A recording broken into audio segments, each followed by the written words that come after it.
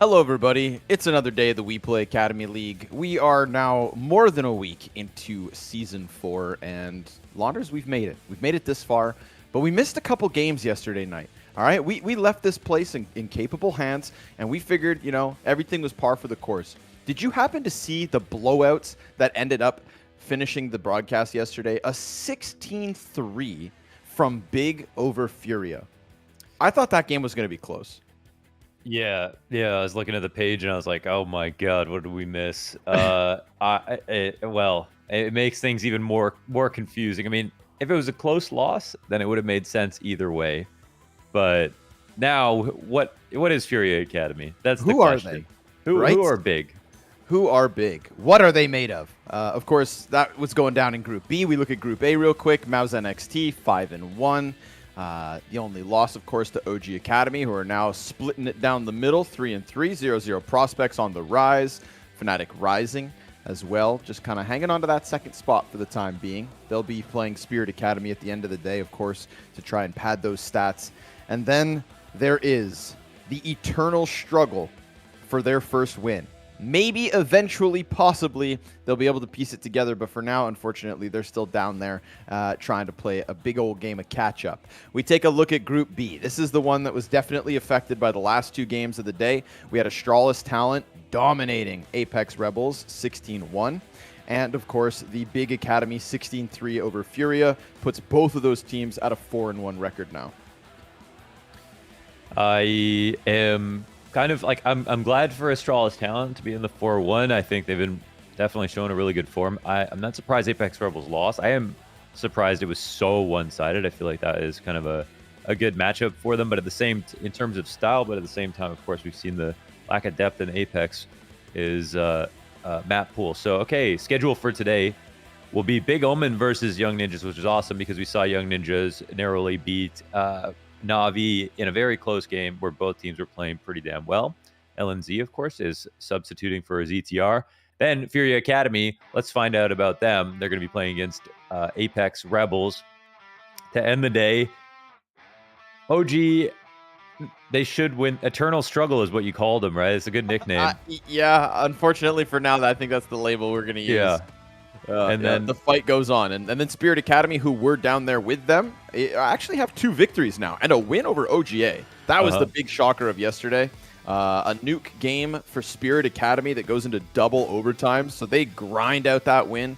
And now, of course, they'll be trying to shoot for their 3rd of the season. So definitely putting some space between them and their opponents. And in my mind, it's like if you can beat OG Academy, then maybe you can beat Fnatic Rising. I don't know.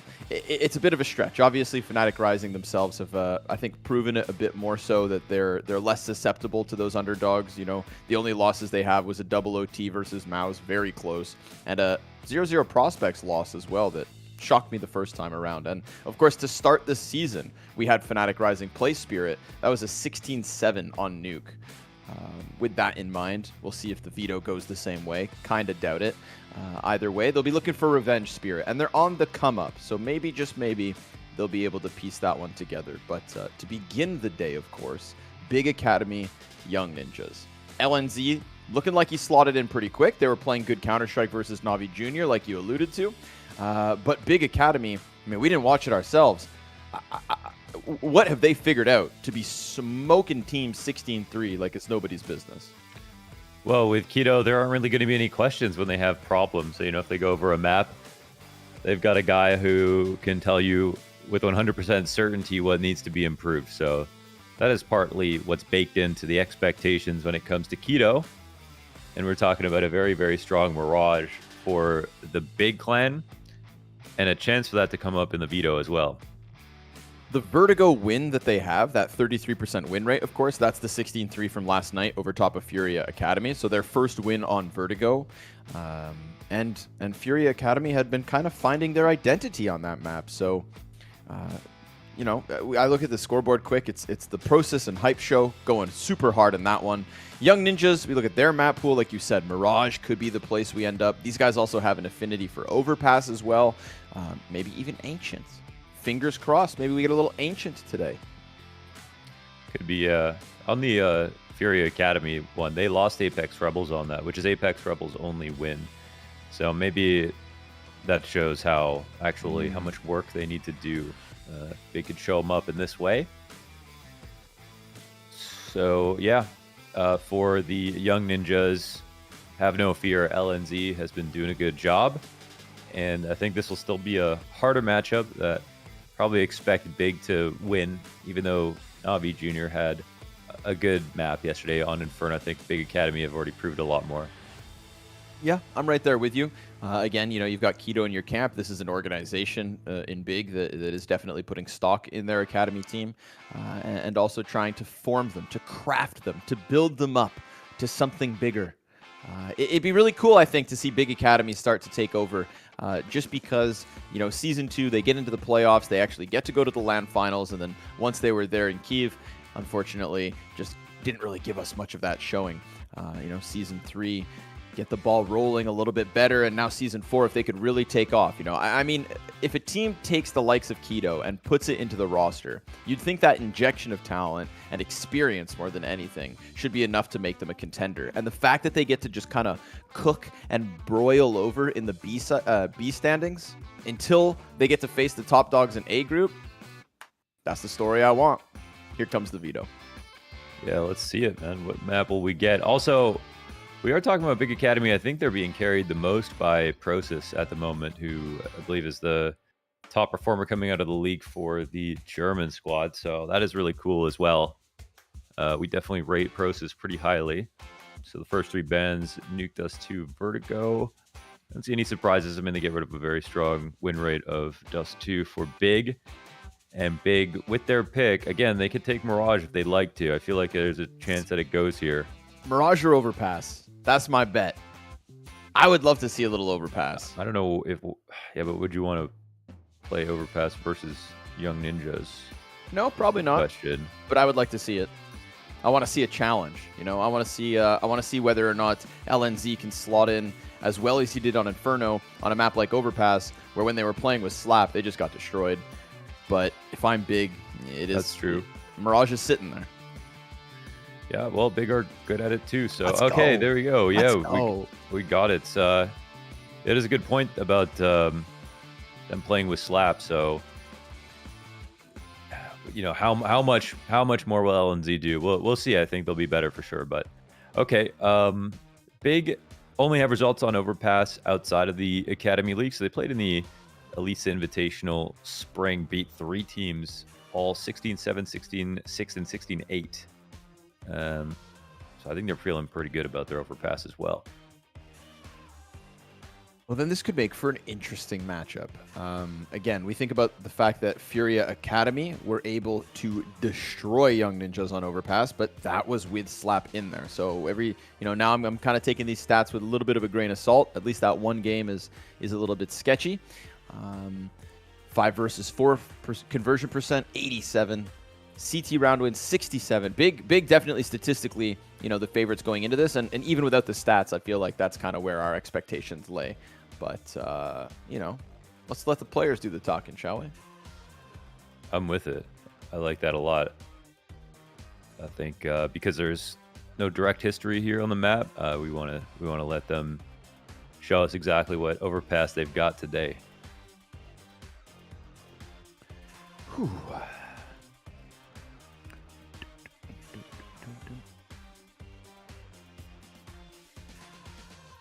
One win. Biggest win is over Kova. So even Big's victories, their biggest victories on this map specifically, like you said, right? Yeah, the Elisa Invitational. Okay, that's where they dominated. Damn it, did they ever dominate? Didn't even give up double digits. Okay. Again, numbers leaning the German way. Will they be efficient, or will the Swedes hold their ground? German efficiency is a myth. That is also a true. Yeah. There's hate door to break handles. it to them. You have to open 2 doors in the Frankfurt airport to get to the bathroom. You can't say German efficiency exists if y'all are still only using cash in your taxi cabs. Just got to put that to bed. Otherwise, good beer. Do you still hear music? I do still hear music. Okay, I was checking. I'm like, do I have Spotify open? It's a funky beat for the first round of the game. Ah, it's over. Well, reality starts to sink in. It's time for a little warfare. Peek out from Monster. First ban goes down to Temporary. Now, he had a tough time yesterday on Inferno, despite the victory for Young Ninjas. Very much looking forward to seeing whether or not he can recover. A couple trade frags back and forth. Damage being done here as well. So these CTs shouldn't feel stable. But now with Maxter coming through on the headshot, it is just poor Aqua. 28 health V3. Shadow spotted. Trying to find that kill back barrels. But he backs off a little bit.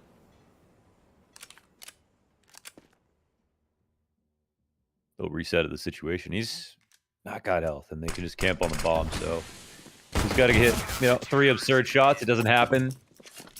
And the hold is good. Nice round there from Temporary, and just staying alive at the headshot barrels without overfacing means that the Ninjas will take a first. LNZ fans rejoice, as they have gone undefeated with LNZ. Yes, 1 for 1. The 100% win rate. It's cool to have him back. No major.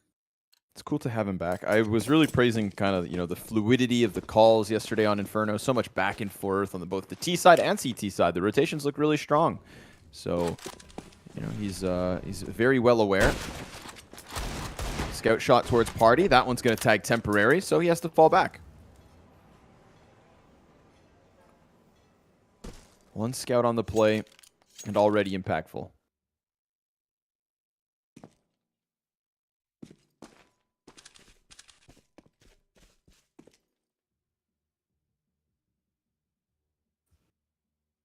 Crawl out into the short water here. Sin on his own island, doing his own thing. Yesterday in their Furia match, everybody farmed, except Aqua. He had very few kills, very few deaths. And I think every single one of the other 4 players had over 20 frags. Damn. Ownage. Absolute ownage. Nice of Aqua to take a back seat, let the others get their meat. And, Rolf met by resistance on long A. So 4 players over there get the kill. Sin will be caught out in his solo B-side adventure. 4 health left on Temporary. That is uncomfortable, to put it lightly.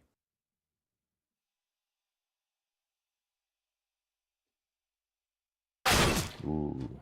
Oh, man, that's a huge kill here from LNZ because they're rocking it back over to the B site. He still got their attention, but since he instantly died, and now they can hear him on short water, of course, they'll move back in quickly. Still Maxter to worry about on short. Adam comes through. Maxter also with the headshot. Hyped, gunned down. And with that, it's the Young Ninjas 2-0. So considering how that started, I thought it was going to be a bit more costly, a bit more sketchy, but 1 death and Temporary stays alive. Not half bad. 2 M4s. Everything else moved forward. All good for the Young Ninjas conversion.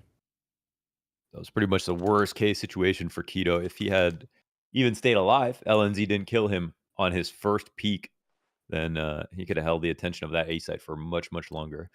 So, yeah, they make it scary, but, the team that won the pistol won the second round. That's how it's supposed to go.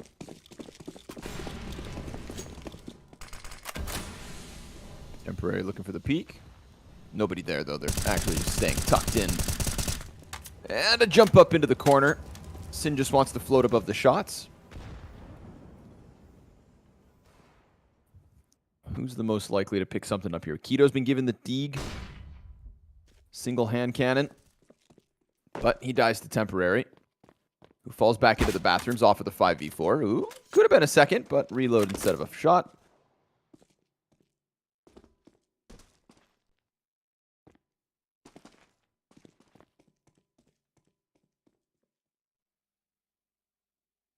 Everybody else just trickling around the party.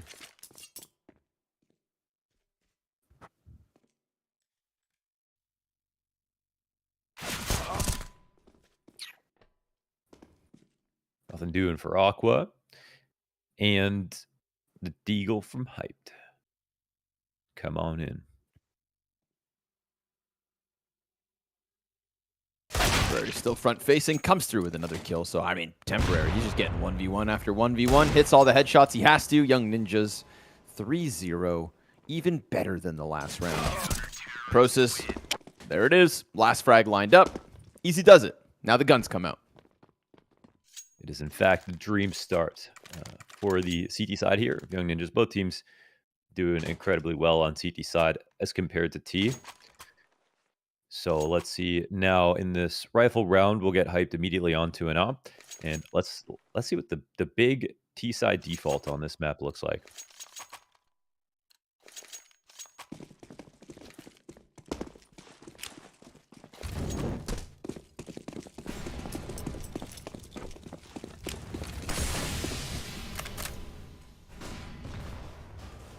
Looking for the con fight. Aqua just gonna keep it a little more passive on the tuck. It's been a peak from Temporary over Party in the last round, so Big Omen Academy gonna look for that contact. Default looking like a slow A crawl.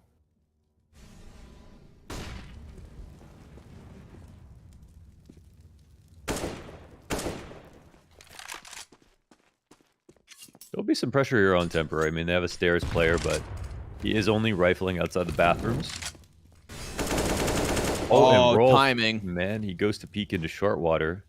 It gets locked out of the rotation upstairs as well, so this is when you would start approaching A a little bit more quickly. Good sixth sense from Aqua.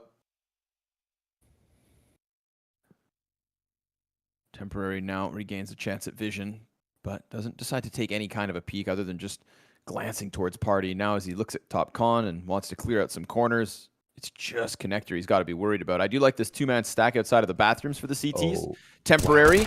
Yes, he gets his timing to a T. That's going to draw Aqua back up. The three players still sitting outside of Monster for the offense will have three players on site to deal with. Now Maxter's playing counter flash. Adam in the back. Smoke's going to get phased. Sin on the right side of it. Insta headshot from him. Maxter's got the second, though. Double kill, drops the bomb. No time for recovery here as the utility pressure is just too much to handle. And so, all the pieces in place that they need, Young Ninjas win first rifle. You got to appreciate the Maxter Adam B combo. These guys were going crazy on T side yesterday. Overpass or on Inferno with the entries versus Navi Jr. And they just output a lot. I mean, in terms of fragging. So that's good. I mean, they get the two right side monsters set up. They have the lean towards B, and we have a great search from Temporary, who only has a rifle and he's alone, but he calls them out. They leave bathrooms, and this is a spot where Big could have pushed up towards A, knowing that they had got one of the harder kills, and the guy allowing the other CTs to rotate upstairs to the post plant. But they decided to walk it back, expecting an overreaction, and Temporary made sure, okay, we got to take some kind of risk. I'll be the one to do it. 4v5 victory. Not bad for the first gun round. Now, Sin again, going to be floating around here on his own. But not around those corners. With that flash peek, nothing here for Young Ninjas. Ooh, oh, there it is. LNZ spots those bodies. Spam, good for damage.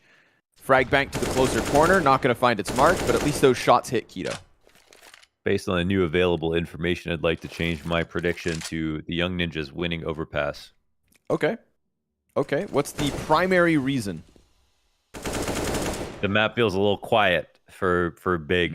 Funnily enough, it feels like their T side right now looks a bit like when the Young Ninjas, or actually the main lineup, was not kind of actively putting enough pressure across the board and just slowly getting picked apart. Like them on a bad day, basically.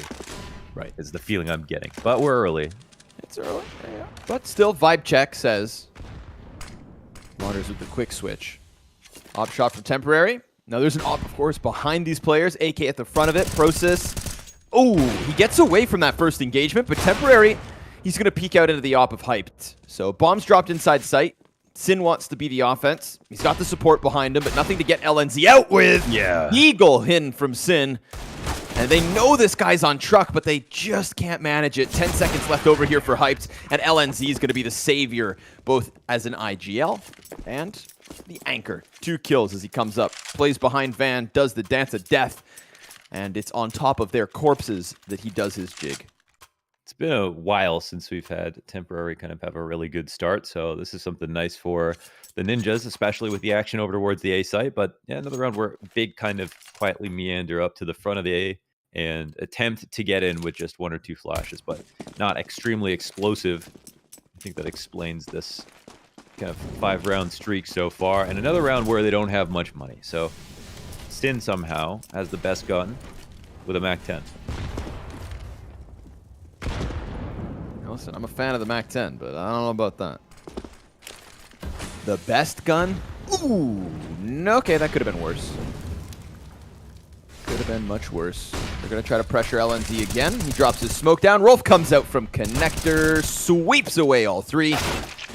And it's just that deke here from Keto with the bomb drop down on Monster. 6-0 start for a bunch of Swedish gentlemen. I don't often like to be a turncoat, but this time I'm proud of myself. You abandoned ship early enough that it's still like respectable. You know, you didn't leave it until round 20. 4 rounds in. Yeah, always be careful with live betting, but it can pay off big time.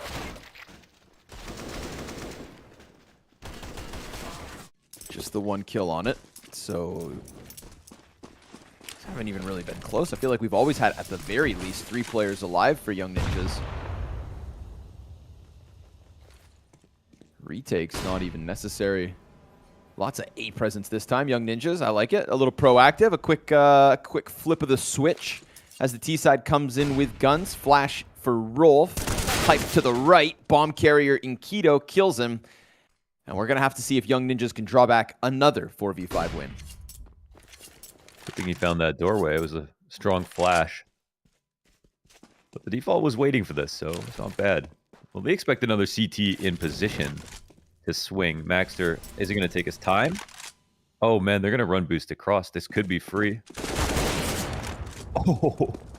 Owned. Yes. Hot shot up close. Right to the gut. Hit him in the spleen. And now we'll see if Temporary can really handle a test. Like we said, it's been a little while since he's had a hot start, but 8-1 is nothing to laugh at. But he is alone on this A site, and they're going to go for the deep boost with Hypes. Going to walk that along the wall. Cool play. They give it up, and they give it up before Temporary feels too much pressure. So that's 1 kill at least. Immediate reposition here. He'll be met by the smoke. Or, nope, Sin's going to throw it towards Bank. He almost got the dumpster one. And even then, Temporary actually takes a spot further in. Molly lands on him, and he has to dive back through the smoke grenades. So A site is under wraps here for Big. 10 seconds left, really squeezing it down to the final seconds. A boost! Adam, he kills Sin. He stops that first bomb plant. They've got time to recover it. 5 seconds.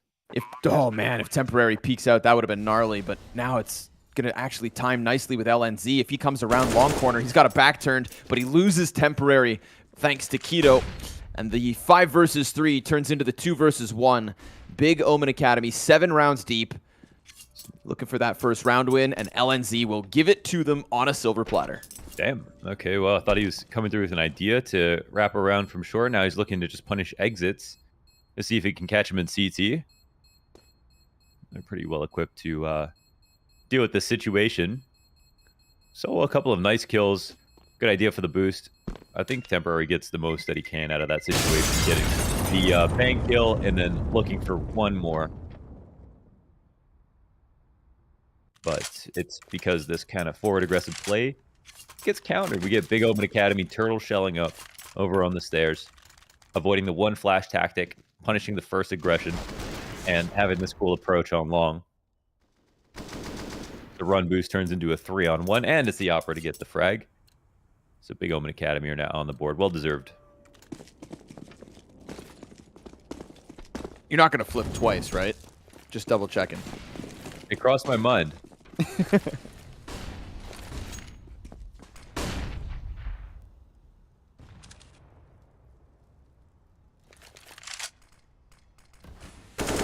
all in from Big down in connector. If LNZ could line up that spam. Oh, baby. The damage that is doable.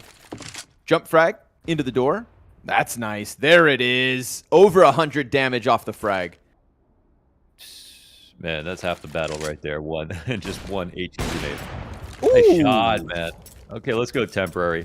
Again, you know, a good game so far. A lot of impact.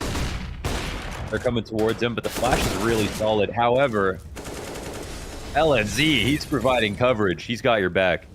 It's twice now. He rotates up into the A site and just denies them. Look at Aqua. Look at this guy. He's leaning on his hand. Maybe he's froze. Must be. Well, he's dead. No mercy. No rest for the wicked. That's unfortunate. Yeah. Some good continuation flashes, but that's pretty much it for Big right there. They try to do a similar play. LNZ's rotations have been great. Smooth like gravy. Right into CT. Takes care of temporary. And yeah, I mean, one thing we can say about temporary, he has, he might be the most, you know, he was definitely the lowest impact opper that we've got. And just in general, that's something where you've got to harp on it because he's got an expensive weapon. Young Ninjas are not just winning every game without him. In this game, he's having a much better start to the day, which is kind of great to see. And they need him. Otherwise, he should just rifle. You know, he should just rifle. Realizing temporary is actually another one of these 15-year-old oppers. Mm-hmm. So one of the younger players here for Young Ninjas. Just for the league in general, actually. But he's sporting that 100 ADR nicely this evening. And also, with what we've seen as of late from Big, this would be an awesome chance for Young Ninjas to pick up a victory. You know, it's nothing... I feel like Overpass definitely leans into their strength. Not after what we saw with the slap stand-in, but of course that was such last-minute notice, and he's not an IGL, he is a coach. So a rebound so far, even if it is just these first 8 rounds. Big Omen Academy into the Desert Eagles in the armor. If they can grab a weapon, then they'll be that much more lethal. Temporary is in the danger zone. Frag bounces off the wall, but it doesn't go deep enough to deal with these players up close, and Temporary will get out before that smoke grenade phase. Just on the other side, they get him down for the count. Rolf has to fall back, which means Op offered over. Got a little spice on this one. Aqua swinging the big green. Rolf doesn't give them all of the space to get into the A site, but they are getting close. Yeah, I think they force a rotate here. There's no way around it. I mean, even if Big starts to go towards B, just to be safe, they'll have to get some help. This is very nicely done from Young Ninjas. I mean, they immediately take over short, seeing that it is a full pack of T's approaching the A site. So now they have fast rotations in place. And we got Prosis top of the stairs, but oh, 16 health. Oh, it looked like the crosshair placement was great, but somehow the shot doesn't connect. Fire on Rolf. Oh, poor guy.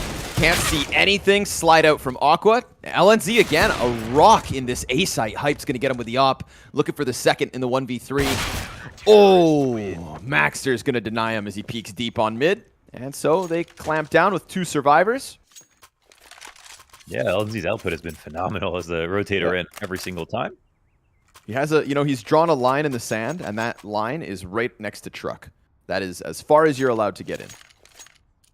He kind of always has to make this decision, like, do I want to stay in B? Do I want to move over to A? And, you know, what we see is he's just in A at the right moment, but it's a hard decision to make. I mean, it's on Big to make sure that he makes the wrong one.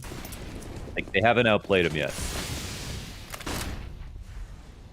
Both back at the helm with a deep peek. Sees across, won't be able to stop anything here. And they've actually shifted Temporary down to that B site, just ahead of what could come. Man, that Navy just threw on the fallback, did 100 damage. That's... Oh, damn. Yeah. Was it anything special or just a... I looked away. He was just peeking from here and then fell back and threw the grenade into party where they approached him from.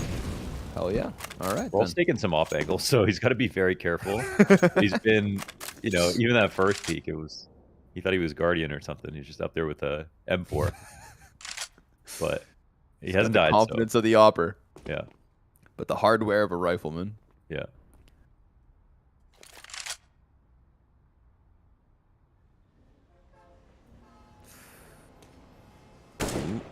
Oh, imagine. Keto doesn't tap him. It's LNZ on A site. Oh, Hyped gets him. Keto probably calms that the jump spots are there, and so Hype prepared for it, punishes. LNZ down on the A site, something we haven't seen too often. 35 seconds, though, so Big Omen Academy, they're going to go ahead for the redirection, and this will draw Temporary off of the B site, which he started on. Looking to emphasize monsters. Smoke down on short, so that's going to make things complicated. That could actually leave this little pocket of a position for Maxter. Flashes start to come through. Adam, he's just sitting on the barrels. A good amount of damage here. They're low HP as they walk up. It's going to be Maxter to try and deliver. And sure enough, double headshot with the AK. Prosis trades back. He's got a teammate trying to come down from that A site. Prosis, no plant, just live. Temporary. What? Just live. Oh, dude. Oh, man.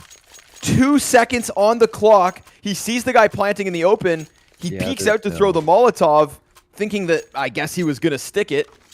Even if he threw the molly, it's okay. Just hide after. And that's big second. It looked like Maxter had that locked in. He did. He absolutely won the rounds. Oh, boy. Got to be aware of the clock, man. Those are free rounds.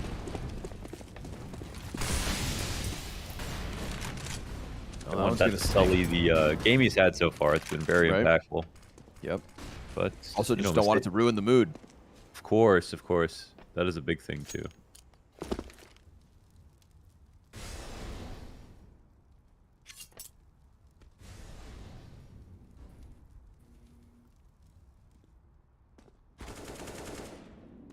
Keto gets the entry. That's Adam off of the B site. Oh, Sin walks in. Catches LNZ with a headshot quickly. And Maxter going to look for the multi-kill again. But as the smoke goes down, Aqua challenges next to it. Serves up a distraction for Keto to come through. He gets the frag to heaven. Temporary 1v4. And that is Big Omen Academy finding the crack in the armor and now starting to seep into the round counts. 3 on the board. That's days.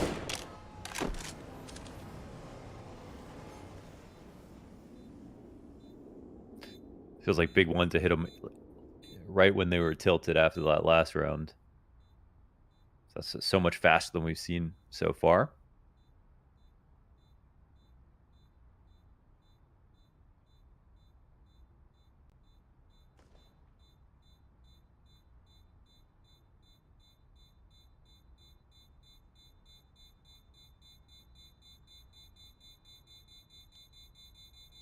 Looks like he'll get away with this op at least.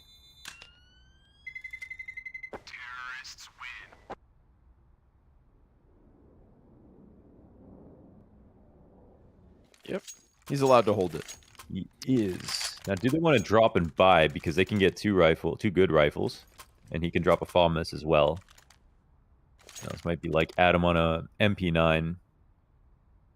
Rolf on a FAMAS type buy. Or they don't invest. They just wait for next round. That's fine too.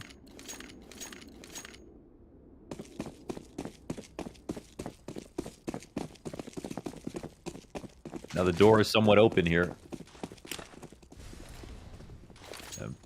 Maybe Big can recover the half.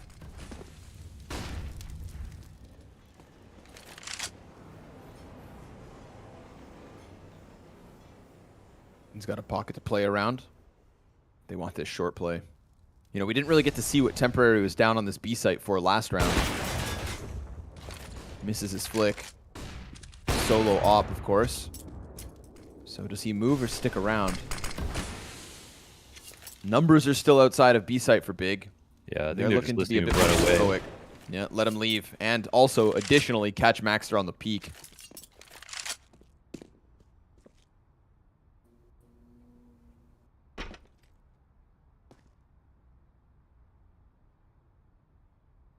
Big have done a fine job of not overreacting in these situations. Playing like the favorites. Ooh. He's got the spot, hits the shot. But that's going to serve as the trigger for Big to just sink their teeth into an open B bomb site. So sure enough, their patience pays off down here. Yeah. In the grimy waters of B. They kind of They kind of used Process as a scout there just to make sure that he was on the other side of the map. And that is just fine. There are no pistols tucked in. I'm actually surprised everybody left that quickly. But, I mean, as long as Young Ninjas saved the op for the next round, I mean, they didn't have the... I don't think they had the right to believe they were going to straight up win this one. They're happy to save. And comes with a little bonus AK-47, so they actually gain something here. See? You find those silver linings. Nice. Nice. Nice. Yeah. No, LNZ. No, no. He's just going to die here. Down with the bomb. A couple seconds shy. Couldn't catch anybody on the exit, so that's a bunch of survivors for the big camp. They will rebuy what they have to. 2 dudes in with the AKs. Full grenades. Like you said, the door was left open, and now Big, they're poking their heads into the kitchen. What you making? Young Ninjas trying to cook up a victory. 2 more rounds for the double digits. 3 left in the half. It was that solid 6-0 start starting to fizzle out, and they go for the boost. Going to try to keep things fresh. They don't catch the jump. Just a second off. And because of that, there will be nobody else to peek Kevin. Timing is so tight. They were very quick to assemble. I like that. I mean, I'm a huge fan of Transformers. So yeah, which is your favorite? What do you mean? Who's your favorite Transformer? Yeah, okay. Yeah, because I'm the main character, you know, so that's why I like Optimus Prime, because he's just like me for real.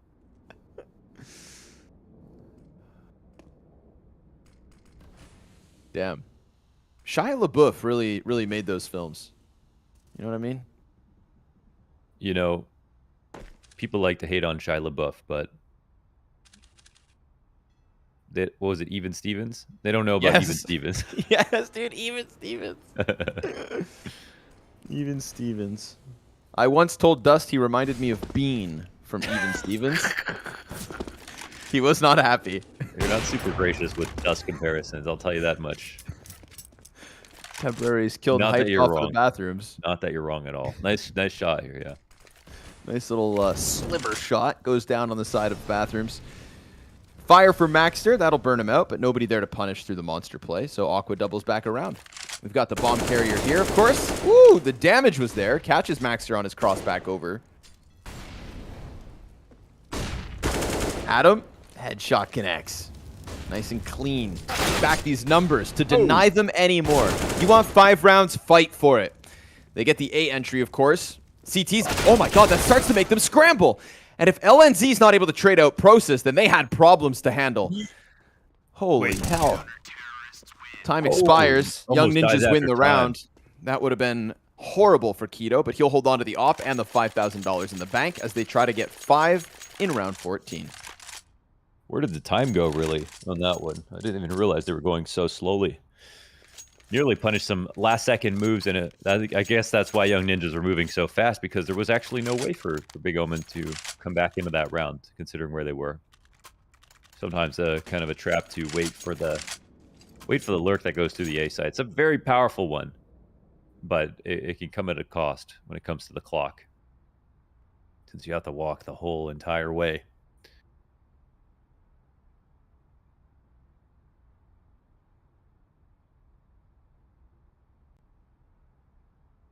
You know, if it wasn't for that one misstep of not tucking, where the clock would have won Young Ninjas the round a little earlier, Big would have 2 rounds at this point. It's a very good half so far for the Ninjas. Yeah, very cool to see LNZ slotting in, playing well. Keeping the calls fresh as well, right? We've seen Big actually just, like that round where Temporary just goes down to B for no reason. They push beyond Fountain every once in a while. Like, you know, he's bringing in ideas. It's an active CT side. It's not that, you know, shied passiveness that can cost teams at times. So for that, I'll always give him credit. And we get the opener already here the way of Young Ninjas, doing what they do. An 8th kill here from Adam. Spam through the monster. Poor Sin never sees it coming. And he's getting bullied at this point. Not the only guy down there at the bottom with 4 kills. Hyped. The Opper here, jump spotting over long, is also in that club.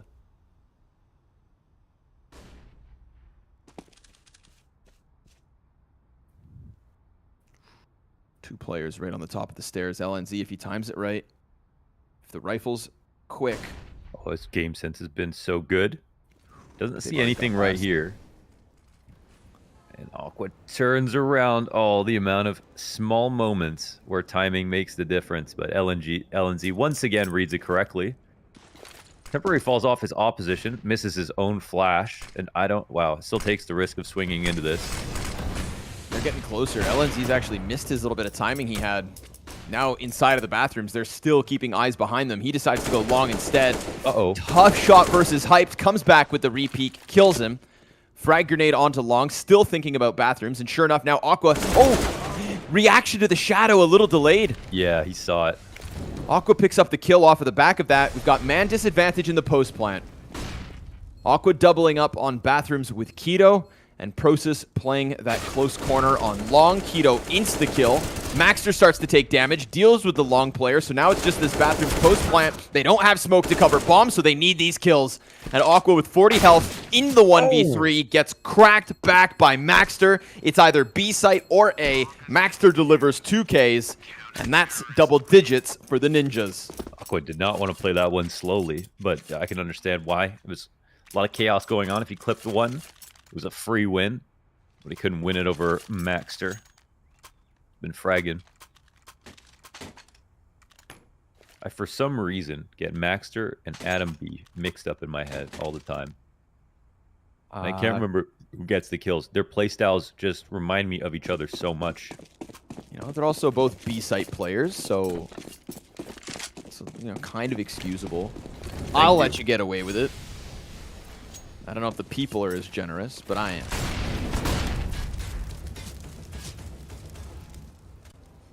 Adam's got tats.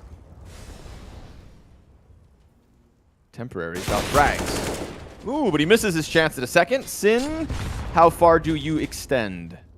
Offs everywhere. Nice. Second kill onto Maxter. Adam falls back a bit.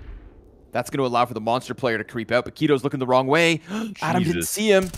Keto, he doesn't need to get the kill because Sin is sharp. 4 frags from Sin on the walkout into short. Each step of the way nails the heads to the back wall, and Rolf is going to rotate into Keto. Nice up close and personal. A 5th for Big to close out the half. Hey, really good round there from Sin. That was sweet with all the plays right there, and the aim was fantastic. So, not surprised. But at the same time, you know, we're looking at a 5-10 half. That's really solid here for Nip. He'll be quite happy with themselves overall. Mistakes are going to happen sometimes, but for the most part, they were clearly the better team. They made Big Omen work for that. Could have been less. Could have been less. Temporary. We'll let him get away with it just because he is having a standout performance from what we've seen so far this season. I think we have to give him like a little break because obviously he's had struggles. And, you know, hectic situation. Could have been anybody. Happens. It's all about how you recover. And right now he's 16-6. Yeah, what if Right Hampus was standing behind him in his room yelling, peek, peek, peek, peek, peek? You never know. Peek, bro. Could have been a bad comm, yeah.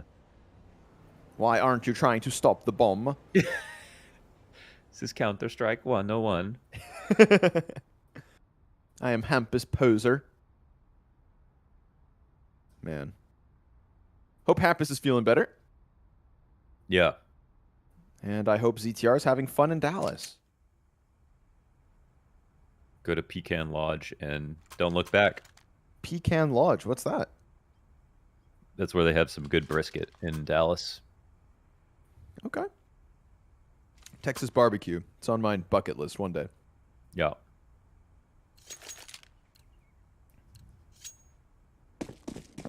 Until then, you can go to War Pigs. Yeah.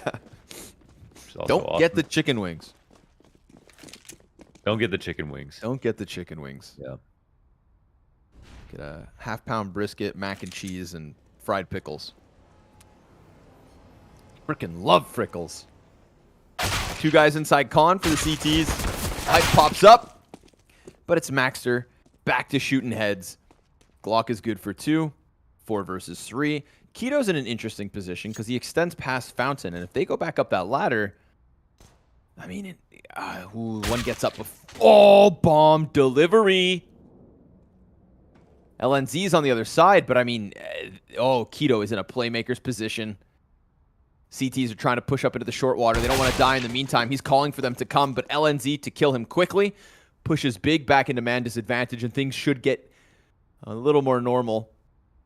Pross is still hunting here. 3 players ready for his peak. He extends around the corner. Takes 2, 3! Pross pops him one after another as he rounds that barrel. Pross take a bow. He's just cracking the whip. Ooh! What a sequence out of Pross. That is actually disgusting. The one might have been enough.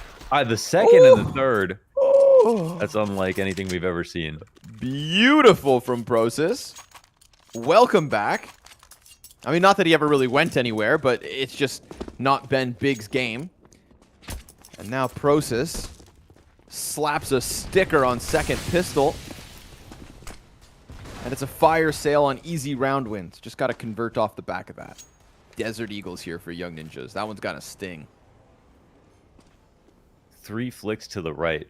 How awkward is that? And the first one's like a weird headshot through the fence pole. And that fence makes for such weird engagements, but hey, man. He got it right between the eyes. Nobody likes shooting through fences in CS. Or the grates on Vertigo. Let's get rid of that real quick, shall we? Yeah, or just finish the map. Yep. Build the walls, put a roof on it. Some furniture, maybe. Infinity pool. And then shoot everything and blow it up. Smoke comes over top. Hype's going to be tucked on the closed bathrooms. An attack from Connector. Shut down. And it's a triple here for Hyped. So he will lock in the entirety of that bathrooms push. 4K for Hyped on the FAMAS. Unleash him. Let him hunt this ace. He's going to go for it. Oh, but LNZ denies. Not 5, only 4, and 7 to the board for Big. Seen some key plays out of LNZ, both on Overpass and yesterday over on Inferno as well. Really doing a good job. And just frag-wise, having already a better game than he did over on Inferno. And we didn't know where to place him in terms of expectations because his last official matches were on the Young Ninjas, which sounds good until you realize that that means he hasn't played for like a couple of full seasons of time. So I guess it's like riding a bike for LNZ. Get right back on it. Sometimes I play my best CS when I take a break. Weird how that happens. I realize I'm comparing myself to LNZ when I shouldn't, but you know what? It's kind of the same. Well, if you want to get real nerdy about it, I mean, this is actually a studied thing. Okay, sorry, really? Someone's literally drilling in the apartment beside me. I don't know if you hear that. That's just nothing. There's literally nothing I can do about that. They're mowing the lawn outside of my place. I was worried that was going to come through, but okay, no, I haven't been able to hear that. No lawnmowers. Hey man, that's remote broadcast. That's life for you. Yeah. I remember last summer they replaced the roof on our apartment building, and I live on the top floor. So from like 8 a.m. until 3 p.m., it was just dudes banging hammers, putting in new shingles. It was like living in a war zone, man. Couldn't handle it. There's a dude upstairs having like a midlife crisis. He'd be learning how to drum, but he's no way. He's not getting any better, and he's doing the same repeating pattern. And then he'll do it for like a week, and then he'll give up for like a month, and then he'll do it for like a week. And I know who he is as a person just based on his patterns of drumming. He's a sad, sad man. You should bake him a cake, man. Promise him he gets better. All right, guns up. Still 2 FAMAS and an MP9 for the side of Big. But that means cash in the back pockets. And slowly closing that gap off the back of the pistol and conversions. But Maxter is back to his antics. It's an ideal stream to have a player like Maxter and Adam, I think, on the T-side entries. Makes it look simple. Aqua, though, I like the fact that they're not shying away from retaking this position, finding that it is for free. Now, the downside of this, of course, is they're leaving B open, thinking instead maybe it's going to be this A play. So if Young Ninjas just don't let off the pedal and follow through, they're going to get a completely open B site. Sin will be the only player to maybe go back, and he's trying to get into position now in heaven. Rolf was making a ton of noise here, which is great. The CTs are starting to come back because they had hyped looking at long, and there's just nothing at A. Dangerous game Sin is playing. Trying to come off barrels. Oh. Nicely done. 2 kills with the FAMAS. The fire kept the back of the pack a few steps behind. Short player in position. Ooh, Hype lands the op shot. Temporary needs to retreat. He goes right into Aqua. That's going to end it. And I'll be right back. Such an excellent round from Sin. Like, I was scared for him for a second because they were so close to the end of the tunnels. He probably wouldn't have jump spotted if he could see what we see. But then he falls back on his utility incredibly well. I mean, the molly separates the first 2 from the last 3. He gets the HE off after the molly ends. He kills the first 2 with his FAMAS.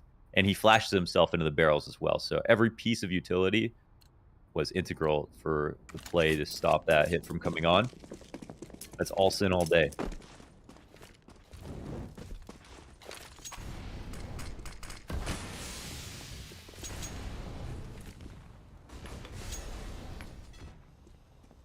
I think when this game started, I actually predicted Big Omen Academy to win. To change that prediction. Starting to get nervous, aren't you? It's okay. T-sides take time. Double flash. Crosus. Down he goes. Adam and Rolf. Nice clean entries. 3v5 attempt, but Sin just the one and done. Heaven Smoke keeps the rotators back. And then that long flank from Keto is just still too far away. But he does strike down Temporary. So it goes from unlikely to doable. If they want to press the issue, Hype's regaining vision inside of sight.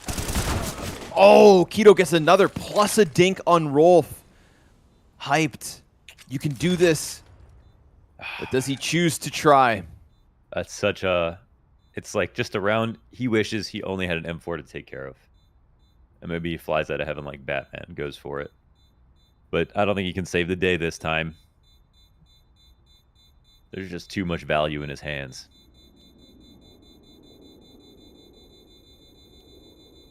With that, Young Ninjas get a team-round win. Dude, nice 3K from Rolf. And I think the opening frag from Adam as well. Trying to think about the better entries. And I think right now, Maxter's having a hell of a match. 19-9 and a lot of first kills. Who are the best or most standout entry fraggers in the Academy League? Although, I mean, stats aside, who do you feel like it is? Because yeah, you can just look at the stats. Outside of like outside of only having like a small sample, I'm still super impressed with Urson on A site Ancient. Oh yeah, low key Urson.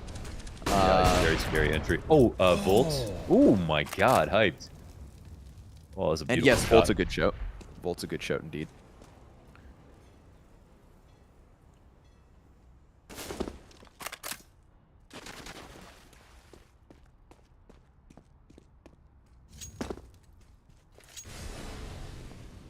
Ninjas off the man disadvantage.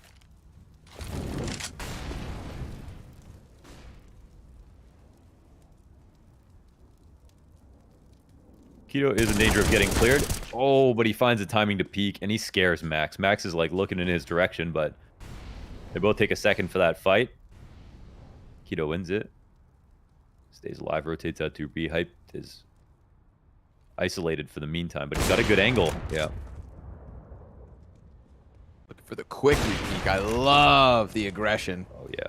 Doesn't waste even a second going for that extension around the left side. Temporary hoping that he comes back, but no. Hype keeps going deep around the right. And then by the time Temporary starts to turn back and clear this, Hype's patience could pay off. Little flick as he sees the barrel. 4 kills for Hyped, again outside of bathrooms. This time not with the FAMAS, but the op in a rifle round. Well done. Yeah. That was really well done. I mean, the psychology there in the bathrooms is, of course, they're going to start looking for you after you take the divider frag. and you have the option to stay there or go back to the outside. If the Opera hasn't posted on the outside of bathrooms, you're just winning in that moment. They have to come out of Divider. It's a free frag for you like we just saw at the end. And once he saw the rifle was on the outside, temporary, he realizes, is going to sit inside, can come back outside, and Hype can just get closer and closer until he's perfectly comfortable. And the round's done with. Dunked on. Nade hits temporary. 70 health gone. Oh no, Young Ninjas, y'all about to lose that lead.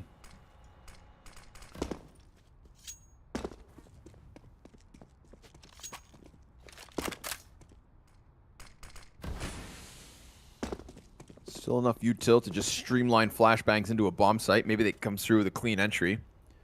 CT's extending here. 1 or 2 quick kills. The further Aqua gets from that bomb site, the harder it may be to stop a plant, but creep from Rolf right past the angle. Did not expect Hype to be posted there, and that's just a freebie. Doubles back in case there are players ahead of it, and sure enough, Adam's already close. Hyped looking for the back-to-back highlights. Collateral. Yes, sir. Oh, let's go. Lines him up, knocks him down. 2 more players trying to come through Monster. Aqua's here to support him, though. A1S just sprays them down. Process into the mix. It's 1 kill, of course, from LNZ, but an excellent round from Big as they get past the armored pistols. I feel as though Hyped is really shining now. I mean, he looks so much more calm on this map, maybe because of just the sheer size of it and how much more careful he has to be, but he's kind of showing off exactly how good his aim is, while also just more carefully rotating into positions. And I think it's a nice balance for him. And Sin's also had some really big moments, and I feel like they're kind of 2 peas in a pod when it comes to how they emphatically move around the map and rotate and look for openers. Overpass is like classical music for them.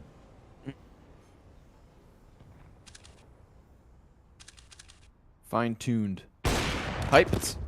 Yeah, he could sense they were nearby and nobody's there to hold it, so he snatches a frag versus Rolf. And Hype's starting to steal the show. At first it was temporary, but once Hype gets on this CT side, that op is shooting hot. Patient as ever, just keeps on waiting, and that's a layer of comfort, of course, made possible by Keto and the connector player.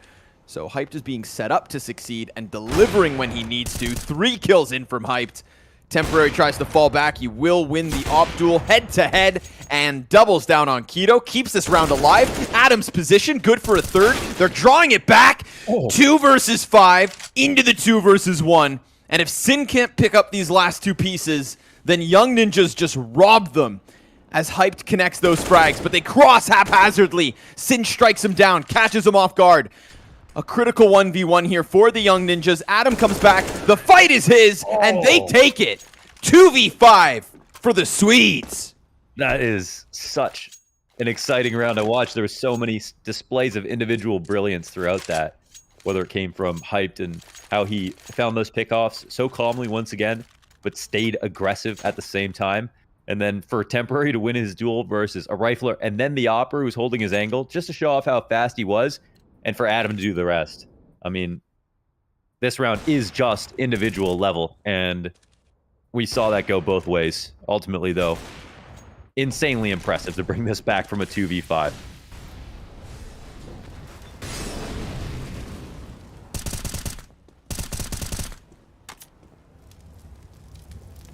What's crazy, though, 2v5, 1 guy survives. Look at this buy from Young Ninjas. Oh man, that's crummy. That's bargain right? basic. Like, I mean, that's like you could barely, you wouldn't know they won that round. They got to try to just use the Mac 10s and Tech 9. I don't know how that's possible. Like 3,500 each. Force their way in. Process cuts down Rolf. Temporary still swinging with the op. Aqua's soon to get vision, and there it is. 3 quick frags, make it 4. What in the hell? We had Adam with 1900 and an AK in his hand. Did they really miss by something? They bought an op for Temporary. They could have had a Galil They could have had multiple Galeals, actually. They had enough left over. There shouldn't have been just a Tech 9 and Mac 10 as well, so they mismanaged their economy just for the straight-up buy, which is not something you see every day. Too heavy on the nades, maybe? I don't know how. You know, because let's say you come in with $0, but then you get your full win bonus, you could still... Everyone could get Galil nades.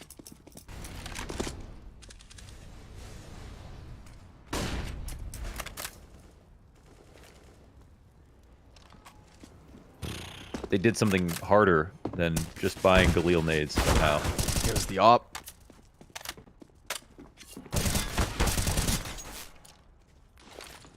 Chance there for Process. Nade's going to find Maxter down to 5 HP. He's lucky to be alive, and he might not be for much longer.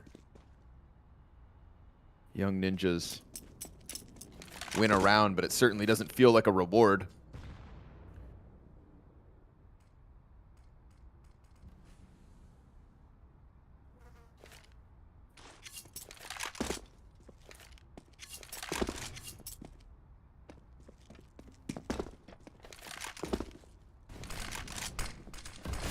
Smoke's over. Hyped. Gonna miss a shot and give him a chance to get closer. They're gonna fight every step of the way, but Keto also happy to do exactly that. 2 kills to him as they try to get that footing underway. And LNZ, last man up. This is an entire team of Germans. Gets popped by Keto, and that is Big Omen Academy starting to feel the round, starting to feel the momentum of this win. This comeback on their own CT side of Overpass is almost complete. 3 rounds to victory. 1 between them and Young Ninjas, but the buyback, a better buy, an actual buy for the Swedes now. The way that changed the tides in that fight is to, get that continuation flash as you jump over on the truck, and then as soon as you get the kill on the truck, you're holding CT spawn it. And that's when anything is possible, but a really good counter flash from Process and CT, just as they jump through the smoke to try to make sure they can fight for that area. That's all Big need to win very cleanly.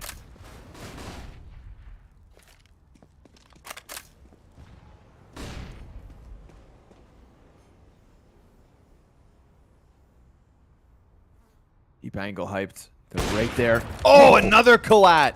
And this time in a gun round. Last time it was just the pistols on Monster, but you don't always see them in that angle. A Monster collateral? Yeah, dime a dozen.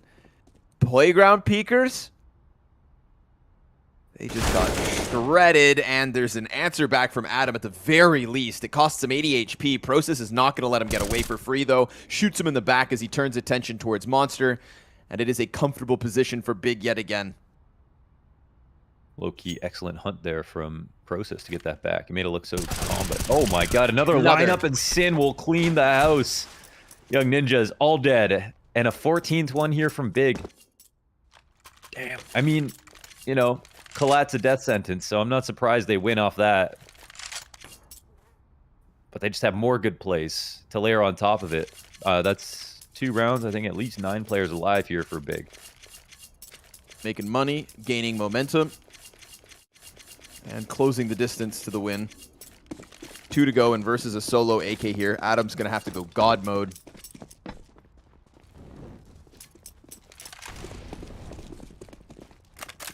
The CT side comeback is real. Wow. Aqua prime for the peak. Adam will catch a kill through Monster. Smoke goes down, and Aqua tries again, but Adam, hero mode. He's got 2 kills. Temporary now, hands on a gun.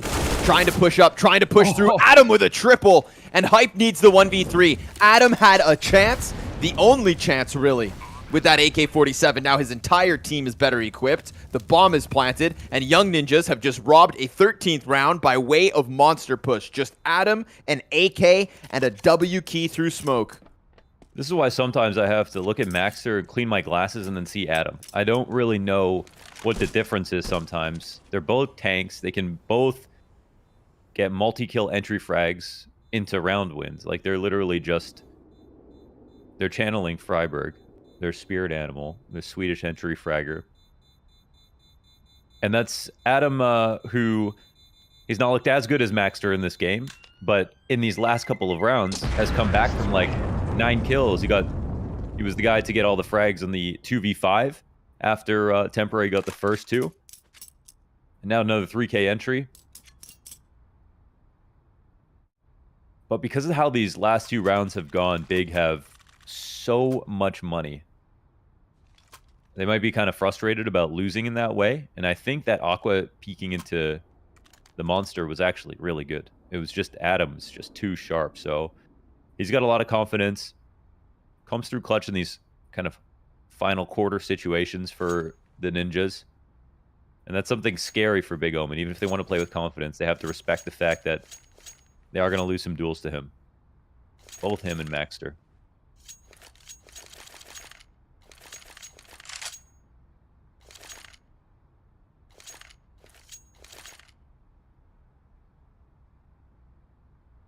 Oh. There we go. All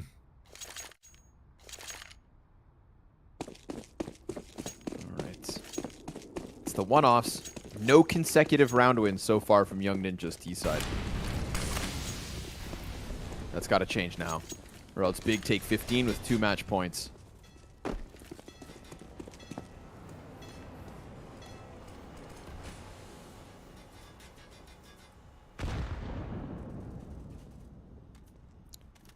Hype's back on the hunt. There's already 2 players to the left side of the tunnel.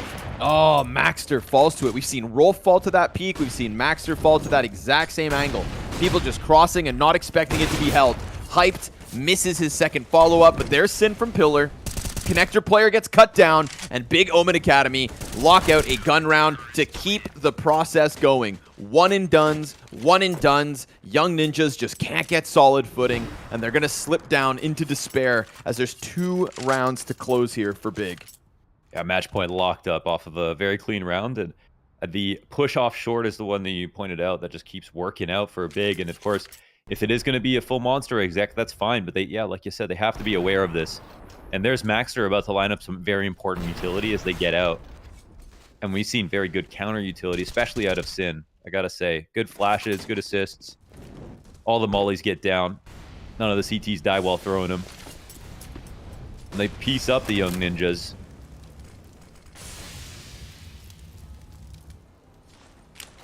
Swede's getting the work right now. Moving out to similar tactics. LNZ's gone down. It's a 4v5 or a loss. Make that a 3v5. They're going to try to chase Keto. He has been an anchor inside of Connector here when needed. 21 kills on the board, and Rolf answers back, but Aqua finds the kill off of the short side. The CT aggression is ever present. They do not let Young Ninjas breathe. Adam finds the kill, tries again for the multi-frag entry, but it needs to be temporary, who had a great start in comparison to what we had seen as of late, but he will get caught off in the crossfire, cut down by Big, and a 16-13 win locked in. They handled that T side, and then they pull through with the second half comeback for a victory to start the day. From 5-10, man, insanely well handled here on CT side. Made it look super simple. And at the end of the day, the best highlights for the Young Ninjas were the individual plays in that T side. Whether it was temporary and Adam in the 2v5 getting the full house, or Maxter's opening frags. I think that's pretty much kind of where it ended. And unfortunately, that's not enough. Big were winning way too many quality rounds. Couldn't even put 2 together. This was such a ridiculous pistol as well from Prosis. Oh, Prosis, right. I mean, that's a round they needed when we look at how close this game got. There are a few of those rounds that I think of. Obviously, the Prosis 3K and the pistol, plus the ones that come after the fact. You know, converts that fully Big Omen Academy, and that could have been the 3 that literally make the difference. Additionally, you get that temporary peak, unfortunately, from Graffiti that allowed for the T side of Big to get a couple of rounds going. That could have been something of a turning factor. And then if we do give one back the way Young Ninjas, that 2v5. I mean, you know, that was maybe their best chance to crack through on the T side, but then that weird buy in the follow-up round with the 2 Mac 10s and the Tech 9, it just sent them right back into the issue of just getting one round and then losing the next. Couple collateral shots also here for Big Omen Academy. So the moments go the way of Big. I love Hype. This is the most promising, I think, like watching Hyped and Sin play. When they play on Mirage, I feel like they play a little bit too free. And in this, I feel like Hyped especially showed, what he can look like if he's just controlling the chaos a bit. He's got the aim; it still is consistent, but he's moving a little slower. He's putting himself in good spots. He's not afraid of anybody, but he's not simply swinging out and looking for huge flicks all the time. So I loved this game from the perspective of the Opper of Big Omen Academy, where it felt like they were just so chaotic before. And yeah, a big match from Hyped. Temporary was great to see him play as well as he did. Unfortunately, it's on a loss. So at least we got to see what he can do and, Right. and Yeah, offer yeah. up the team, because for the previous matches this season, we hadn't really seen what his place was in an academy league where honestly Oppers steal the show a lot of the times for their teams, or some of the best star players that we were seeing. So that was good, but carries kind of wasted, unfortunately. Sadly, still good to know the potential is there, and maybe next time we get the follow through from the young ninjas. Still reeling, of course, from replacing their in-game leader on short notice, and this one was still close versus a team that has just been on fire as of late. So no shame in a 10-5 half to start things off. Now, of course, a team that was on fire but then took a beating from Big last night is Furia Academy. We'll be back after the break with that, or rather them, versus Apex Rebels.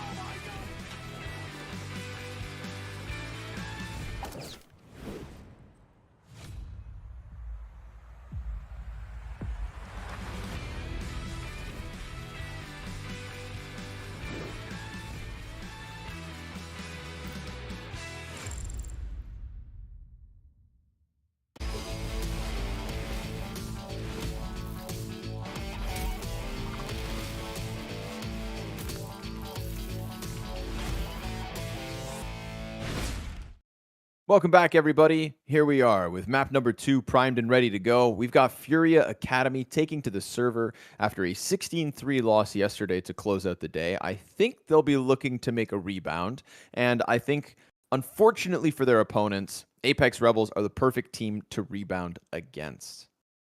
They gave us some high expectations with the start to the season in the win versus Fury Academy. And then, showed us a good first half versus the Young Ninjas, and then didn't really have a map there. And then they slowly got kind of worse and worse, unfortunately, I would say, for Apex Rebels. So one team that kind of has done the opposite of almost everyone else in the league. But all these maps that they're playing, of course, will lead to development in the future. But I think this team is really kind of thrown together really recently, the new lineup. So in the rematch, this is one where Furia Academy will have their fangs out. I mean, they want to get revenge. And as one of the standout teams of the season, actually want to prove that not only can they bounce back from yesterday, but that they can actually beat a team that took a win versus them on Vertigo. I highly doubt we're going to get Vertigo again today, seeing as obviously Apex Rebels beat them on it, and they lost to the big side yesterday in such a commanding fashion. So with that one out of the question, I'm curious where this veto actually ends up taking us. I think there are other places that Furia would much rather, the nukes, the overpasses.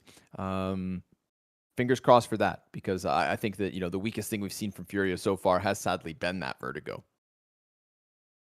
Indeed, they're having a little trouble there, but I agree. There's no reason to take it there. I think they could, ego take it there versus Apex and expect to win. I feel like they've just gotten better on a number of fronts. Some of their talent is really starting to shine through. I mean, Koala, Kaez. We saw now some good maps out of ZMB, who I think had a lot more criticism last season. And yeah, don't want to stop listing names. So Bruninho and Decenti as well have also had maps that they have basically taken over for themselves. So a lot of redeeming qualities about this Fury Academy and what is shaping up to be their best season so far. And that's nice to see because we're now 4 seasons in. But I will say, I mean, they if they want to mirror their main roster, they have a tall task. And if that's not something they are totally comfortable with, that is shown. And I think at a certain point, it makes sense that they'll finally get there. And when they carve out a space as the one team that kind of plays like that, it's going to be kind of a nightmare for the rest of the Academy League teams. There's no other teams in Europe that they can scrim against that are going to play anything like this unless they get to play against like a Heroic, for example. So this is kind of a cool thing that we're watching happen live.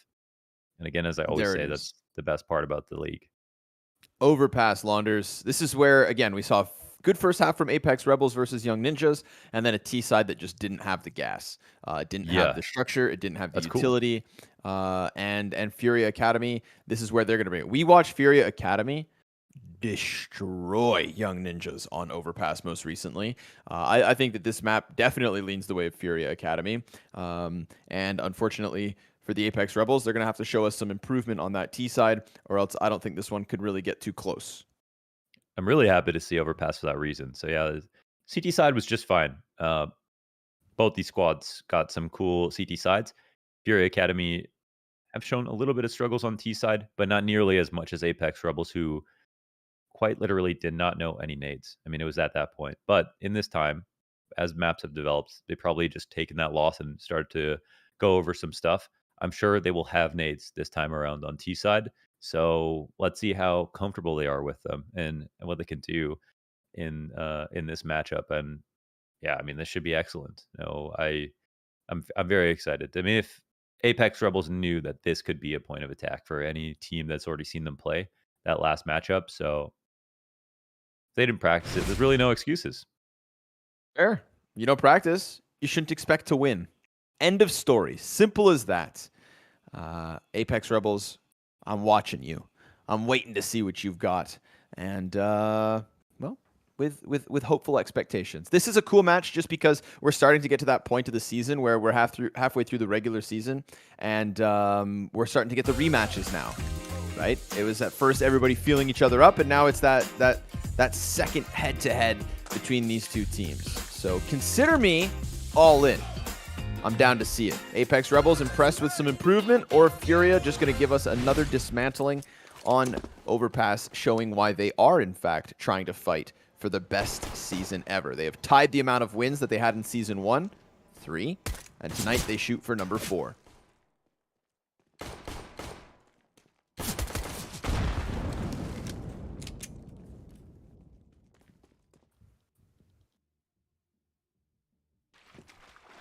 Lots of bodies coming around the short side. Berserk not going to hit that flick. A jumping ZMB regains his accuracy, and Koala is able to trade beyond that shoulder. Tapeware and VHW trying to lock in the B site. Third CT also on Graffiti. So the numbers are here for Apex, and the kills also connect. There it is. VHW in from heaven. He's got 3 kills, 4 kills in the pistol from VHW. Man, after the first shots we saw hit by Furia, I thought that round was going to be over soon, that the bomb plant, first of all, would definitely go down.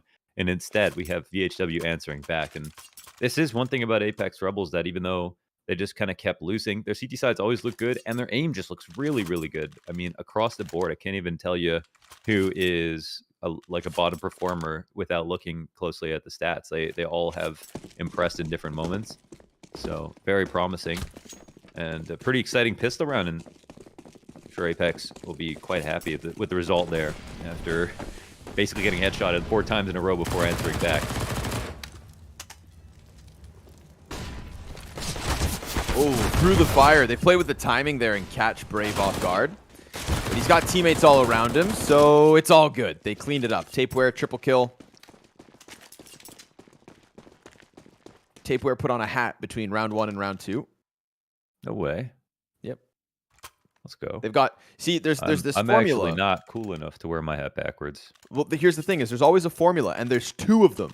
Two backwards hats on the same team. That is never before seen in Counter-Strike. I think this is actually a world's first. And I mean, yeah, even when I'm alone in my room, I can't wear my hat backwards.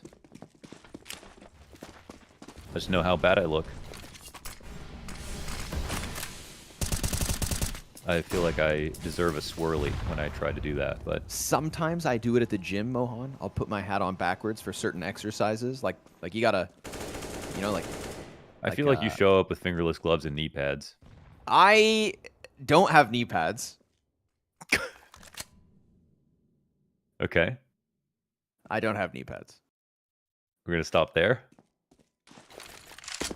I don't have knee pads. Oh my god. Hey man, I don't want calluses. Yeah, no, I understand. Keep these you hands. Actually, should want calluses, but I want these hands, you know, soft and supple. Okay. Don't shame me. Bouldering. Don't go boulder. Yeah, true. That'll tear your fingers off. VHW, slight little fallback. Oh, Cowes hunts him down in the corner. Berserk knows he's under pressure. And sure enough, 3 players looking to attack him from the bathroom side. 2 over on long. Cowes is going to take up the back. Tapeware flashes it. Eventually, Berserk goes wide. He doesn't see it. He didn't see Cowes immediately. Still able to recover, at least in time. That little head popping over top of the restaurant. 3 players inside of the site. Bernino clears the first corner. Now it's all about this next one. And Sense, 2 kills. Tapeware off of the Xbox. He's going to get himself one in the mix. 5 HP left for him. 12 seconds left for ZMB. It's a desperate 1v3. He comes around the corner and gets taken down by Apex. Nice setup, man. They all got into really good spots, and they didn't think that someone would be close Optimus as well as tucked in the corner and long. So really good at first as a team that was moving fast. And yeah, it was a little awkward for Berserk to not see his target. But at the same time, he didn't die. He got the kill. So 3-0 for Apex Rebels, cleaning up on the first rifle round. Even easier than the previous. Half investment now for Furia Academy. And there will need to be a quota of T rounds won here, even though their CT side is pretty insane. But I cannot wait to see the second half. I won't lie to you. Well, 12 rounds away. Fury going to try to play this one quickly. Mostly everybody's armored. VHW calls for a little bit of help. He's got a player on Dumpster. Good turn into Cowes and ZMB. Both players locked down out of this one. VHW, now that he's got this pocket to play from on long, it's going to become a very difficult spot for Furia, but Brunino will still connect with the Tech 9. That's the very least he could have done. And Sense with the 2K Oh, poor VHW. Can't finish off Descenti, who will not find his bomb plant. Sense with the 3. 123 damage on the round. 149 ADR coming in so far. But now it's back to guns. VHW's been winding them up. Like these peaks that they're taking, winning all their engagements. Looking good. Another attempt on the full buy here for Fury Academy. So they defend against 5. Up in for ZMB. Last time we saw ZMB on Overpass, he was actually getting a lot of these entry frags with his AK. Kick things off. Oh, again the boost fast, but oh man, it is such a small window. You gotta get lucky with the spawns.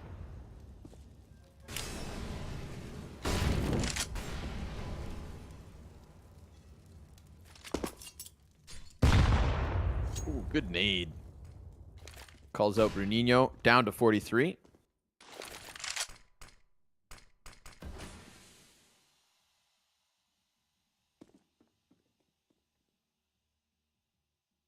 Sense going back in. Gonna finish off Bruninho, sure enough. Easy pickup after the frag grenade lands for damage. 3 players on long A, and if that goes unspotted, then there is a chance that they could also just kind of catch the player off guard, but it is the op of Berserk after all, and he's already got Tapeware right behind him. Try to press into bathrooms. Both players fighting bathrooms. The long guys don't come through just yet. In fact, they're fired off. Cowes, though, gets the blind side into Berserk as he just walks by the bathroom's door, so unsuspectingly the victim of this front A site. Of course, more players inbound. Sense trying to creep in through bank.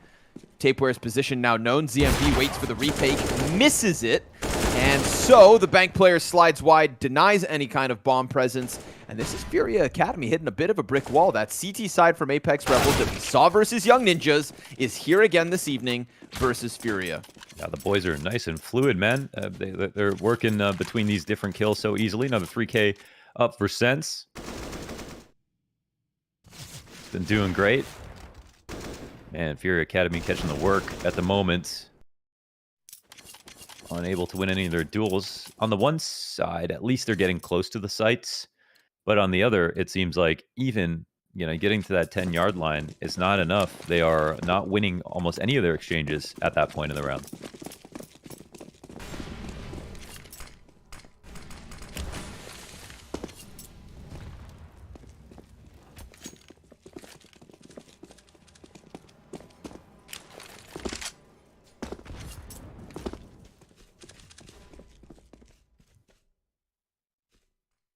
All the space in the world here for Furia on A. Hasn't been a problem for Apex so far. They've always been able to handle the heat once it gets to the bomb site.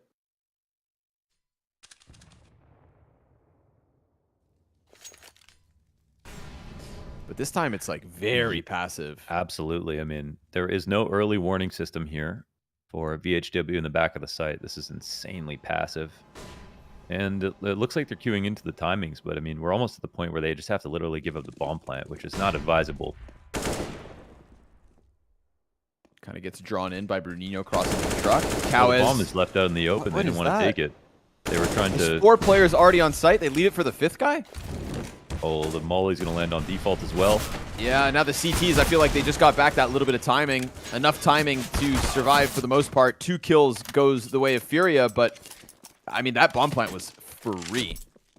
Looks like the strat is to give them so much space they get confused. And confusion evident. Yeah, that's a weird one. That's very weird. Okay, so not Furia's finest moment, but that's fine. It is just pistols. Gun round comes in regardless of the lack of plants. How many more rounds before Apex slip up? They haven't even given away a... Have they given away a plant?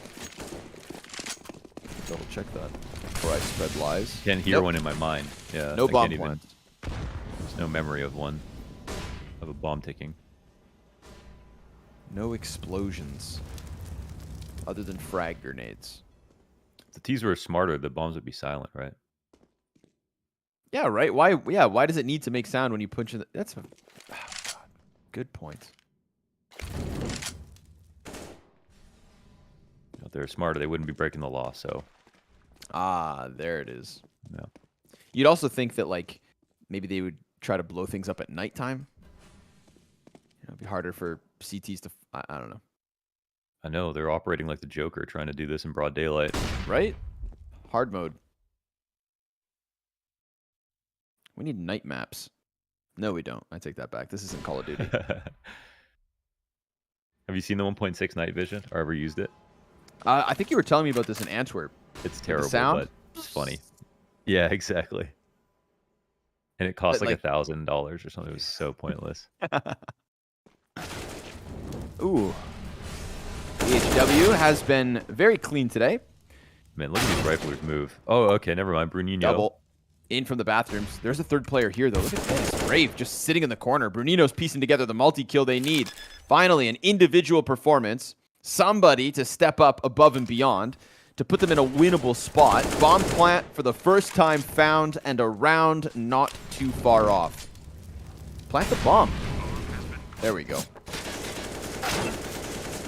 Berserk gets dinked through the fence, and that's going to be the end of him. Descenti takes the kill. A first for Furia on the scoreboard. Well, of course, comes down to Brunino. I mean, he's the one guy in bathrooms left over, so he's compromising all the spots they want to use to hold long when the split comes in. And Brunino does an excellent job of not just peeking and killing everybody, but also taking enough time that they have to worry about long at the same time. So being very careful about that. Great aim at a Brunino. Much needed round. But it is only a drop in the bucket here. Another buy comes in for Apex Rebels. And on the bright side, if Furia win this next one, they'll at least earn a save at Apex Rebels.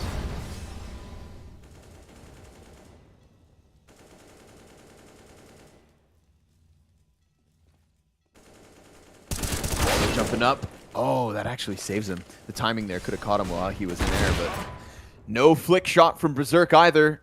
Furia Academy, a 5v3, a 5v2 in fact. So first one is indeed the hardest. Tapeware going to be caught underhanding the flashbang, and this one goes from bad to worse for Apex Rebels. Sense's position is known. He'll take a second player with him, but that's still 3 up from Furia as they convert for 2 in a row. Yes. So, I mean, the money here, there's money for Berserk, but that's it. So I think they're going to safe. Maybe he can half armor, get a pistol, maybe drop a couple, maybe get some nades. But this is the CT side and Fury Academy now. They're starting to get rolling a little bit. Seems like just a slow start this morning. Actually, in Europe, it's 6:30 p.m. Probably about 6:30 p.m. So, if it was me, time is subjective. An hour before the match. You know, just a unit of measurement. Morning is when you wake up. Prove me wrong. Absolutely agree. Breakfast is the first meal of the day. Yes. Regardless of what it is or when it is. Yes.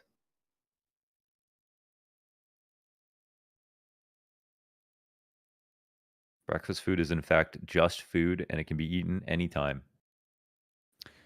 Let's go one further. I can actually decide how many bedrooms my apartment has. Some bedrooms have toilets in them. I think this would be better if we ever disagreed with each other. Some bedrooms have a kitchen. But you're just spitting. Descenti one and done. Koala actually burns tapeware inside a connector, and then anything that's left from the CTs isn't here on the B site, so nobody's going to stop this plant from coming through. How easy these rounds now seem once they got the first one through.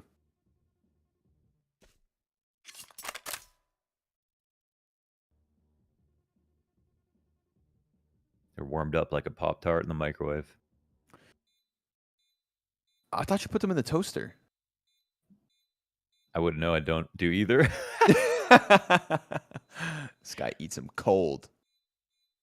I like them better hot. I just don't want to put in the work. Like, if I'm in the mood to eat a Pop-Tart, that means I'm feeling very lazy in the first place. Now you sound like our friend Joey, who get ready for this, chat, doesn't peel his kiwis. He says he rubs them. He rubs them between his hands, so most of the fuzz falls off, and then just chews through the skin of the kiwi. It's barbaric. I mean, honestly, that's insulting to barbarians.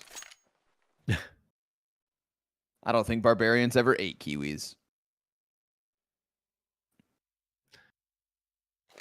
What is Barbarian a blanket term, or what part of the world are they from? I believe. Okay, I'm going on a limb. Where was I'm Conan gonna say the Barbarian from? I'm gonna say barbarians are probably considered like medieval era Anglo-Saxons. Okay. What are barbarians? A member of a community or tribe not belonging to one of the greater civilizations of Greek, Roman, or... Oh, Yeah. okay. So it's like spacebar users, basically. Yeah. Yeah, exactly. Like they're on the fringe, or they just think they're just existing, but it's other people calling them barbarians, basically. People who weren't just down to get, owned by the empire. Call them barbarians. They were actually really, just hipsters. Yeah, they're actually just free thinkers. Oh, there it is. 3 nades to Tapeware's brain.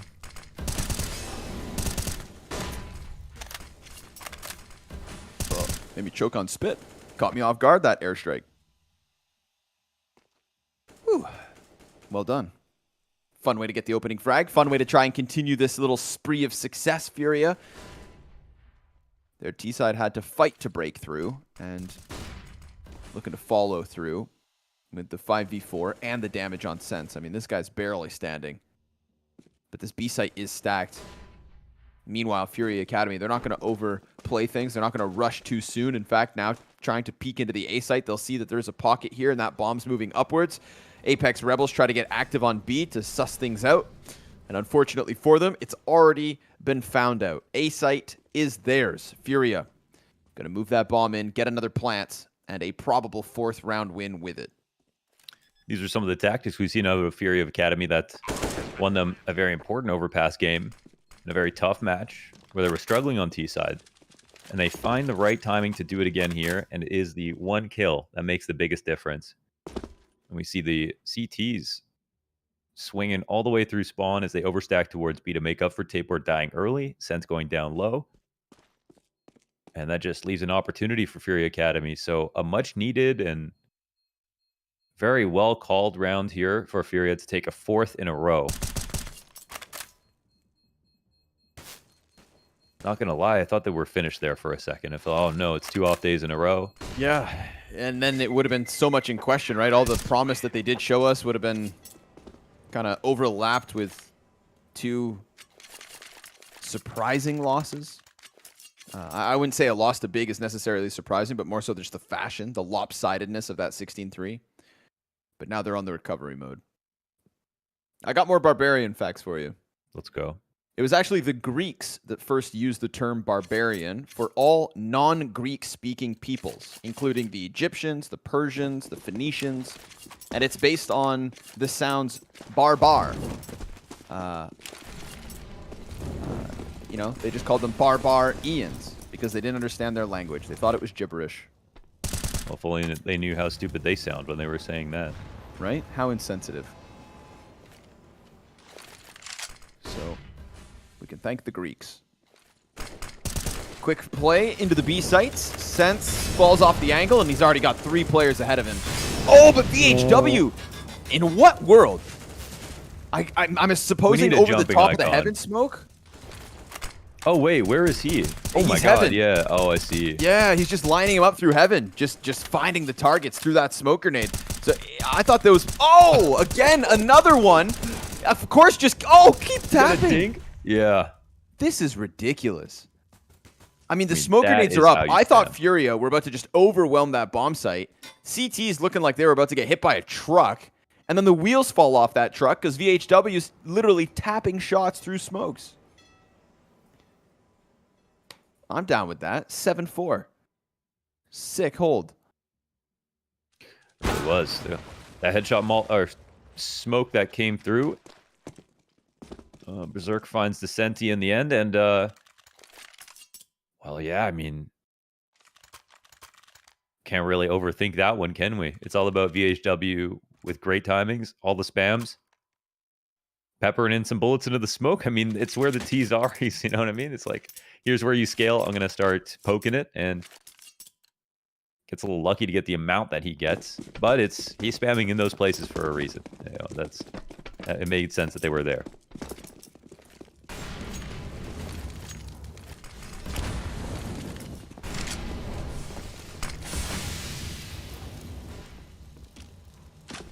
Three players into the short. Berserk is ready and waiting. What kind of pressure do they want to apply before they go for the commit? Boosts inbound. Nade stack even towards barrels, but that triple nade won't find a target. It's a little bit forward here for Apex Rebels. Pressed up next to Monster. Pressed up next to Woodwall. Fury Academy going to wait at the smoke grenades. Very low util at this point. 3 flashbangs, Molly and a frag. No smoke for Heaven. VHW, excuse me, could be a problem. Peek out from Sense. So far, it's just the one and dones, and it's Kawez, the first player to get more than 1 kill. Tapeware just trying to tuck, trying to keep his head low, but Kawez, 4 frags. He does everything in round 12. Yeah, speaking of 18-wheelers, he comes through that site like a truck. Off a short, clean shots, man. Those were all disgusting kills. I want this ace for him, and VHW is on the trail, but Kawez just did his lap already. Coming back to B, bomb will get planted. Maybe there is a chance. I mean, I'm sure VHW is just thinking about saving in this position. Remarkable round from Kawez. Actually struggling in this game up to this point.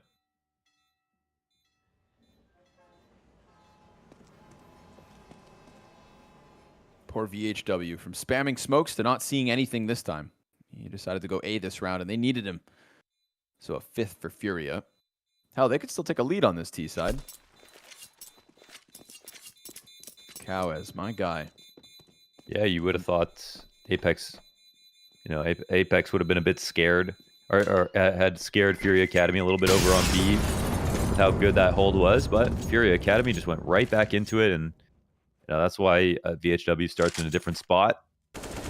Makes sense for the read, but just look at these kills. I mean, he was doing a good job of, I mean, first of all, just the accuracy was fantastic. And Berserk, I don't know how he misses that. It actually looks pretty good. It's like a little over the shoulder, maybe? I don't know. Flick too flip. fast, bullet curved up. You know, physics or something.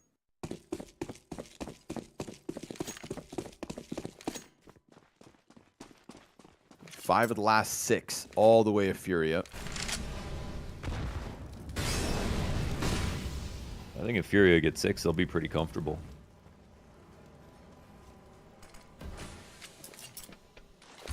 Still have that huge question mark of a T side from Apex Rebels. We knew that coming into the map. We won't know what is to come until we do swap sides.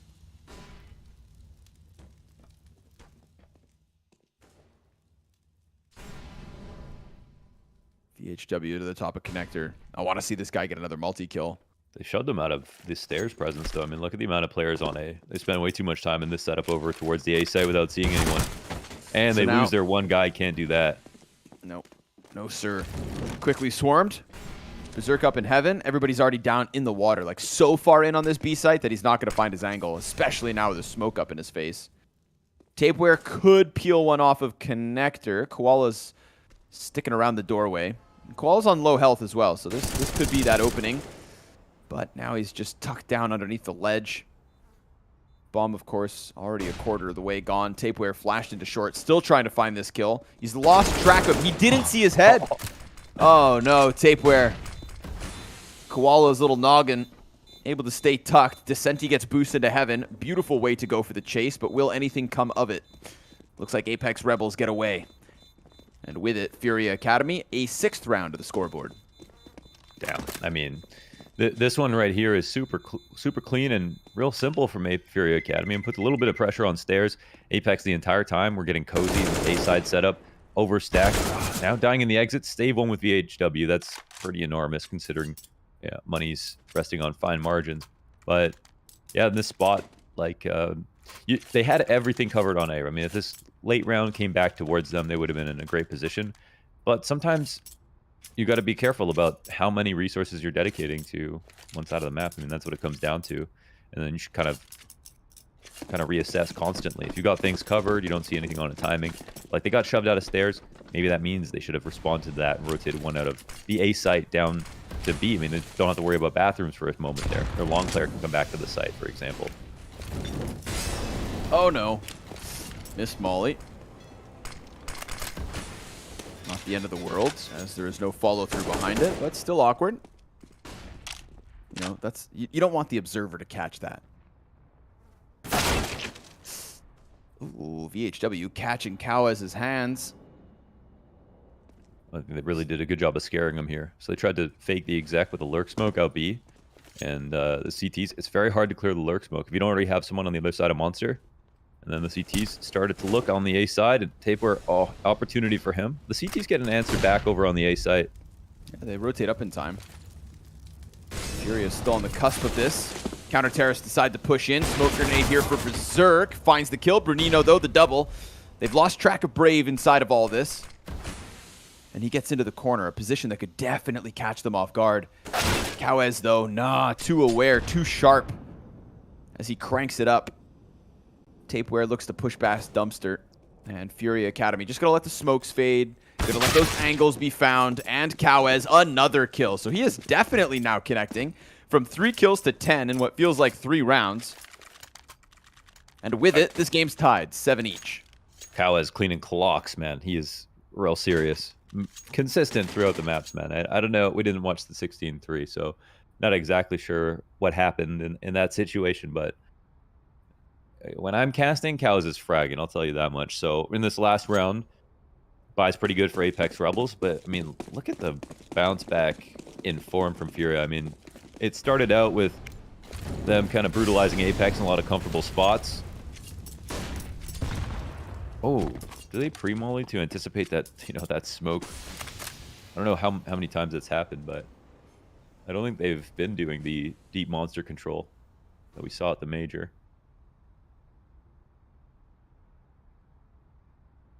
But as I was saying, Fury Academy just straight up look good now.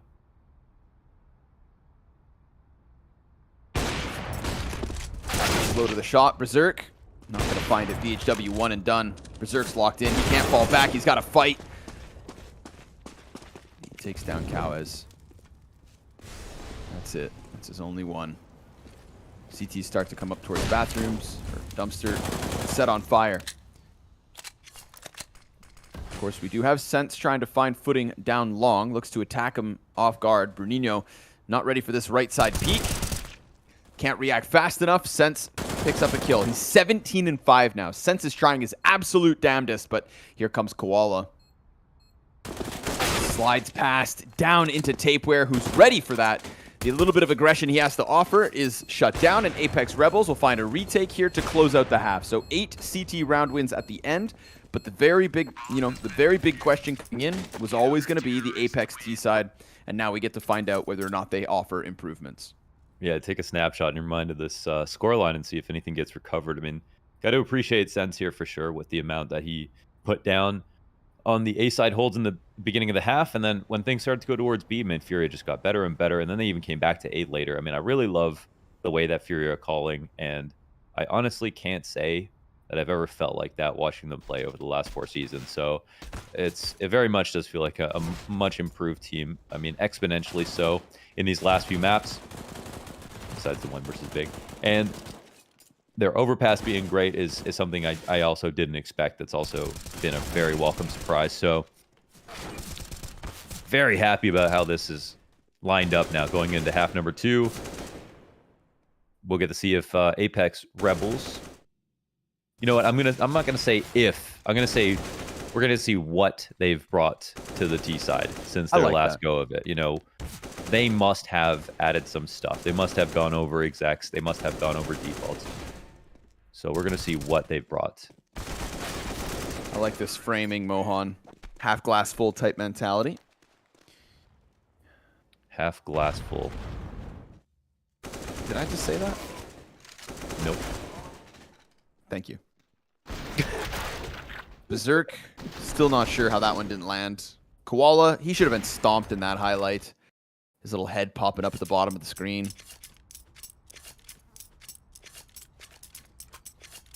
But Here are the Glocks. The smoke and the double flash on Tapeware.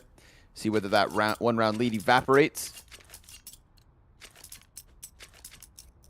I am ready to be impressed. Apex Rebels, show us what you got.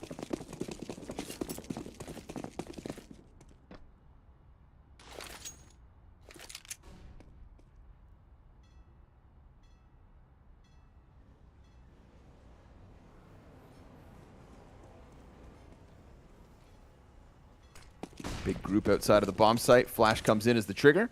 Furia just going to give everything away with the 4-player connector flank, so they better hope this retake comes through quickly. It may even strike down bomb. Koala gets one on the deep end of things. Bomb is, of course, planted on the corner in the open, but Heaven players, that's all that's left over. 2 Ts up in the heavens, counter-terrorists on the bomb site, and VHW. This is where he got his kills on his CT pistol. He's in the exact same position, but now he's a terrorist. And terrorizing this bomb site with the flash and the peek. They get on it, they get off it. Somebody's got to get the kill. And if VHW does a really good job of just peeking minimally, oh, and Sense finds it. The stoppage on the defuse. There was less than a second left, and ZMB gets cleared from it. P2K from downtown, no death. It is VHW to lock in another pistol win. He said, hey, let's get me in heaven again, okay? Just because we're starting on T side doesn't mean we can't go for control like that. Fury Academy, I don't know. They signed up for this retake, but they didn't have a smoke. It went hit 2 flashes on 1 player, and I guess they armored up on the rest.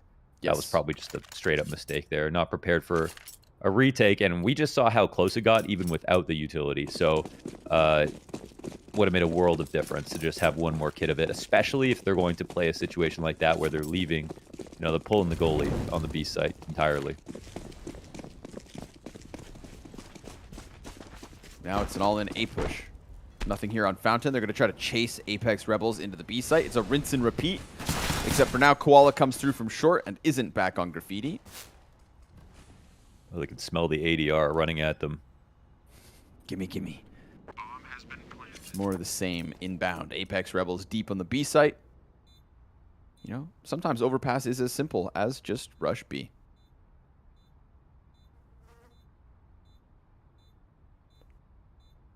I think it's really important for the mental health of CS players to be able to do something that simple every once in a while.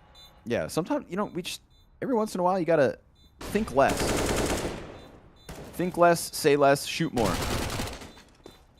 That's what Sense is going to do as he jumps around. Swedish wisdom. Yeah. Ancient Swedish Eat less, proverb. chew more. There's no way you recite that entire Talk thing less, off your head. Say more. Lose less, win more. I don't remember. I don't know. There were some good ones. Happus Poser, 2022. How are you going to take credit away from Devil Walk? That's, yeah, you're right. I'm a bad person. I just, you know, Happus is the most Swedish Swede I know. And I don't even know that for certain. I just hope he is. He just strikes me as that guy. Always smiling. Always in Swedish troll mode.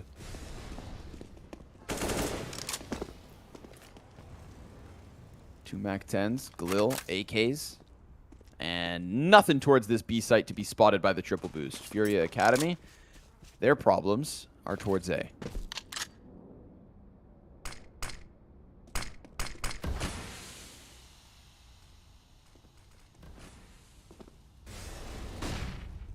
We learned something in this game. Don't mess with Cowes. Ooh, unless you flash him first. Ooh, okay. ZMB finds the spray through smoke, so that's a nice little recovery. Bit of lady luck on this one, sprinkled in on long. It's going to turn Apex Rebels back for the time being, so they've still got a minute to work.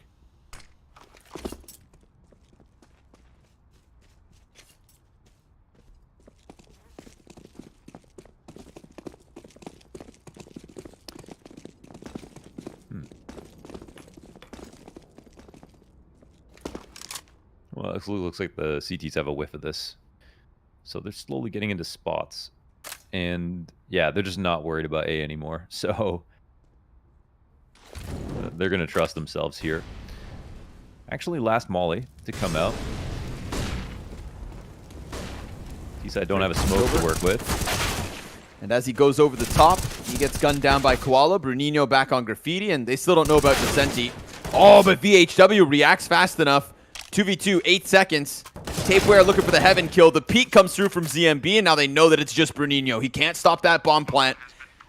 10 HP on the planter, but VHW from the side. 2 critical kills. He reacts fast as he snaps into Decenti. Spotted last second in short water. And just enough coverage to give Apex 11 to the board. It completely nullifies the momentum, of course, if VHW can't get that kill. So it's all about him, and to get both kills in the post plan is great. And he is the guy who's consistently having impact now. Off that CT side, he was doing a lot. Pistol round on T side, doing the most. But I mean, would you look at that? I mean, this is already very decent from the Apex Rebels. It's a full buy that they get through, and it's Fury Academy rotating in nice and early. They still win. Desert Eagles armored here for Furia. 12-7 to be connected. And Koala with Decenti. Oh, wait a second. Draw this back, but a push up the ladder. Berserk locked into the 1v2 here. The AK in the hands of Decenti. He comes off of the ladder. They're both going to try to fight this, and now they've dropped the bomb. Oh. Furia causing problems. The connector stack, it comes through with the kills, and it's that bomb control that's really the biggest issue. But, oh, VHW trying to bail them out of a bad spot yet again. 2 kills, and he sees the last. Koala crosses the crosshair. And they could pinch him. Tapeware at the bottom of the ladder. How does he get into this? Man, this is a nerve-wracking spot for Koala. He doesn't know where the last CT is. That's where one of them is. This is the spot he chose to play, and he's already getting nervous about it, actually. Try to draw attention away from him. Oh, the bullets are a little off. Both damage here. Oh, he goes down for the kill, and actually, now he can just try to play this differently. I mean, he can gamble out of it. Happy to get into a 1v1. Now he's got to read the sights correctly. Where does he think that Tapeware or VHW is going to go? VHW. This is an interesting follow. Now, the thing is, it still comes down to what site you pick. I mean, the entrance to the site isn't going to matter that much, I don't think. 15 seconds, got a silent drop. Yep. Koala. So far, so good. Yeah, he's thinking about short. He's starting to leave. Oh, he's second-guessing it at the last second. Wait a second. Oh, he does wait, and VHW still kills him. The third kill and the clutch. And it comes down to time. And you kind of think at that point, you got to trust yourself. You know, you've picked your poison. But he didn't give it time to digest. And this one here, the only reason Koala, I feel like, gets out of that spot, the fact that Tapeware spams his entire magazine. Koala knows he's chasing down into a guy with an empty gun. That was his chance at the exit. That was his route to the B bomb site. But he gave the audio to VHW, and in back-to-back rounds, VHW comes in clutch with a final couple of kills. This time, a critical 1v1 at the 5-second mark. 5-round lead for Apex Rebels. It's not, you know, the most textbook of T-sides, but it's getting round wins. And that's where the struggles were last time we saw them here. I mean, it's creative play by Furia, but it was just with the Eagles. It was a round Apex were supposed to win from the beginning.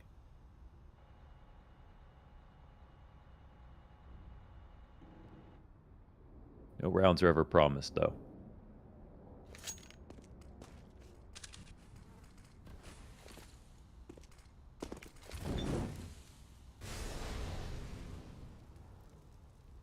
Walk out through bathrooms, Cowes.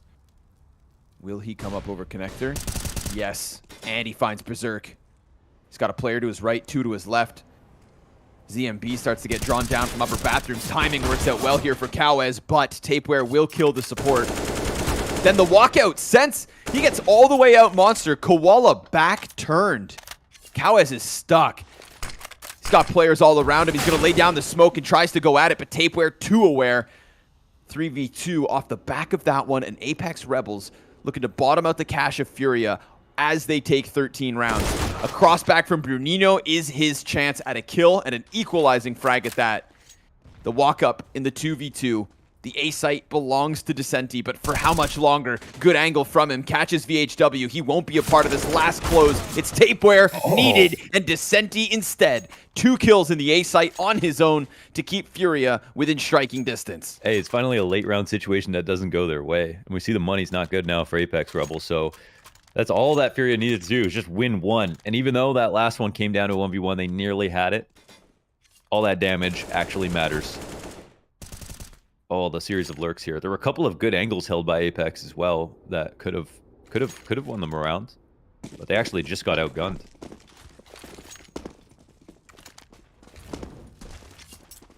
Finally, the tiniest bit of leverage here for Fury Academy.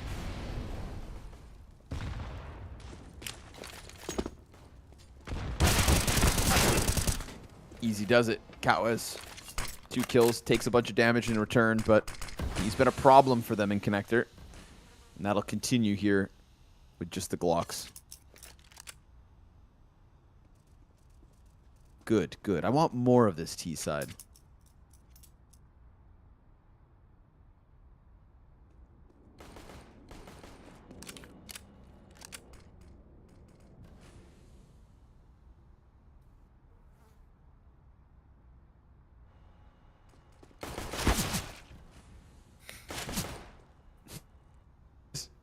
When there's a fly in your room. Ooh, CMB closes down on the bathrooms player, and that's the 9th one, as everyone would have expected. I had a big ass bug land on me last night. Ugh, what kind of bug? I don't know. What do you mean you don't know? I don't know. It was like half black, half brown, and like it was flying, and it was like huge. It was like the size of a foot. At least that's how I felt. In your house or outside? No, I was outside and it just landed on my shirt. Did you slap it? No, I pulled my shirt out really fast and it flew away. Okay. Well, at least it wasn't in your house.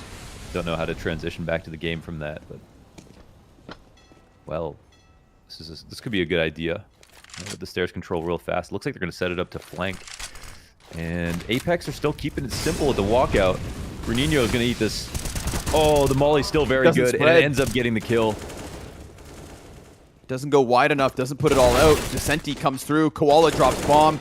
He trades places with Brave, who then gets popped. Descenti and Berserk exchanging headshots, and it's Berserk in the 1v3, cut down to just 2. Smoke fades, and Berserk 3 kills on the round. It's just the MP9 that's left, but he doesn't see it, still survives, and not long enough. The MP9 kill from ZMB is critical. Yeah, there was a small chance. I mean, it was just an MP9, but ZMB closed the gap. Got real in there, and that's enough. Fury Academy touch 10.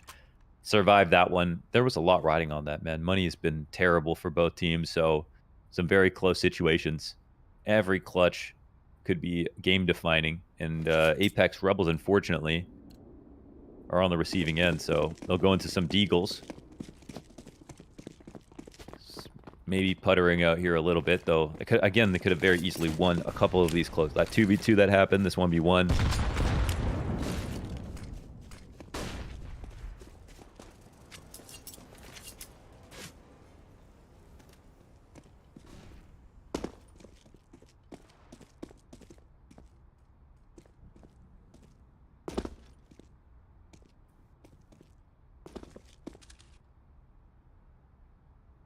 One flash, one smoke.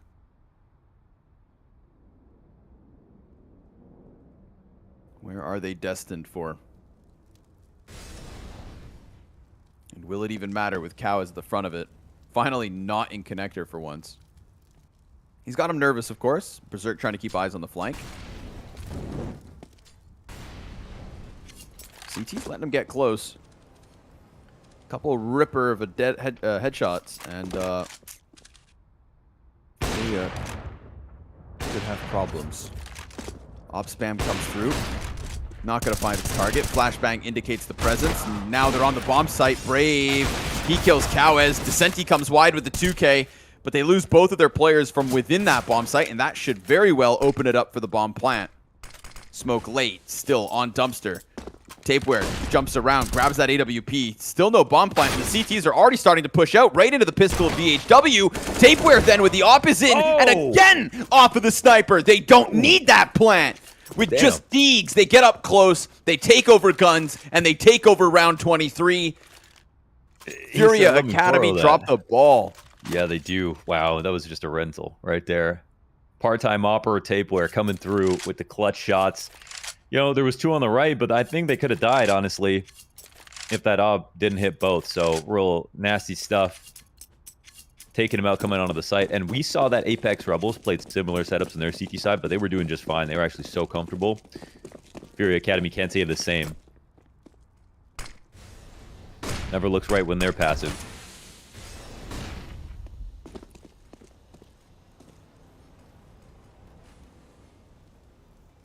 And just like that, no money again for Fury Academy.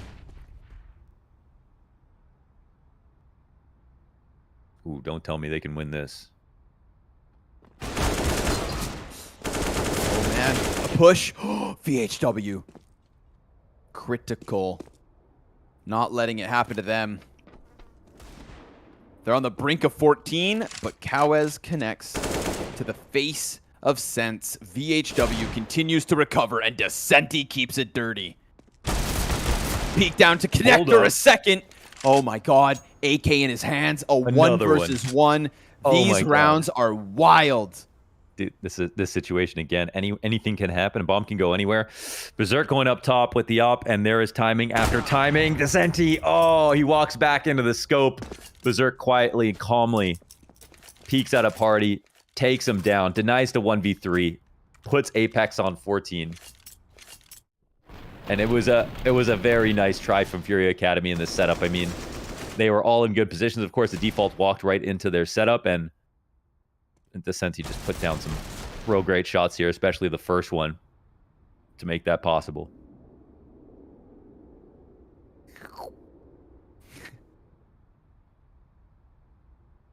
These rounds, 2 crazy ones, back and forth. But this is just going to lean into the Apex Rebels close.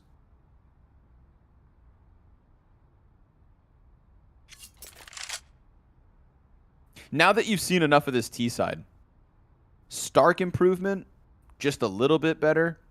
What's the vibes? Yeah, I mean, I haven't seen any like nades being missed, so that's good. But the other thing is they haven't really used any execs, right? So no full blown, yeah. It's kind of interesting. I mean, they're like allowed to play whatever style they want. I mean, comes down. I mean, if you miss nades, that's where it's kind of inexcusable. But it is a little bit curious how they haven't done any full execs just yet. So not exactly sure what's going on from that perspective. It might just be that Furia's the way that they're playing so fast that it just never needs to happen. But still a couple of rounds maybe where we can figure out. At the end of the day, though, they're winning. 2 away.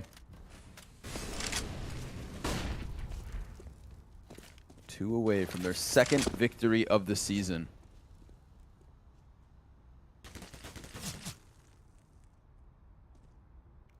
Of course, the only team that they have beat in the past, Furia Academy.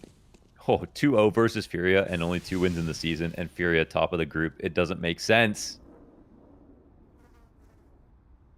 But with that big win yesterday, and Apex taking this one, you know, that is going to be Furia finding themselves back in the middle of the pack. Yeah. So Apex Rebels really are Furia's reality check.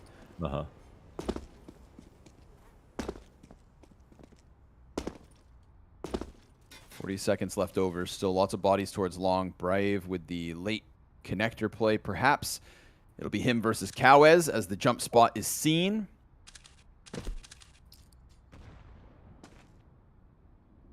Again and again. He's running a risk, man. Holy hell.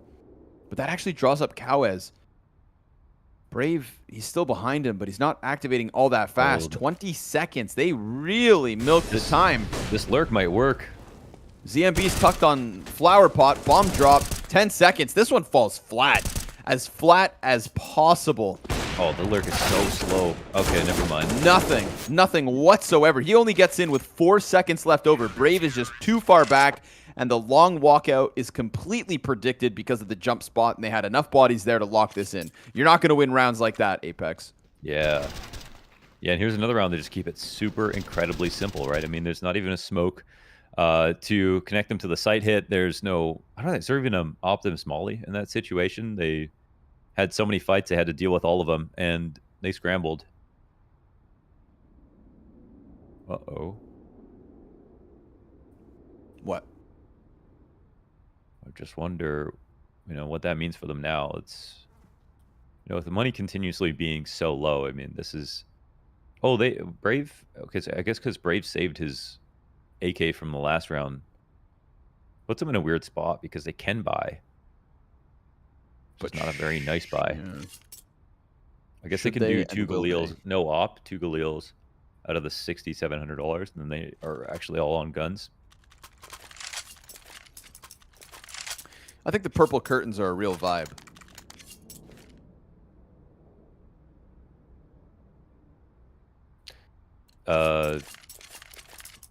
They're just not thick enough. Or maybe he's a morning person, When I want to get up early, I leave the curtains open. Missed shots. Ooh, CMB, that could have been a freebie. Would have been a nice 5v4. Kawes tucked inside connectors. Oh, they run through the fire. They take a ton of damage, and Kawes easily sweeps away those 2 kills. Apex Rebels starting to just fizzle out. Back-to-back round losses now. This is all the money they had as well. Kawes trying to peek for more. Didn't see Berserk. Senses there. Kawes comes back. He's going to lose his head. 2v5 attempt here from Apex Rebels, and Berserk gets a second. Oh, man. I mean, he's clearly looking for the support there. That was quite risky, first of all, from Kawes. Or the op to... Honestly, even the op in that position, they gave up a lot of space. This round's up for question. 2 on 5, however. It'll be pretty miraculous if they could figure out a way to win this. What's the road? Yeah, I mean, walk up long again? Fury, keep on walking for map control, and eventually this will catch up to Apex, so they're worried about the late monster, and also, I think, the late long. Qualis here clearing out the bathrooms. Same situation. There's a smoke for the plant as well. They probably should use it. Oh, okay. They decide to double back. Yeah. Going bank, that's the right play, but Descenti also starts to leave. What's he looking for exactly? He's getting away from it, thinking maybe it's the B site. That utility's actually going to draw him back in, and he gets caught off guard by it. And because they plant bank side, Koala doesn't get an easy kill. He just creeps in. It's walkers on walkers. And Berserk, who got them this far, 3 kills in the 2v5, could fight Koala in sight now, or doubles back, and his back is turned to Bruninho. Puts a little extra sauce on that one. 12 for Furia Academy. The late lurk on long is good for the plant. It's good for the bank kill, but not more after that. Yeah, it's like, oh, you thought you won. Are they looking for an op, or are they just being annoying? Yeah, I think they were. All right. Well, I guess they should be excited about that. It's a really good attempt from Apex Rebels, but I think they need them to be tilted. They got to perform a little comeback here. They're probably tilted themselves. It's always projection, isn't it? About how Apex are in the lead. They nearly pull that off, just walking up into sites, but do they have other gears, man? That's the question.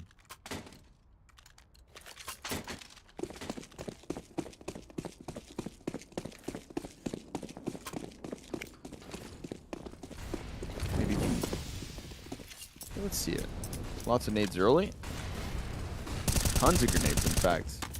Molotov landing over towards outside bathrooms and just trying to sell a little bit of presence on both sides of the map before they go all in on B. They got 2 CTs pressed close. Feels like the short player could be critical, but he may also get cut off by the guy back on Graffiti. VHW and Sense come wide. Descenti, he's looking to lock this in now as he did allow for that first player to cross. Flashbangs were good. Frags on the site. Descenti trying to snap it back and forth. Sense and Brave come in. 8 HP between the two. Oh man, I think they're thinking about the flank. If they don't see anyone in CT, there's not a 0% chance that they just push through. Yeah, they found the gap. 3 and 5 HP, but if they get over towards A, this is not going to be easy for Cowes. Interesting here, Cowes might be reading into this perfectly. That's kind of nuts. Noticing the bomb plant hasn't gone down. Thing is, he won't be able to have an audible. This is an interesting situation. There's an HE available for Cowes. It might have been communicated how low these T's are. But Apex it's really just about needs that finding headshot. him. He has to beg 2 peaks. He has no kit. Oh, he has no kit.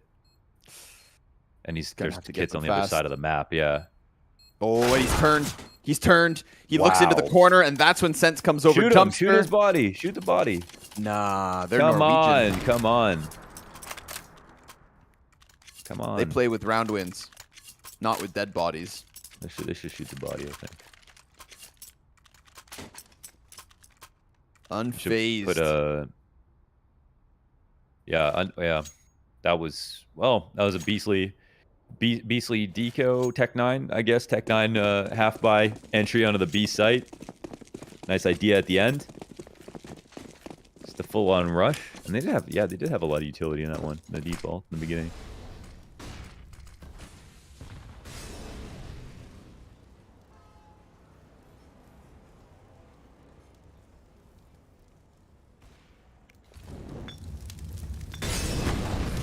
Now to stave off 16, 3 Desert Eagles, op and an MP9. Apex Rebels have Furia's number. 3 chances to close and get the 2-0 over top of Furia. This really is the round, though, man. Furia is starting to get a lot better versus those rifle rounds. So kick them while their economy's broken, and then shoot the bodies. And then shoot the bodies, yeah. Descenti's got the op on A site. All the weaker guns over to B, and that's where they're going. So they're trying to set up this lurk. They're actually on a decent pace, and VHW doesn't really have to move. They might give him a rotator kill here. We'll see who goes first. He's starting to move forward. Cowes looks to round it. Oh, he hears the util. But, VHW, he turned around for only a second. That's an AK into the hands of Cowes. Can he get to B in time? Desert Eagle up close goes down. ZMB's trying to find it. MP9 comes through from Koala. Oh, the pistol's out and it's enough. Come on, Apex. It's just pistols and an MP9 to get by. And they hit the brick wall on the B site. Yeah, they took too long to walk over, and then eventually Furia were just like, all right, well, there's just no presence here. There's no time to exec A. I thought they were actually moving okay, but they just took a little bit too long. And that final rotation came in. Good counter utility. They played off the smoke and molly as well in the most annoying way possible. They set up, but yeah, that was the chance. I mean, oh man, Apex are so broke now. Ooh, burning. Down already. We got a 30-round game.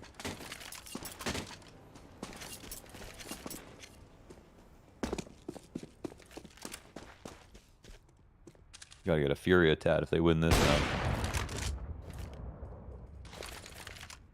First, we need to figure out if it's a Jaguar or a Panther or a Puma or a Cheetah or a llama. A llama or an alpaca. Oh, nice shot, ZMB. Quick little flick. Back turn to VHW, so the Glock gets something.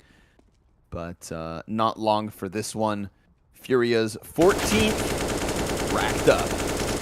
Yeah, they're shooting their bodies. Apex, shoot back. If they shot their bodies that last round, they would have won. You know? You think so? I think so. Okay, man. This is the best possible conclusion after everything we've seen. There's a lot of energy in this map. A lot of tilting rounds, a lot of clutches that have gone by. And a full buy to top it off. Beautiful. I mean, no op, but could be worse. And this would be, this would be foolproof, right? If Apex can win a straight-up rifle round at this point, I think that would say a lot. Oh, Descenti's let one by. Smoke goes in the door. This might be a free kill for him. Yeah, oops. Little mistake there. Smelling like OT now. Descenti on the cusp of 30 kills in regulation. Kawez not far off on 21. And I love that Furia Academy just keep the active plays going, pushing through Monster. It's a bit of an opening here for the long players, but I mean, how many times are Apex Bomb is lagging behind long? so much in this spot. They're like halfway into the site, but now they have to establish, get kills, delay, and the bomb has to walk. Okay, they get the first one. That's something. You know, listen, I don't find it inspiring. Again, it's just another walk around the long corner. Like you've said, we're still not seeing that exec. We're still not seeing that full comfort. But listen, you just need one round at this point. One round. And Berserk delivers another kill. Over top of the boxes, Descenti's gone down. They're so worried about the B rotate because they haven't pieced together that they got flanked all the way through their spawn. Berserk is open to the long peak, so he dies to Kawez, but Sense up close. He's been a shining star, and down he goes to ZMB, a 2v2. The Norwegians on the other side of the site. CT's retaking from the offensive side, and a flash to the eyes of VHW. He gives up his angle. Tapeware, seeing that they're getting closer. Both bodies confirmed, and the bomb beyond the halfway point. It's low health here for Apex. They're going to try to double peek Dumpster. They get smoked off in the process. Kawez goes towards Bank, and it's ZMB to make the difference. Furia, find 15. Oh, man. Apex, they bungled it. They had the 5v4. They had the site. They did the exact same thing. They were probably so happy. They finally got away with it again. Walking up into it, but they cannot hold their nerve in the post plant.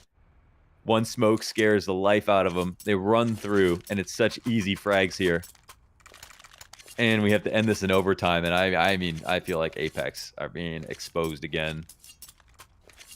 Their discomfort so far. There have been so many clutches back and forth. Of course, it could have gone any other way, but I think Furia are the ones to be happy to be in OT.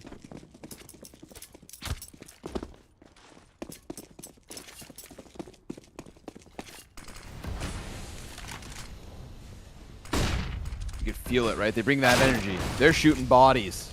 They're feeling the comeback. They're living the comeback. But now they've got to finish the comeback in overtime. Sense gets tagged up down to 40. Ooh, the peek out from Kawez finishes it off. And that's all of B wrapped up from Furia. Apex, they've got Playground, and that is about it. Know what they're going to do.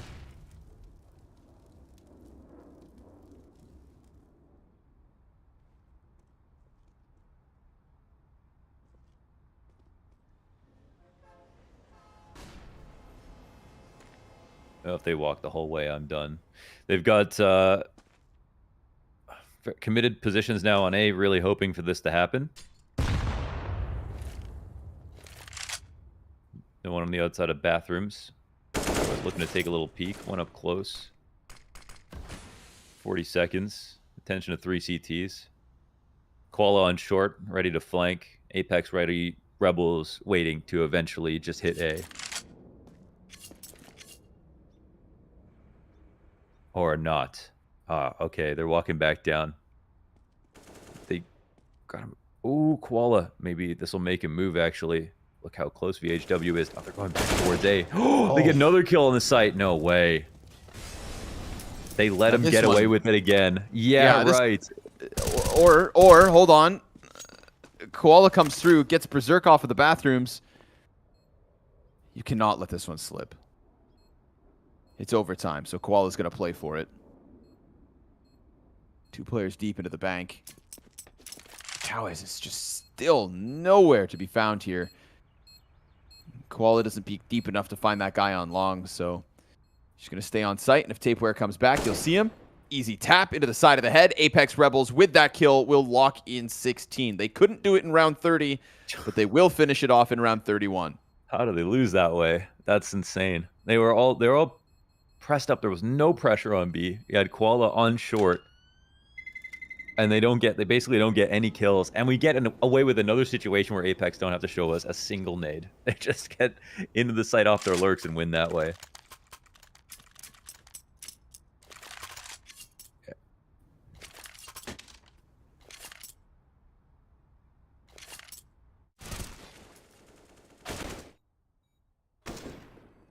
couldn't even tell you how this one distilled in favor of the T side with all the rotations there. And no full exec to even displace the spots on the site. They're doing it. They're finding their way. Ooh, but ZMB catches one on the cross, so man disadvantage to fight against. Kawez and Connector time and time again, but it's actually ZMB with the AWP. Looking at a short water.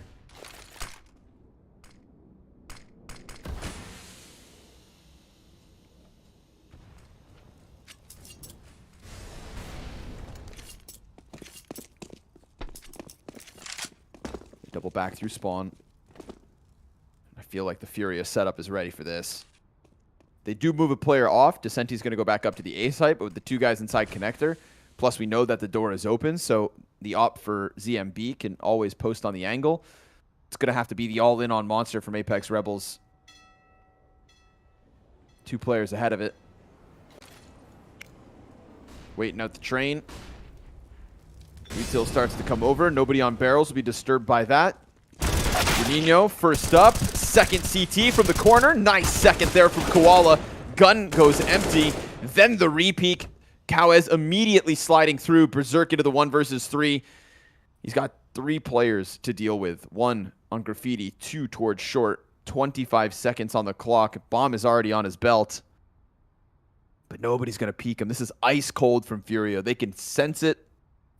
He sees the legs. He's being played with. They're toying with him. Burning that time off of the clock.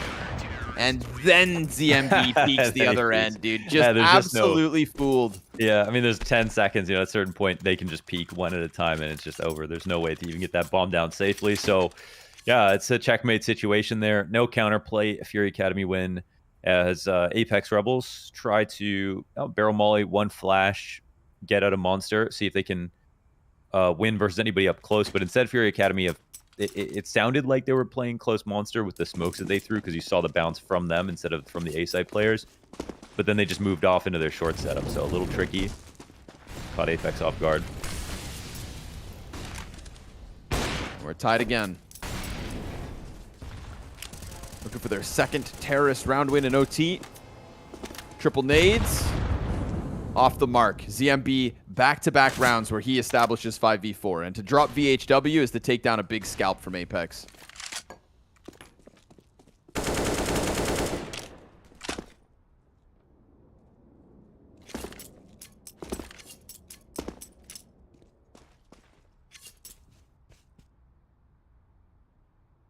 Apex continue to expand across the map, but Kawez reactively just continue searching as well, wanting to find out if they're going to be moving up towards A. I mean, it has been a problem for them. Like, they do not know how to win in the same way Apex do, just sitting in passive spots, even if they're overstacking. So it's a good remedy for their problems. And, well, cracked. Feast your heart out here. Kawez, wow. 3 headshots off the search, and a quiet Apex Rebels get decimated. Perfect. Perfect. You know, lesser players maybe whiff the second or the third's not as clean, but that is Kawez. Insta headshots on all 3 players that have the unfortunate end of standing in his crosshair. So it is 1 to open up from Apex Rebels. 1 that's a little bit still kind of miraculous in that round win. A little inexplicable as to how they still managed to find footing on the A site. Wow. And then after the fact, it's a double down from Furia Academy, who just need 2 on a T side to close overpass, to deny Apex Rebels the 2-0 in this head-to-head that felt so likely in regulation. Dead even off that first half, so no telling exactly what, you know, how good Fury Academy will be here. They definitely can win rounds, but they sometimes find themselves in good positions and can't close.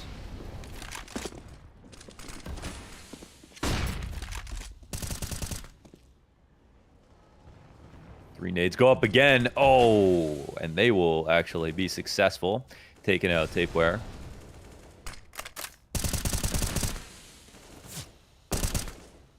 CMB's hurt somehow.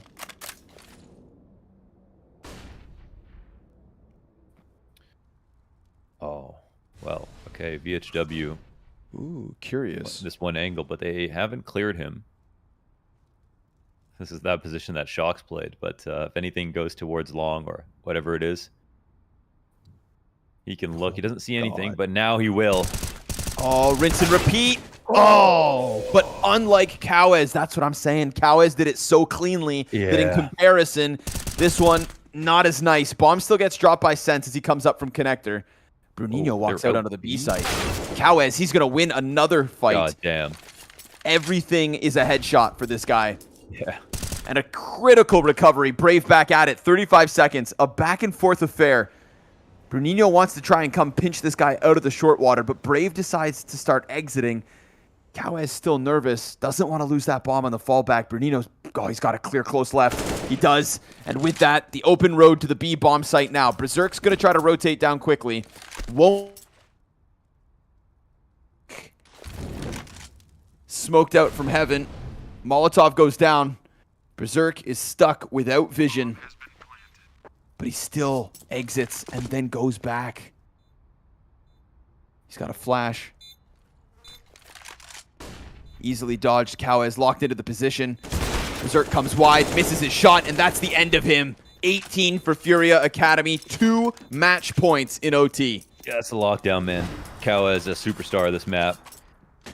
Real incredible kills, no support, and yeah, Decenti's on 30. Cowes has been equally impactful, you know, really, really nasty stuff. Even better kill differential. The pressure is so much on Apex Rebels at this point.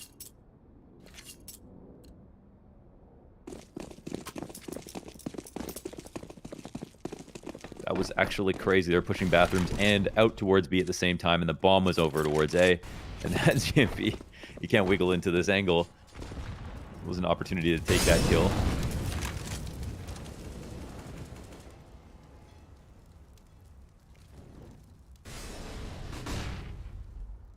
Ooh, VHW wants to run a risk. Descenti puts the shots through smoke. He falls back with it. No kill so far. They're walking by him, and VHW now just feel incredibly uncomfortable. Decides to fully leave. We've got 2 pushing in from short. B players are both here. The numbers are ahead of the game for Apex Rebels. There's going to be a huge fight on bathrooms this round. Oh, yeah. That's what it's being set up as. Tapeware inside of the smoke. Moose won't see anything. What? Wait. Oh, How? My God. ZMB just shoots into the smoke. It falls on Brave. He's the 3rd piece of the puzzle. He's gone unchecked. Jesus Huge Christ. moment for Brave. He drops the bomb, turns it towards the site. There's still a player deep, and that gets stopped. Cowes is dead. Brave looking to save it. Koala into the clutch. Picks that bomb back up. 30 seconds to piece it together, and he chooses to swing the op. Yeah. They're going back towards B just to cut him off at the pass. 20 seconds, got to work his way in. The op is an interesting choice, and they're coming up close here. Smoke into heaven. That won't do anything. Just expecting them to be a bit farther back, up top of the site, and it's the headshot into him. And Apex, they stay alive because of Brave's play. I can't believe how many kills he just got there inside bathrooms. Just pivoting.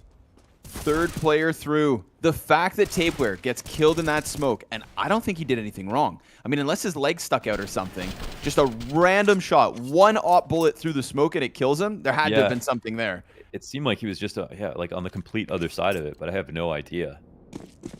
Brave waits. 3rd player in the bathrooms. I mean, that setup was very good from Apex Rebels. It made sense for Furia Academy to jump on that play. Now they're going to try to go fast out towards B. They're just going to smash it.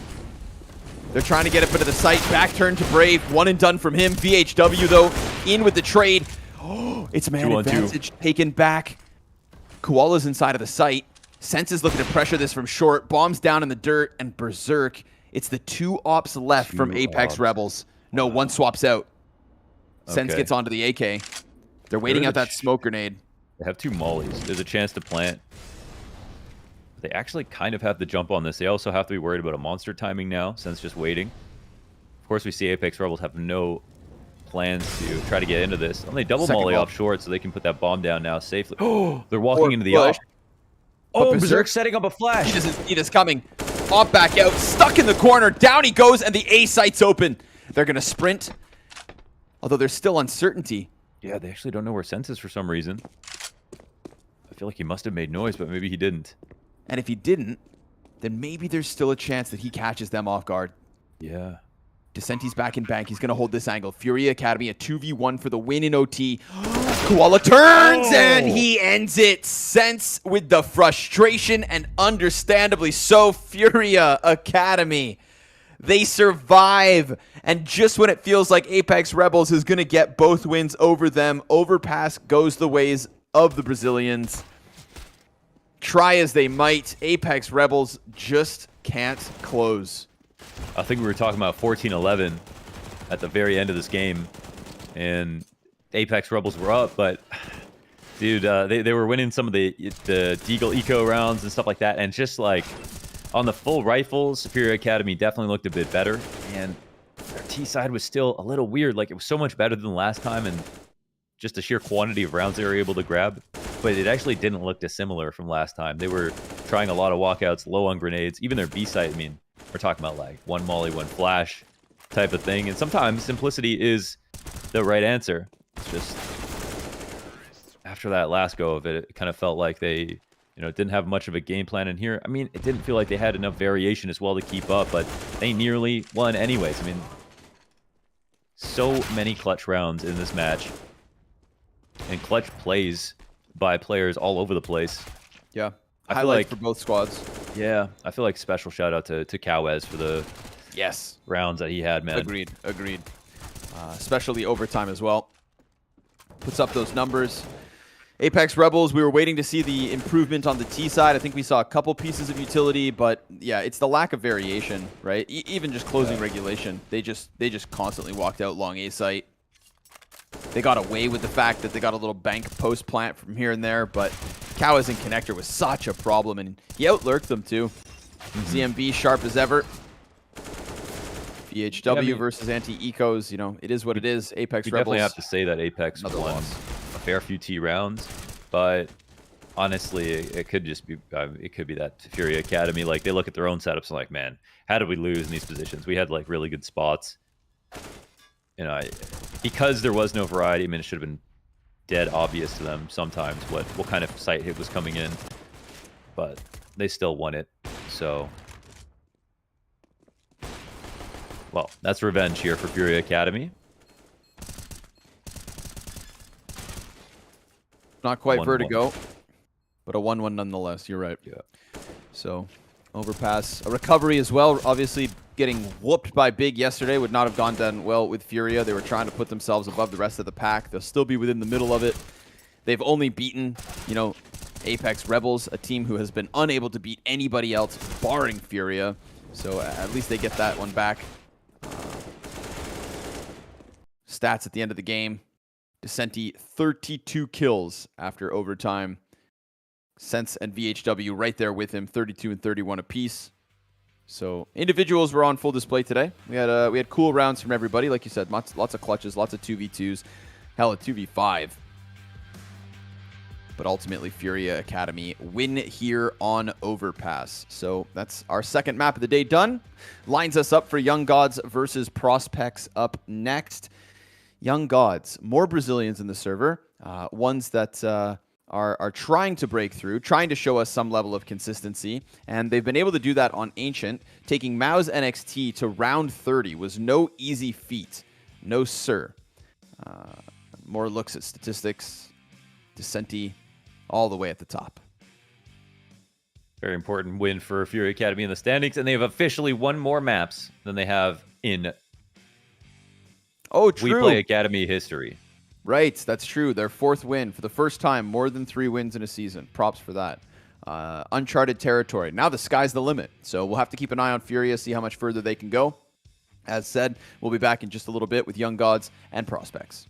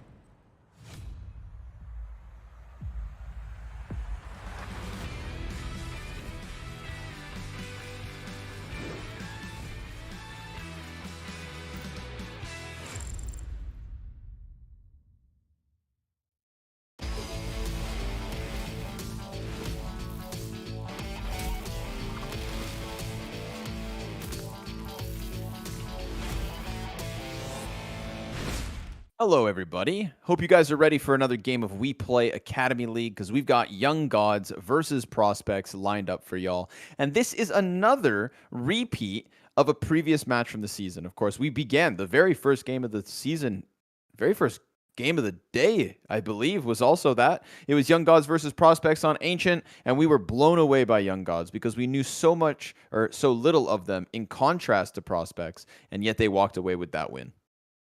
Ancient, they've shown that they are consistently good at it. I mean, they push Fnatic Rising all the way, and honestly, they oh wait, was sorry, Mouse Mouse, NXT. yeah. Mouse NXT, even better on Ancient. They pushed them all the way to the 30th round, and honestly, that game came down to the wire. I mean, it came down to Jim Pat making insane plays. Like Mouse actually had to rely on individuals because Godsend were like straight up the better team for most of that game. That was really impressive stuff. So no fluke there versus Prospects, but it did make us wonder how good Prospects were, because then they went on to lose to Mouse NXT 16-5.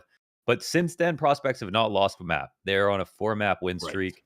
They've beat OG Academy in that, Fnatic Rising in that. So, apart from a slow start, they're looking good again. And we know that Young Gods they've validated their ancient performance over Prospects by also taking Mouse NXT to the limit. So this rematch is tasty. I mean, I think for one thing's for sure, Prospects have got to get rid of Ancient. That was just so one-sided, and Right. I would be Yeah. terrified of Young Gods on that map.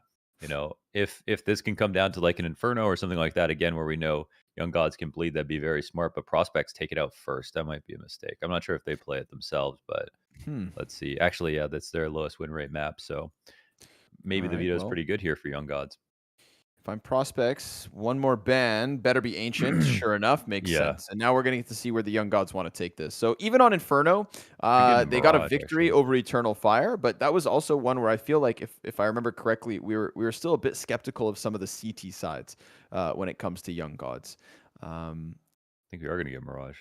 Yeah, Could are you ready be. for I that guess one? Nuke is the other option, but yeah, they don't play Nuke. So yeah, No, well, Nuke they second haven't ban. yet at least. Nuke Oh, second Nuke ban. second ban. Yeah, What's the other one left then? Mirage or Overpass. Overpass.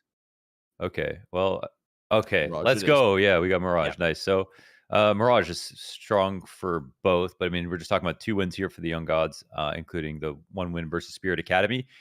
And Prospects going to be happy to take it here. They beat the Young Ninjas. They're on a 4-map win streak just on Mirage. Spirit Academy, OG Academy, Apex Rebels, and Eternal Fire Academy have all lost to them, with Spirit Academy eating closest of 14 rounds. That's it.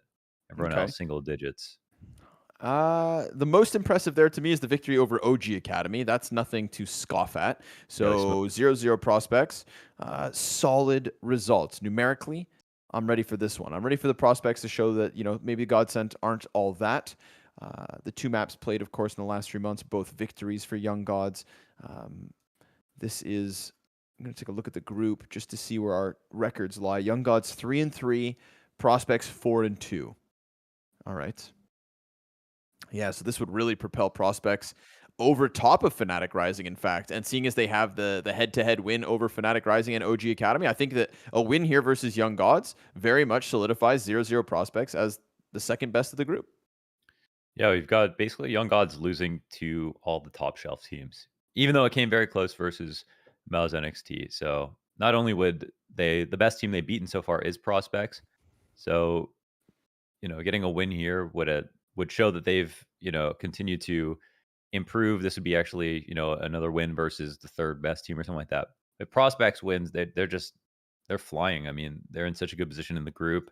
They are doing extremely well. They've recovered from their 2 losses at the beginning. It'll be a 5-match win streak if Prospects win this map, and I think they got a very good map to do it. They'll be essentially, the most improved off at the start. Everybody else, the momentum's kind of been then, wishy-washy, right? Furia take a weird loss versus Big Academy. The Astralis boys have taken an L since. This would be just a clean path back to second/third for the Prospects if they're able to close. And Mirage makes sense for this one. So I'm ready. They're ready. And I hope you guys at home are ready too, because this one is about to get underway on Mirage, where we make bombs and apparently lots of money.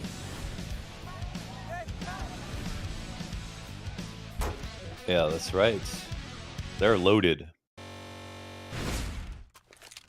We had a little 10-minute break in between maps, Mohan. What did you do in between? I ate ice cream. What kind of ice cream? It's I'm not gonna reveal any brands, but it's the one with the nuts on it. On it or in it? On it. On They're it. kind of like glued into the chocolate on the top. That's like a shell. Oh, okay. Okay. Yeah. Okay. All right. So it wasn't a bowl of ice cream. Nope. It was a cone. A cone. Yes, a cone shape. Cone's my favorite part. It is. Love me a good waffle cone. Oh, man. But waffling no longer. We're right into the action. Pistol into the A site. They jump. Ferocious pack of young gods looking for the early kills, and Lineko's found one. Next is seeking the follow-up deep in CT. It's the flank that gets caught here. Snozen locking horns with a 2 HP Urson, who still comes out with the headshot. That's a bit of a save. It's not the best spot for prospects, but at least he's still alive, and it takes one player off of this ramp post-plant. We actually get the wrap back around CT spawn. That's where Lax kills next. A defuse on the other side of the smoke. BRN finds it through the smoke from ramp to stop that defuse, which looked like it could have come through in order for Young Gods to finish pistol win. Hell yeah. No. Low amount of maps played here for Young Gods, but they have both sides. They had one map with a really strong T side and one map with a very strong CT side and closed out 2 wins. So they have actually 65% of the rounds won in both halves, which is more than enough to win. Yeah, I see you're a mathematician. They're coming in at 130% of their rounds won. This man has crunched the numbers. Young Gods take over top mid control.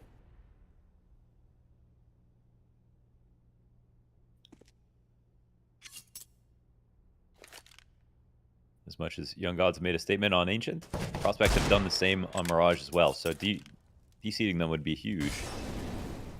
Not just for the standings, but for our respect for the Young Gods, who have had a tumultuous time in the We Play Academy, you know, impressing and disappointing all at the same time. But overall, as We Play debutantes, I think, have done a pretty standout job. They've definitely caught our attention, and they've been very fun to watch. I think that's a key part too. Fun to watch because not only is the CS they play, but just as individuals, I love the excitement. It looks like they're having fun every time until the losses come through. I mean, nobody would have survived the Mao's loss with a smile on their face. But when the 2v5s, you know, when that little clutch factor that we've seen Young Gods certainly have shine through. Ooh, hold up. Maybe the pistol win doesn't mean much. Molotov on Van forces Jimbo away. This is a 5 versus 3. Now, they haven't been able to grab any guns, but they still swing the deagles that got them here. Scout in the mix on 8X. He's now posted on the market window. Spooky comes through with the wallbang headshot, and Prospects are taking this from Young Gods, ripping it away.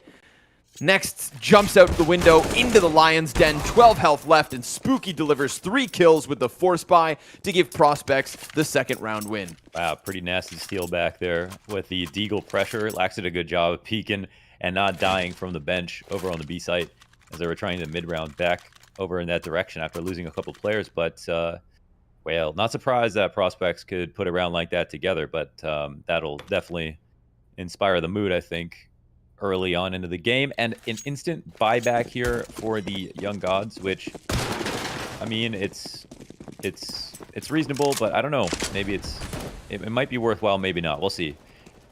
There are a fair few bit of grenades. Everybody kind of inside of the A ramp, ready to explode on the site. All the way back in CT spawn. He's been pretty good from here. Good for one up close. Early. Next is going to plant on the side of triple. Bomb actually stopped. No bomb plant at all. BRN comes through with another deagle kill, so that's 2 casualties and a Galil picked up. Another smoke goes down in front of the CT side. Lax sets default on fire. Bomb's still on the ground here, so they're looking for the kills instead. But Snozen gets popped by Jimbo, and Lax finds it through the smoke grenades. So Prospects survive. 3 up, rifles up. Those AKs, of course, offered over and moved forward as the 2-1 lead comes through early. At least a bomb plant would have been nice there. They did take out Urson early, but So right after he died, there was another CT in his place instantaneously. So Prospects 2-1 and potentially a free round to chew through. Don't even think we can invest into bigger guns, though. Lineco picks up a Deagle, at least.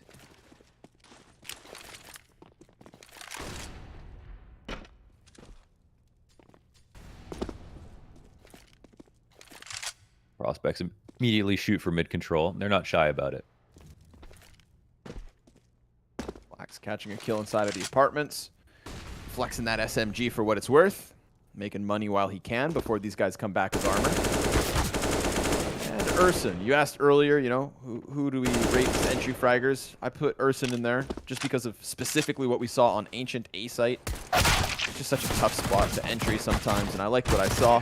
Curious to see what he can do on Mirage, but for now, it's just the 4 guys closing down, moving that MP9 into the op, so just losing the SMG. It makes 2 kills. That's the money back. And Prospects, comfortable start. Spooky, the most consistent player on Prospect, stealing the shows, the sole Swede. He's been pretty much a monster. And honestly, I think specifically on Mirage, he's like really kind of pulled away from the pack. No, 8X man on your screen has proven to be an excellent offer on this map as well. Very calm, very consistent. Came through clutch in their match versus OG Academy.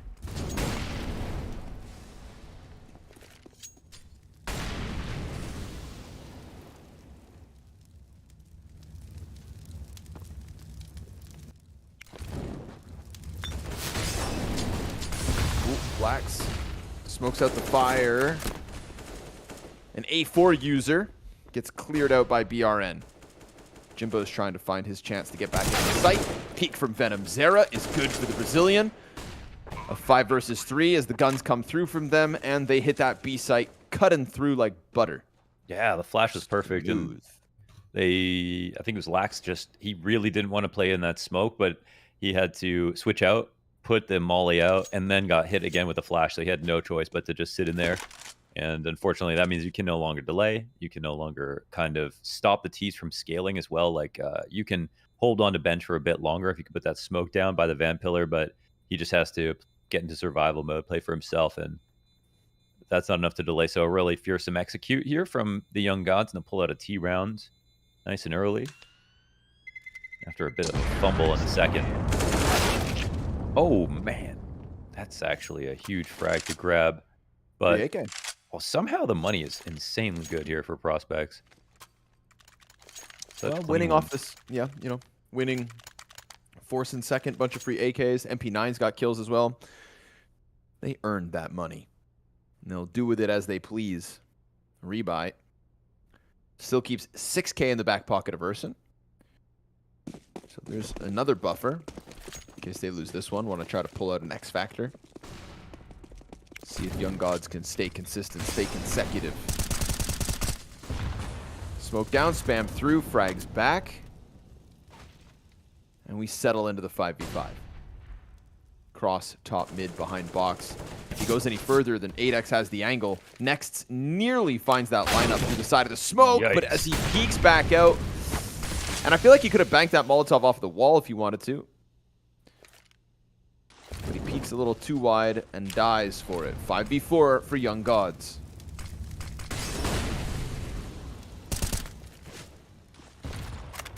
Oh, that's good. Frag. Nicely done. They're not going to just give this mid control away. They're going to continue to fight and try to claw it back, and they do so, leaving Lineco on 2 health and nading out next. Oh, Jimbo almost catches BRN. At least he knows about it, so he can just raise the red flag. Prospects coming over to deal with this, but meanwhile, the bomb's actually heading into the A site, and because they killed BRN so quick, this does give a chance for Urson to double back, sprays into Venom Zera. Good gun control. The last 2 Young Gods players trying to cross into the site. Lineco, he was so close to death already, he's easily swept away, and it leaves Young Snowzen not on the op, but the AK instead. Fights versus Ticket. That's him down to 40. 25 seconds. 2 players backed by CT. He's going to have to fake plant. Spooky commits, and sure enough, denies anything further for the Young Gods. That is Prospects back to victorious ways. Man, that Urson and CT is such a problem. He's got such a fantastic long-range spray. Even with the AK, which is a little wilder than that silenced M4, he makes it look like they're standing right in front of him, basically, with the amount of bullets he hits. So he rattles them, and BRN nearly snuck out on a B completely unnoticed. That would have made things even more interesting. Then tried to delay, but Spooky found him in the smoke, and Prospects, they fought hard for that round. I mean, they really wanted mid back. They got that 4v5 answered, and yeah, full credit there. They simply played that situation better after a small mistake from 8x. Ooh. What's an early opener? That's Urson down in CT, and this makes the rotates very hard. They know the opportunity they have now. They smoke CT, deep CT off of this. No one wants to have to go for a 4v5 retake, but they have so much utility, they still probably think about it.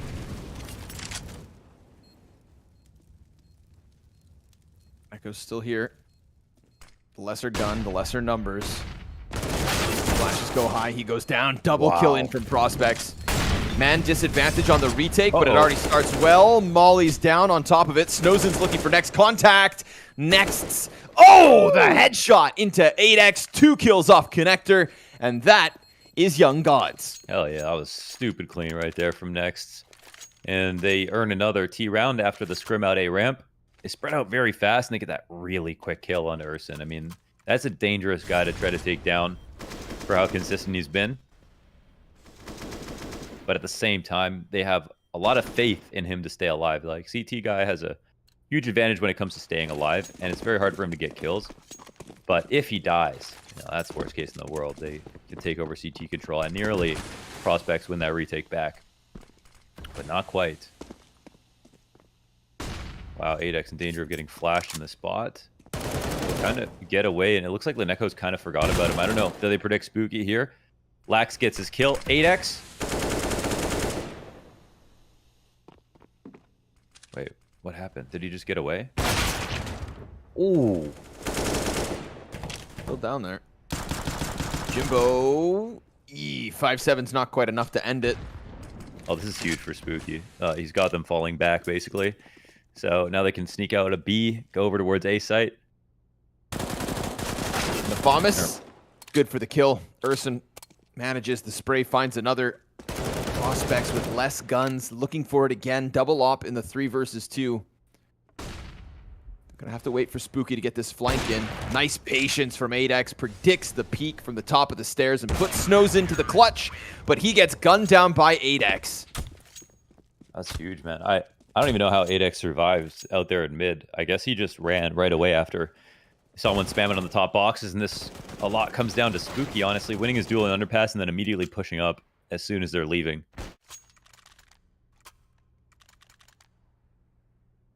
It's always desperate to try to jump stairs, but when you don't have any players left, you got to do something crazy. So they go for it.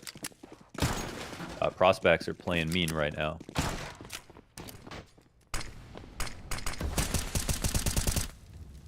Playing like the type of team that beats OG Academy, that beats Fnatic Rising. And looks to beat back Young Gods now that we're not on Ancient. Urson takes down a second player, relies on Spooky. Oh, he opts? Every shot he fires connects to the chests of Young Gods. That is a lockdown on the A site. Beauty Absolutely. of a 3K from Urson. Setup is totally screwed if Spooky doesn't cover 8x properly there. Rifler almost goes wide enough, but Spooky takes him down, and Urson trusts this. He doesn't even peek to the left, or to the right, I mean, and instead just focuses forward. Once that avenue gets opened up, then he takes some better angles. This is pretty good. I don't think we've seen the Urson op in the double op setup for Prospects so far. So, new territory, new depth, and more success. Young Gods back on the pistols. I'm going to use this chance to highlight the fact that 0-0 Prospects also have 2 backwards hat wearers. That is my hard-hitting analysis. Last time they Your lost. turn. Oh my god, you're right.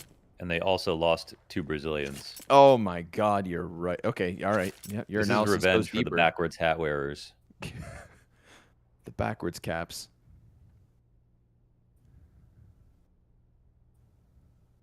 It's like playing a pickup game of basketball. You got shirts, no shirts. Do you wear hats? I feel like I've never. Okay, yeah, sometimes. Yeah, you got your Antwerp hat recently. Yeah, okay. Yeah, When you're trying to be day. incognito.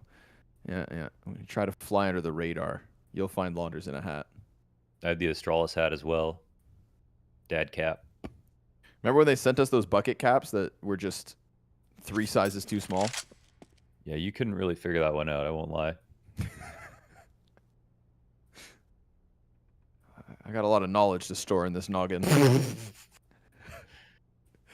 Or when they sent me a child's t-shirt. Oh, yeah. That's one of my all-time favorite Launders mirror selfies. Woo! Dude, oh my god, there was really speed. Good run boost. Hell yes. Sometimes we see those run boosts fall flat, but that man was on roller skates. Oh, it's because it snows and he's a little bit lighter. Yeah. They just send him soaring through the stratosphere, and ultimately it means nothing. 3 points of damage across all of the prospects as they take the 7-3 lead.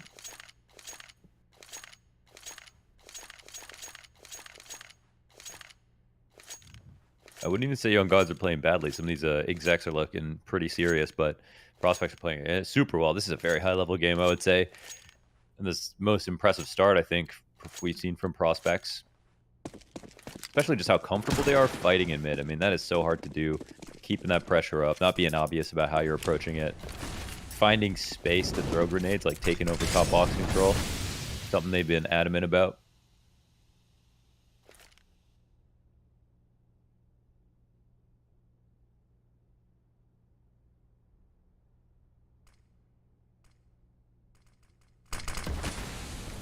Spooky's just doing numbers once again, man. Connector player 15-3.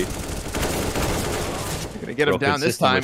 Oh my god, the spray transfer into the smoke for Lineko. Now they take the fight to the B side and 8x. Oh, he's so mad he misses a chance. Dodges a flash, has a chance to get the kill. Can he work his way out? Really? Comes out on top of that. Still has a chance to give us more. He's going deeper.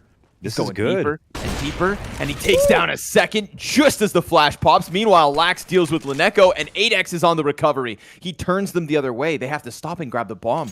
Venom Zero wants to join Next. Oh, Next is deep, so he cuts off all the rotates. Yeah. I mean, they can't get through Murder Hole. No way. That's closed. Can they even get around it is the question. Next is going to leave to assist on the site. They don't know if all 3 have moved. They can, feel pretty good that at least 2 have. Taking their time with it, letting prospects get closer. Urson continues to watch the cross. Default plant will be safe. It's going to leave Next closer to CT. Prospects, what's the move? Double up to lose. They're so low. They're so low, honestly. They got a lot of money as well. This is one of those ones where it's like, oh, you've got money. Oh, you've got man advantage. But at the same time, you save this, I feel like you've got cash for days. But they're going to try to test it.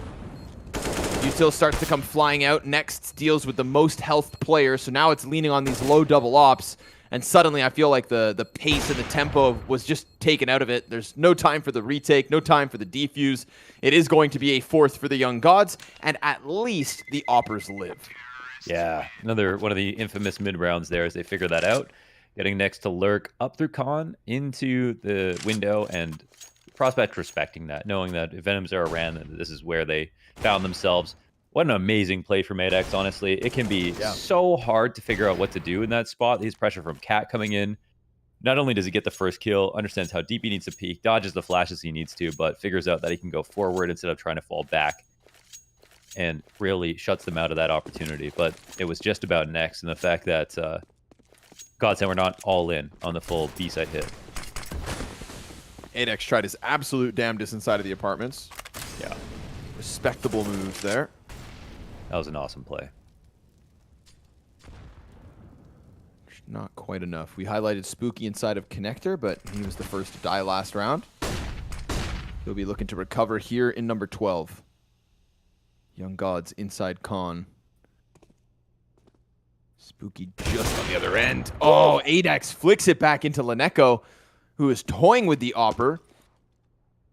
Thought he wouldn't clamp down on it. Here's Next. Wins the stairs fight. Peek out from Palace. Well timed from Venom Zera. I like that. The 1-2 from both sides of the A site takes down all the CTs that were within it. Jimbo, oh, he gets the dink on Next. He's going to try to chase this. Looked like his head was around the corner. Frag goes too deep, so Next is still alive. Oh, and he gets the headshot. Next's the Immortal. And now Lax is locked out. I mean, you try to crawl through that, you were doomed. Oh, yeah. Oh, nice nade. Gets it. Well done. Yeah, that's at least a little bit of life on it. A chance if you want to play this dangerous game. 8X looking to come out onto the stairs. He finds his timing. Bomb plant default. Gonna get set on fire. BRN behind triple. He's not actually looking because stairs has him preoccupied, so Lax comes through with the kill. 2 versus 3 retake attempt. Players up close here. Snozen gets the better of 8X. And the AK of Lax now all that's left over. He's working with the kit. He's working with the smoke. He's lost track of Snozen. Won't find either kill. And it is Young Gods to slowly but surely start piecing together a T-side. 5 to the board and still 3 to go. That one comes down to the key frag from Venom Zera. Right now, you can't catch 8X off guard. He's not only playing well, but he's just hitting all his flicks as well. This one, though, is as soon as Urson tries to go up top to trade, refrag connector, Venom Zera finds time to come out of Palace. That's the only thing you're worried about in Palace is an op, whether the op is in CT or over towards connector. But they know they got the rifle down, and Venom Zera just not only saves his teammate, but wins the round, getting them into a post plant real early in that spot. So another good attempt for prospects to try to win after the bomb is planted, but ultimately, Young Gods they fight hard, man. They fight hard and they do a lot with very little, and they are always to be feared. So tack pause here called from the prospects. There's kind of no telling what Young Gods will want to do, I think, in this spot.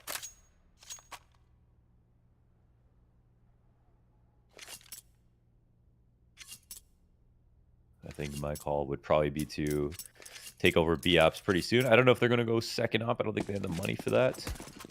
Laxi gets another gun. Okay. Urson rifling CT is pretty fine. And a very heavy B lead on the default. And yeah, they are looking to take over B-Apps control early.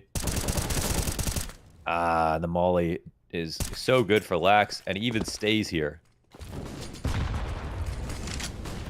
BRN gets ahead of the nade. He's going to try to apply this pressure. He's got a player not far behind him. Waits for the headshot. Finds Lax.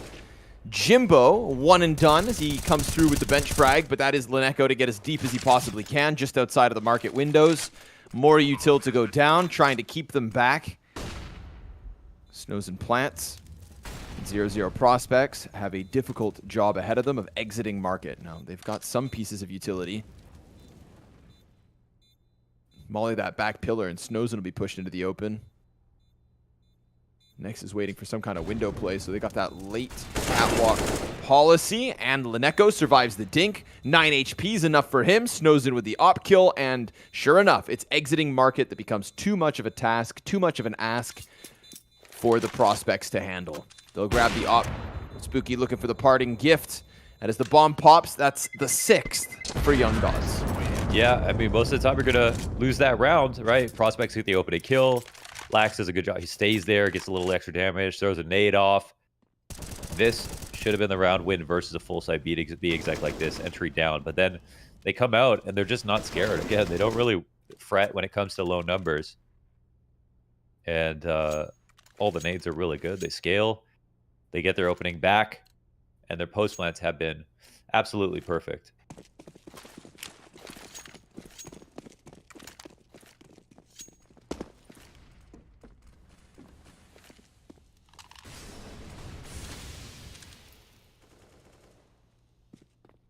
Oh, Urson finds one. Pushing Palace. Little CT aggression comes through with the 5v4. Prospects not wanting to lean back too long.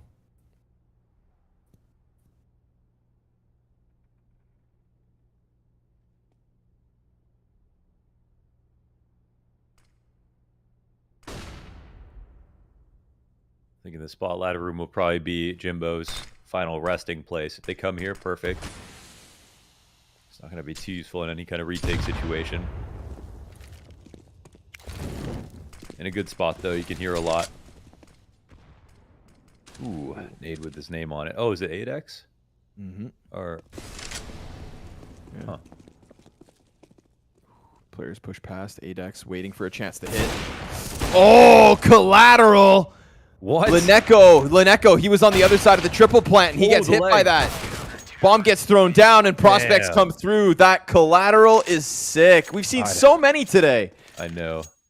Well, or yesterday. No, it was today. Hyped got It was two. Today? Yeah. Sorry, it's we play every day. That's right. Look. How, man? That's crazy. Just shoots BRN, gets 2 for it. Little freebie on the back, 2 for 1 special. And 0-0 Prospects going to end this half with a lead at least. But how many rounds? 3 potentially. Last round of the half. No money here, young gods.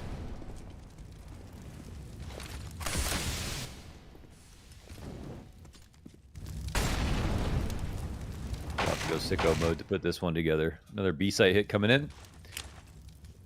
Gap left on the ramp, but look at the CTs. They're occupied. Very far.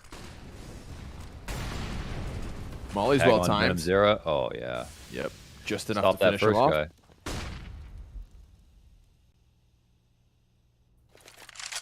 That's tough. That's all their grenades, isn't it? I mean, I don't think they can't go back to A. They could go to mid and try to find kills, but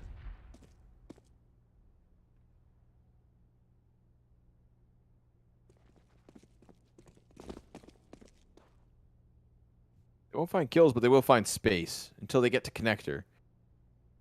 That's where Spooky's looking to lock this in. Ooh, he's peeking into 2. Oh, but it's the pistol players first. Both of them go down. Couple of AKs in the 2v5. We've seen it before, but now it is unlikely. Next, coming through from window. Jimbo gets wind of it. Sprays his gun and just sprints away. Next, feeling the heat, feeling squeezed. From all directions, he's a dead man walking. So it's 3 rounds the difference for 0-0 Prospects. All of their round wins, no defuse needed. And an 18-6 half from Spooky at the top of that scoreboard. Spooky, don't stop, man. 8x only had 8 kills, but I feel like he had a great half. Some of the shots he hit were really impactful. Yeah, I mean, dude, this is good execs, good counter utility, good post-plant situations for the young gods. Good resilience to come back from that 4-2 start. This half had it all. That was really, really nice. I think it makes sense that Prospects pull ahead slightly. They worked very hard on the CT side, and individuals are shining here. Damn. That one's dirty. They had the big economy ruiner as well in the second round. Yeah, very true. Lose pistol, but win the force. Screwed over the early momentum for the gods. Urson showing us that he can also op, apparently. So good to see a little bit of depth from the side of Prospects. Although, like you said, the kills weren't bountiful for Adex. He had this one real cool apartments pop off. Didn't actually net them around, but just showcased his ability to kind of thrive under pressure. Very cool to see. Actually, some disadvantaged situations brought back from young gods, which, yeah, always good for him. But I think overall Prospects will be pretty happy with the way they're playing today. Doing good. Definitely playing well enough to get their revenge over young gods. That's what they're looking for. But it is the day of revenge, isn't it? Yeah, for most. It won't be for all, but for most. Yeah, we're at that halfway point of the regular season, right? It's done on the 6th, so another week to go. Oi! Venom Zera, 2 headshots, top mid, bomb dropped. Yikes. Not what Prospects were hoping for. That aggression cancels out their numbers, but Spooky and Urson, 2 versus 5. What are the odds? Scary pistol players. Urson goes down, so Venom Zera going to make sure that he locks in what he started. Okay. A pistol round win in both halves for Godsend. Yeah, true. Less meaningful in the first. Let's see if they can convert. Yeah, Prospects actually won't invest here. The bomb was top mid. They didn't even get to the site. They just got stuffed. QB tackled.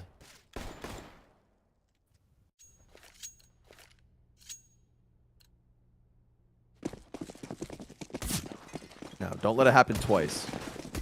Oh, it definitely won't. Prospects are going to be saving for round 3, so... If it happens in this one, I will shave off half my mustache. And you have to keep the other half. Yeah. Wow, that's even worse than just shaving off the mustache. I like that.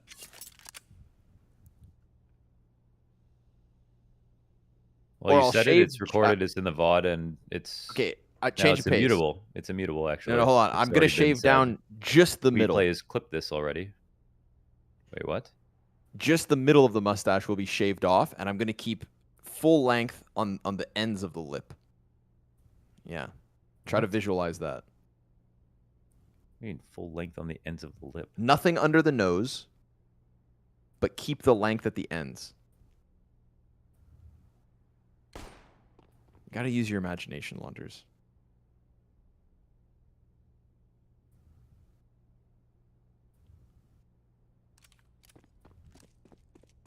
Okay, fine. Does it go all the way across right now?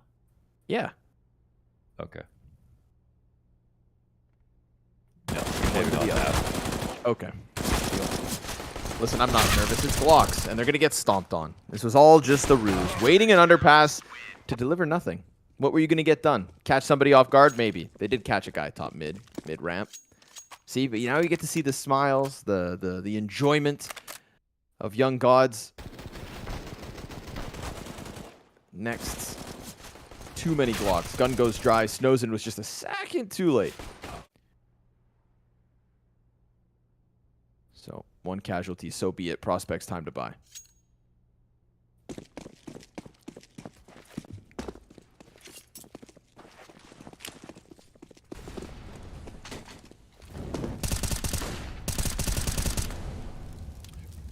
I think win this volley out. Drop it in the setup. Oh, they got all the way across. Next can kind of quietly back up.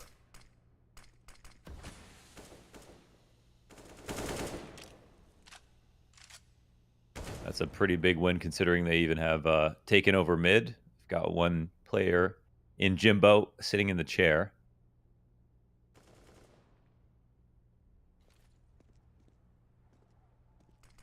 The pace is really high. They'll go over and take some B control. It's a good move here from Young Gods, but they also smoke it, so they can't go all the way through just yet. Doubling up for the moment. But the A-side hit is coming on now. They're going to need a big play from next, and he plays within smokes here at missiles. Can be a great spot.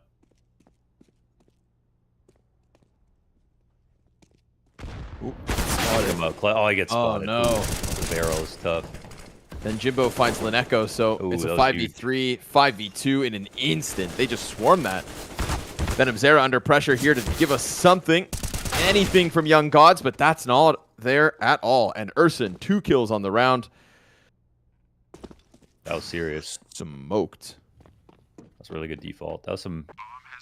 That was very Cloud9-esque right there, with the approach on ramp, and then yeah, just a relatively light exec after they got the kill. No op to worry about. Lurk came in fast. I don't even know how they got Jimbo to chair in like 20 seconds like that, while also working on ramp control, but that was huge. So I wonder if Young God's gonna be a little bit more prickly in mid, maybe push off with Cat. Try to stop any of that kind of fast pressure. That was way too much given up too quickly. Gonna have to wait, of course. Desert Eagles for 2, USPs on the other 3. Solid chance for Prospects to rack up early rounds. And then we'll see if they can cool off Jimbo. Ooh! Ouch. Turn of events. BRN gets the quick kill, and close enough that 8X can't control the AK. Yeah. Oh, he just got spotted. Right? 8X. Yeah, from stairs. Jesus. USP player can't do much, but BRN sure could. Next kills Spooky with just the USP.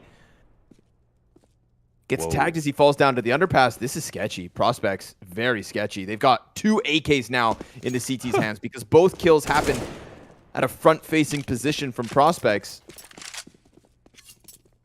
Always tempting to group B in a situation like this. CTs will boost up in sight. This will be the play. AK's coming on over.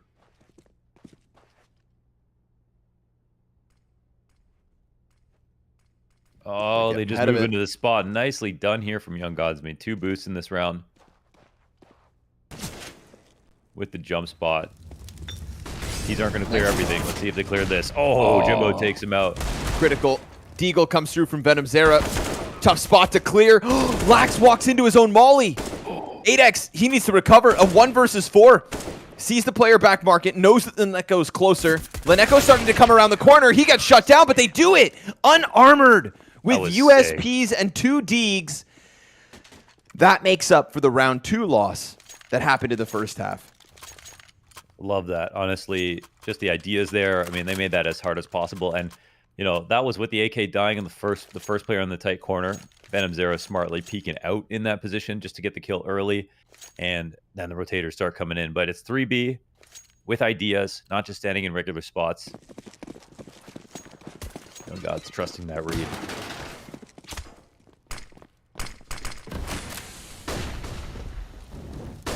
Oh. Oh, yeah. Oh, that's nice from Next. I mean, he doesn't even swing out with that. Oh, and he gets a second with it, too. I think Next is my favorite player on Young Gods. Dude, I love the way he plays, too.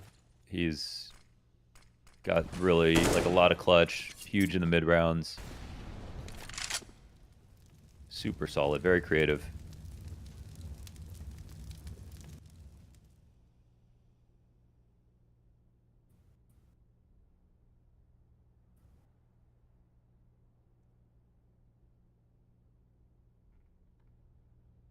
What's Next looking at now? Okay, he's back on the hole. Keeping eyes on window while BRN carves out some info towards A.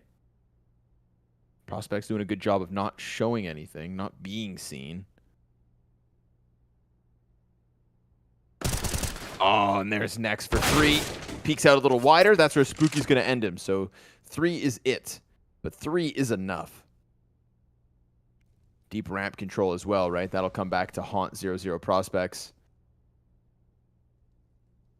BRN just going to sit and wait. Nobody coming in on ramp to deal with him. It could somehow surmise. Oh, no, they're going to clear it. Wait a second. Lax is coming to clear it. Yeah, that was solid. I mean, and yeah, I mean, they know 1 CT. Okay, what do they do in this spot? I mean, there's no big flank coming in. Planted inside of triple. So, I mean, it's the second or third best plant that they could ask for. Spooky just going to hold this and trust himself. And I can't help but feel like Spooky is going to get 1. He's just been so nuts over the last few days. Snowden coming in hard scoped here. Thinking about Palace, thinking about Deep Sight. 2 players ahead of the Opera as well. Spooky, controlled fire, gets 1, but there it is. Lax in the background gets sniped out by Snowzen. So nice retake here from Young Gods to stop what would have been a 2v5. Yeah, that was very scary, but well handled. Very well handled. And the scoreline is all tied up, and I think that's great because, yeah, Young Gods definitely have been playing super well. That was a huge round from Next. Just this move is so cool. I mean, he jumps Cat, but he doesn't swing off the gap. Lets him run up. Doesn't overthink it. Prospects fast play shutdown. Looking for a little ingenuity here between the 5 Tech 9s. Mixed up. Utility.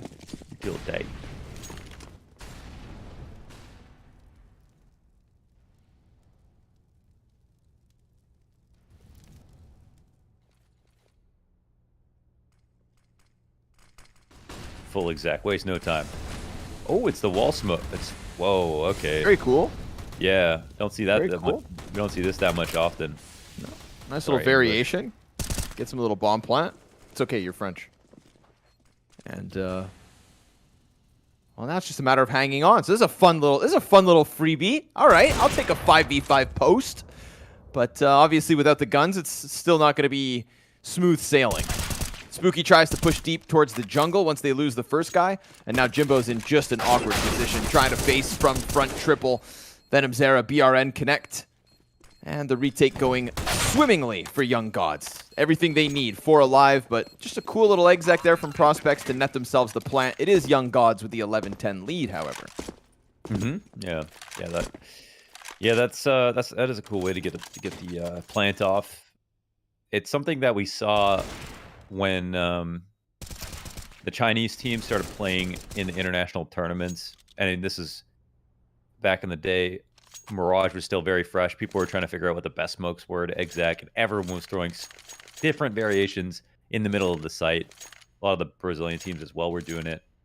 And then people just stopped because it was just too many smokes, and it was already took like 3 smokes to get a proper exec down on the site. People were just like, all right, let's use less. Less is more kind of became the strategy, and that's kind of what it is these days. But for an eco, it's kind of perfect. Don't have to worry about the guy swinging the jungle smoke and messing you up as you're crossing in, or spamming you down as you're trying to cross sandwich, running straight in a straight line. We've seen that happen too many times.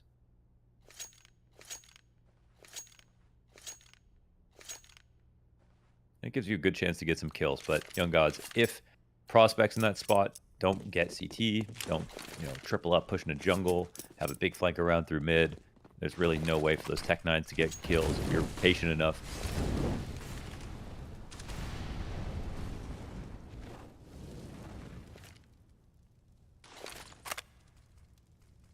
Is that exec worth rerunning in a gun round? I think it's okay, but exec CS is really falling out of favor, and again you need 4 smokes. So it's a really heavy commitment. Can't re-smoke anything in the post plant. So I think it would try it less. Keep it in the back pocket for a rainy day. But you can. We even saw one team use it at the major. Oh, no! Oh, what? Next. He's been so sharp. How does Spooky get that, dude? 7 HP left over. He just spams back through and gets the kill. Spooky is so hard to kill. He's like a ghost.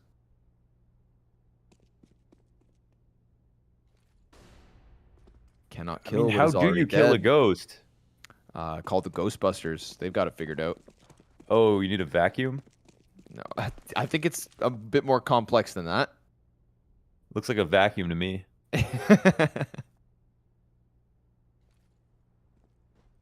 BRN gets aggressive. Gonna try to tuck up close. Oh, found out. Person can't clear it. 8x sure will. Off post and a second. 8x quickly gets his eyes up onto that deep angle towards Ticket. Laneko back on B site. They save. They give it up. 8x, the solution in that A site. 2 kills, and with it, an 11th for Prospects. Oh, made Snows and regret not just posting earlier on. I don't know if he might have been holding for Palace since they had the double ram setup, so makes perfect sense. And I mean, 8x could have definitely died there if he didn't hit that flick. Basically, it was a tiny one from that distance. Sometimes even harder. So, wow, what a battle here between these two teams. Tied again at 11. I think this is a game you call a pause to have like an apple or something, so you can keep the calories high, keep the energy high. I think you're burning a lot of fuel trying to concentrate hard enough to win these rounds.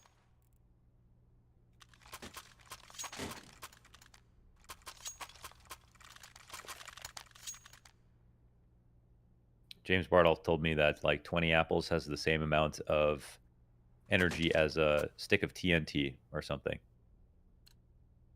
What? I feel like that's a pretty big or something. 20 apples. 25.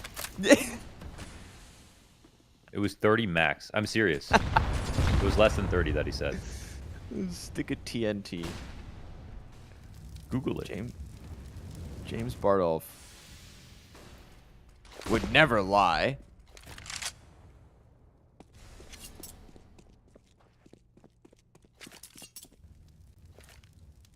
Would never.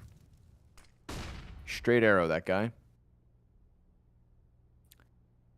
Smoke towards the mid window comes through from Prospects. Venom Zera going to feel a little bit more isolated here as the question marks continue to add up on mid. It's Jimbo walking down closer towards bottom con, group up inside of the apartments. It's Leneko on the backside of the site. Nothing too fancy, nothing too gimmicky, but definitely space to be taken here from Prospects. Leneko eats the flash. Venom Zera wants to come help from Cat, but Spooky wastes no time. Slides right past that first player. Then suddenly Venom Zera's dead to Urson. BRN comes back with the kill on Jimbo, so that's the jungle lurk shut down, but Adek's been posted this whole time. So they know that the rotates have been controlled. He misses his shot on the jump cross. That allows Snowzen to now post up and wait for the repeak if it's going to come. All three CTs in market, they decide to give it up, and that is 12 from Prospects. Maybe a little too much space given over from Leneko as Prospects sink their teeth deep into B. Woo. Op saved. They get out of there. That was honestly an exec that looked a lot like the Young Gods exec, and they put tons of pressure down on the site. Laid it on thick.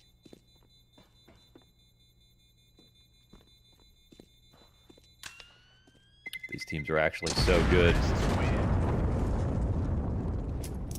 Close match. And this revenge will have to be earned again. Young Gods smacked him up 16-8 or something over on Ancient. Way back in the day at the beginning of the season.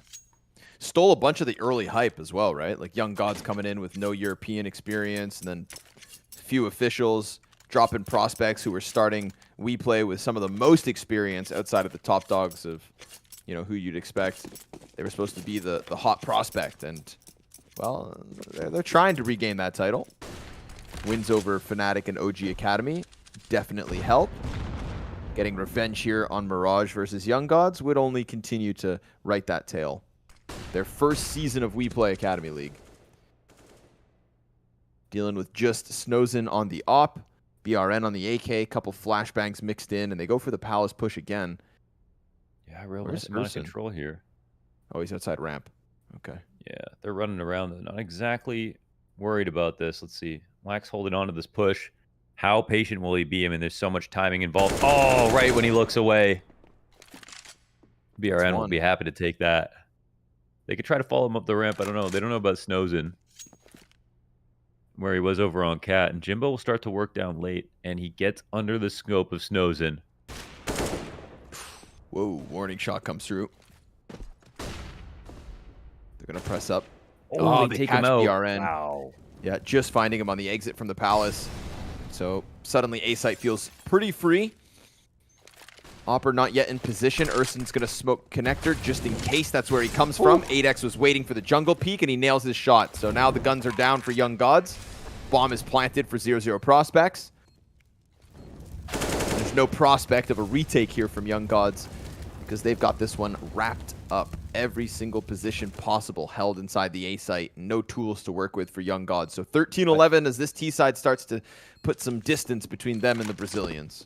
Well, but that was Jimbo's information, right? Because he walks down mid, sees Snowzen, doesn't die to Snowzen. Snowzen has to fall back into ladder room, and then it tells his team to scrim up the ramp. So they get up there, and BRN knows that if he stays inside Palace, they are just going to molly him and then work on the rest of the site. So he tries to go a little bit deeper. A lot of it comes down to winning that engagement, but entries have been pretty solid for Prospects, so not surprised that he ends up dying, even though he finds like a really nice opening here. Their protocols are solid, man. Just like the Young Gods in their T side, you know, when they got into the round.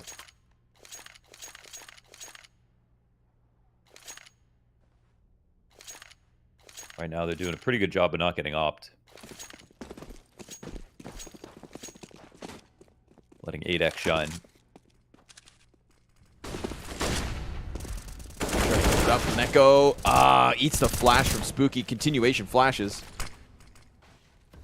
Quick little 1-2. Pop, pop. Spooky gets through mid. Oh, he does. Next. Oh, he didn't see next. I feel like Spooky's thinking, though. Yeah, this is a timing window. I don't know. He wasn't spotted there either. Okay, next gets a kill, but seriously, the bomb can come back here. 8X, he can make a little presence. And P comes out for Venom Zera. He ain't scared of you, Spooky. Nah, he doesn't wait for you to throw the Molotov. Nails him with the utility out. And now it's going to have to be the 2v4 at the A site. So they lose that option. The B rotate looking healthy. But now it's a bare bones push out ramp instead. 2 CTs on the other side. Prospects. Buying time. They still have plenty to play. 50 seconds left. What's the move here? They got a little util. I want to scream it back to B. Venom's there in a good spot to listen.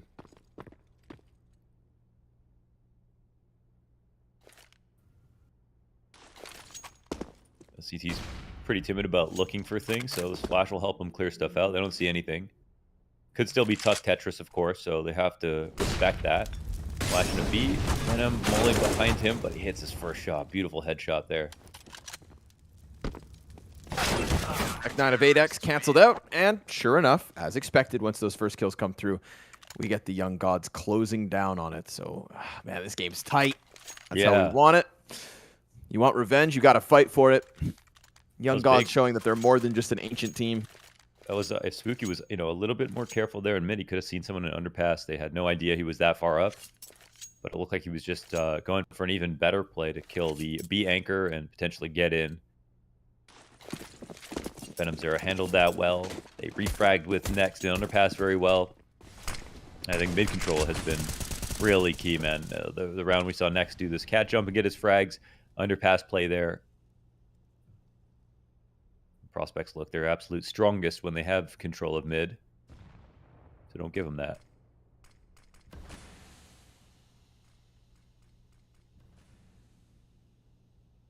Sees the barrel. Oh, yeah, he does. Wait, does he?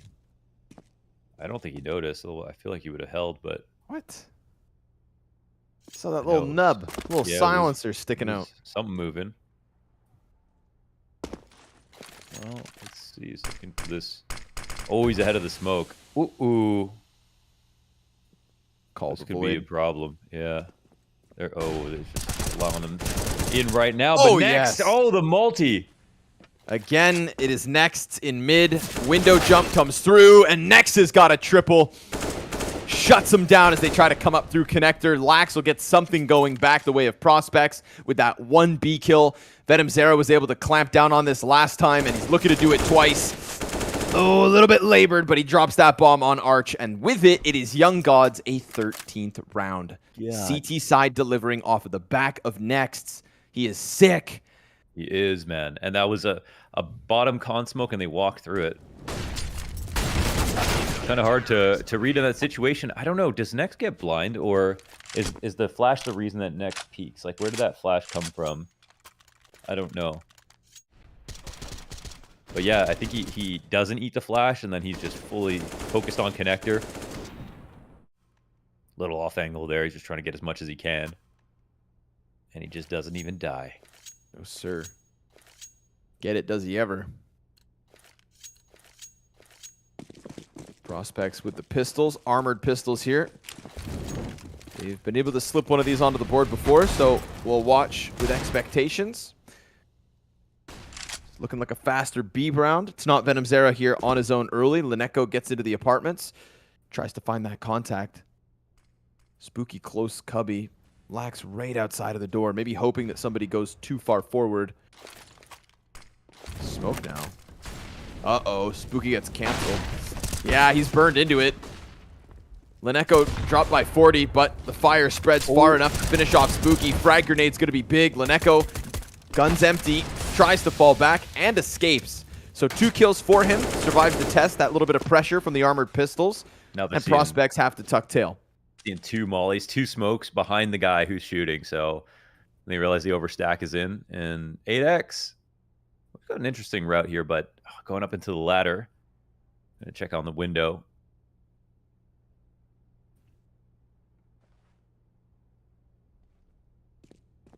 No moves to be made there. I mean, is there really a chance that Prospect? They're looking. I mean, they're going to have to die in this round. So,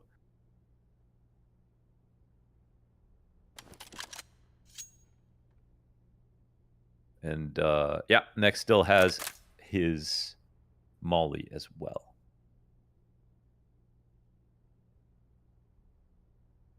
setup is absolutely perfect here from the CT side. Watching the window timing from the Palace. Venom Zero, strong angle here. 2 for him. And Leneko's just going to sweep away Jimbo when he gets a chance. 8 seconds left. Jimbo, you better die. There's no way he gets out. So yeah, a little foolish looking as he jumps over the van, but it's the better option. Yes. Death is inevitable. Indeed. So die early. But not too early. Not too early, you know? 14-13, Young Gods. Couple rounds away from locking in that 15. 3 away from the big victory. I mean, this is a huge step up, right? Prospects are playing so well on T side, and yet Young Gods, who typically play super well on T side, struggle a little bit more on CT. Look very solid on CT. Playing for the right amount of info, still taking some risks, but they've cleaned up a ton. Prospects started this game off hot. I mean, they worked into it. We do have a situation the second pistol could have mattered. Crushed them at the top of mid. Stopped their momentum. And we got Prospects coming off a 4-map win streak. 3 Mirage wins in that.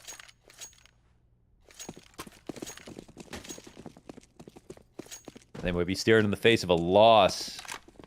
Wow, this would be a very impressive win, man, for the Young Gods.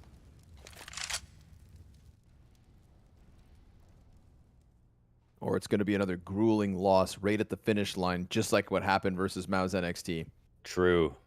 You know, either way. Could be, There's a stark contrast. That took like Jim Pat going into, you know, the hyperbolic time chamber and training in between rounds just to power up fast enough to be able to keep up with the Young Gods. I mean, that really took a ton of clutch out of him.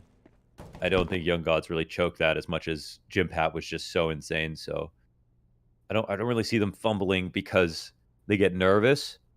Maybe they did, I don't know. But they could just lose right now because of the worst team. Like Prospects are playing great. So Op is in play for 8x, even though he has no utility behind it. That's fine. Lost utility still on the T side. Looking for a late mid smoke here. And next, I think he does spot one. So that nade is pretty solid. Close to 30 health. And he softens up the fight. That's probably going to come to him in a few seconds. Exchange of utility in that jump spot. Oh, well. Once again, they goes over the smoke. Oh, on top 8x's head just popping over. That chrome dome gets popped. Snowsen sees the peak. He knows there's another in there. He's waiting for it. 20 seconds left. Crunch time. Next. He gets lax. Jimbo answers eventually coming out of that ramp, but his teammate's stuck on stairs, and Next is going to kill him.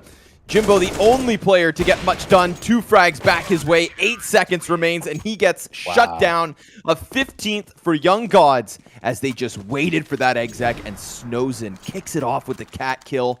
That's huge. Next's up close again on the smoke.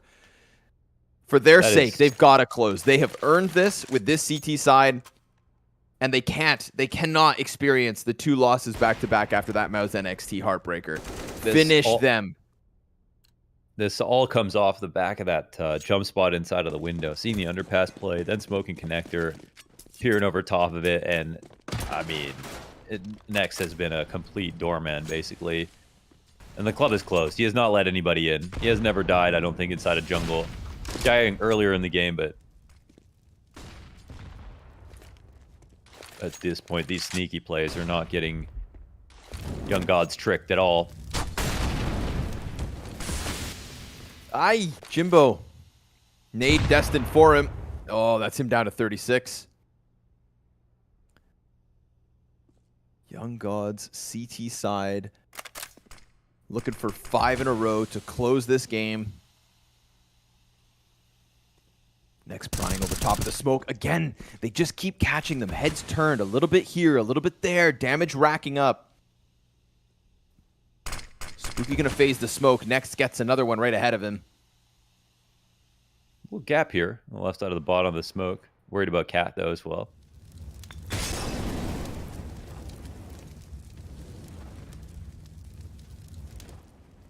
Pretty fat one way for him to work off of. Hard to tell from the perspective of Spooky what he can see and what he can't. Flash will come through. But all the while, it's about B. It's about B. It feels like this connector split coming in again, but look at the Palace play here. on the CT side. They're not even that stressed. But there is some pressure on the B guys. The rotations are not super close.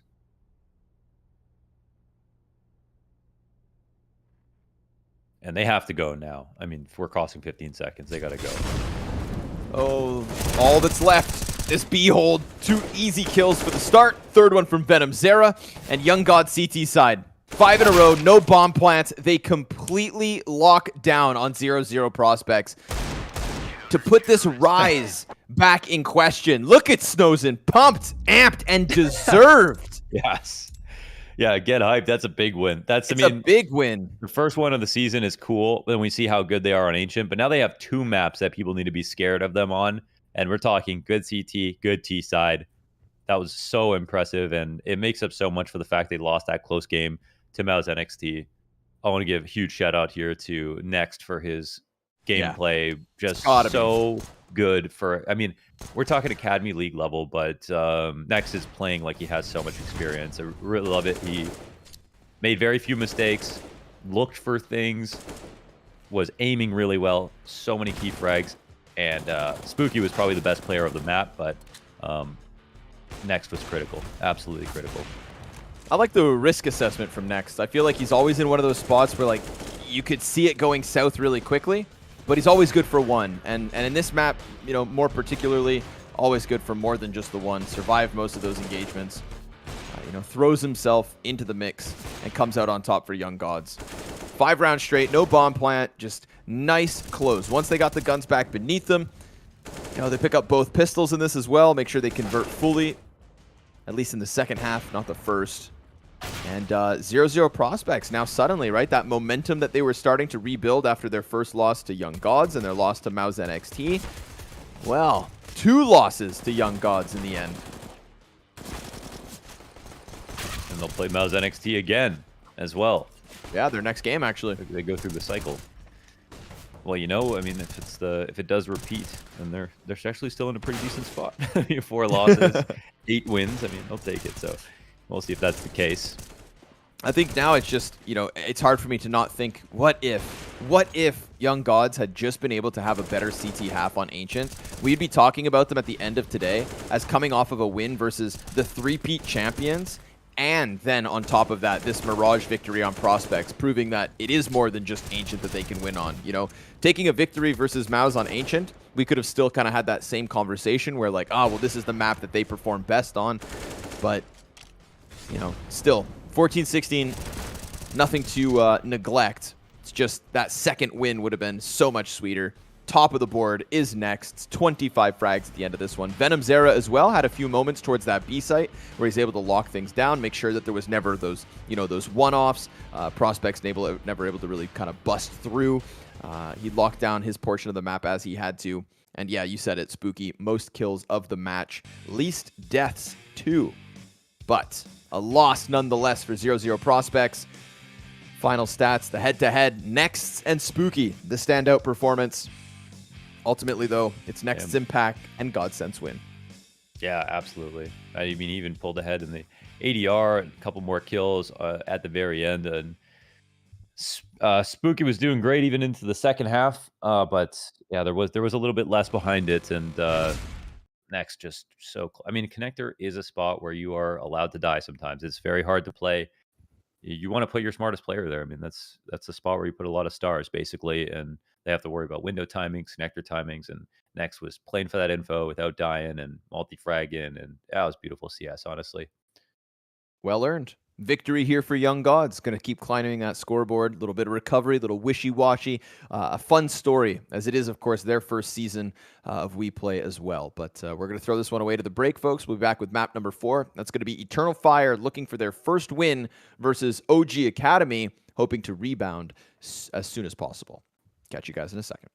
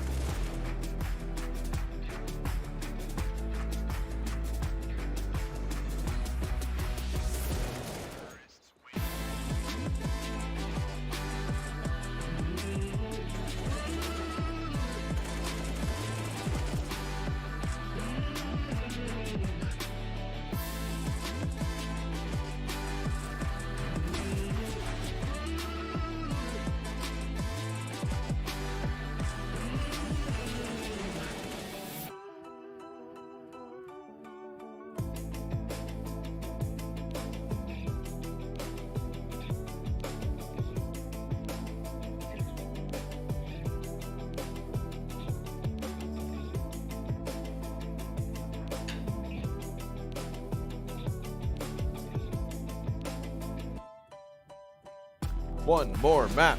I want a blowout, dude. Give me a blow.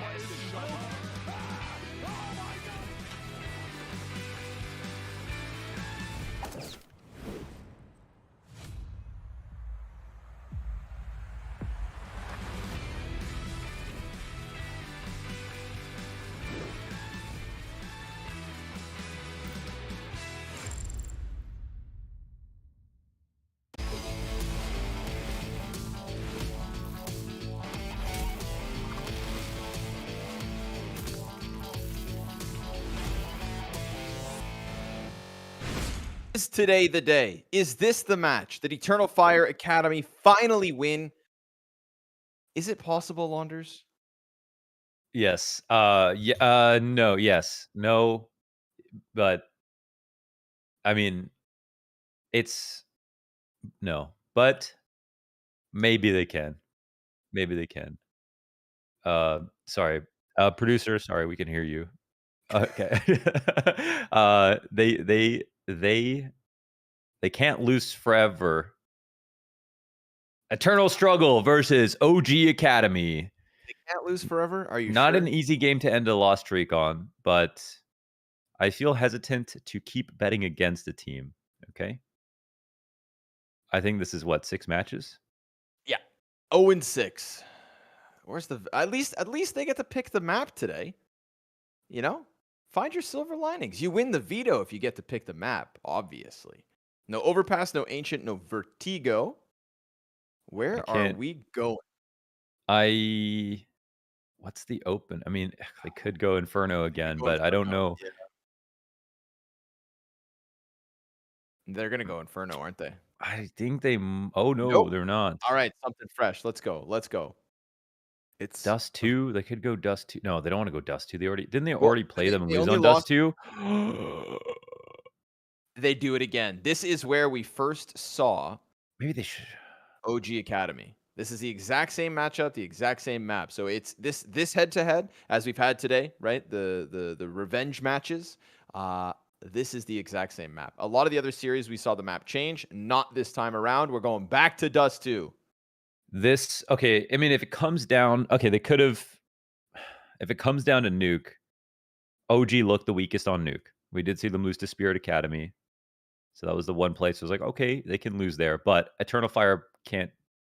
They got smoked on Nuke the last time they tried it, so they might 16-7. not feel comfortable. At least we know that Eternal Fire like Dust 2. How did their match go last time? Let's see. When they Versus last played OG, was a 7-16. 16-7. They got smoked by Sound. Yeah. Sound does that, though. Wow, that was a huge map from Kenshin, actually. 101 ADR, 1.43 rating. Kenshin has fallen off a tiny bit. And the thing is, a lot of these rounds are based around him, the way he plays. Yes. But yes, 100%. yeah, he's a bit too inconsistent, I think, to take on that level of responsibility, at least from what we've seen in the league so far. He's got 2 maps, including that, 16-7 loss versus OG Academy, where he had 22 frags. Everything else between 13 and 9 kills. So he'll have to play his best, and then some. And then some, yeah. And then we'll need colors as well to come in. We'll need colors on Inferno. We'll need Kenshin on Dust. We'll need the Calls of the Century. Dougie versus. Hello. Hi. Nice to meet you. Nice to meet you, Dougie. Dougie versus has played 11. Is he playing in place of Ronnie? Let's check. We got colors. M-Star. Hold on. Okay. All right. Wait up. Well, That's no Weird Aim, no Ronnie. No Weird Aim, no Ronnie. Okay. So we got moving pieces here for Eternal You know what? Fire. This is not the same team. Yes. It is the same map. It is the same opponent. And Wicadia just got dinked from across the map. Yes, by a P2K as well. Not even as good as USPS. Damn, that's going to tell me this is going to be one of those games. Based off that one shot, I'm telling you, Dementor finishes this game with at least 20 kills. He's going to go hard carry mode. Because I feel like the last time we saw that crazy carry from Dementor, it was here on Dust 2.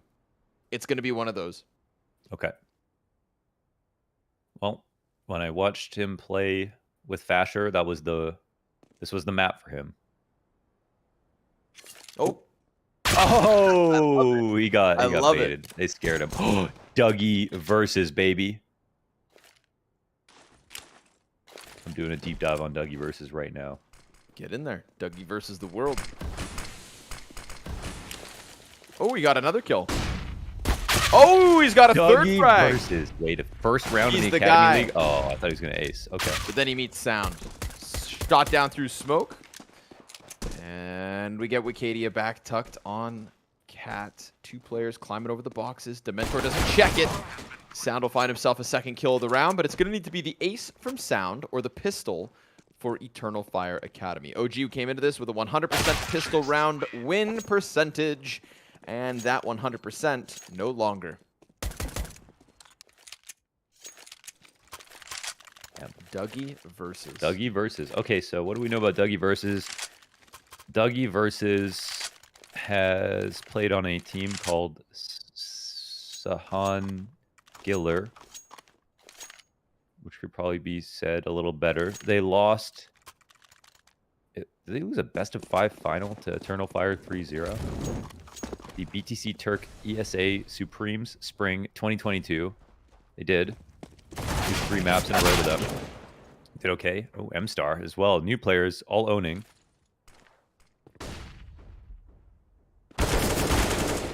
He doesn't have like crazy impressive stats or anything, but let me look at his Dust 2. His Dust 2 is one of his best maps. Oh no, Shake! Uh-oh. Uh-oh. Shake stopped shooting. Oh. You don't stop shooting until they're dead. And sometimes even once they're dead, you keep on shooting. Ah, so if we filter just for Dust 2, Dougie versus pulling a 1.19 rating over 5 maps. Lowest amount of kills, 17. Highest, 28.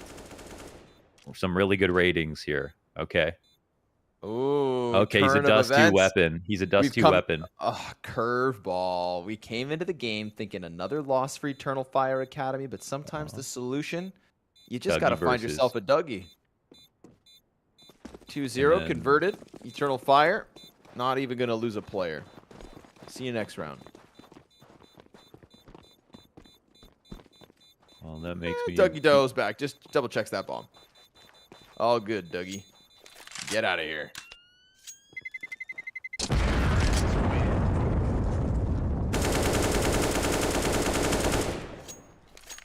I'm going to quickly look at M-Star now. Keep digging. No HLTV photo. He also played on the same team as Dougie. They've got chemistry. Wait, he also played on the Eternal Fire main lineup at one point. Wait, what? Didn't do too hot. Okay. Well, ignore those stats. No Dust 2 games on record.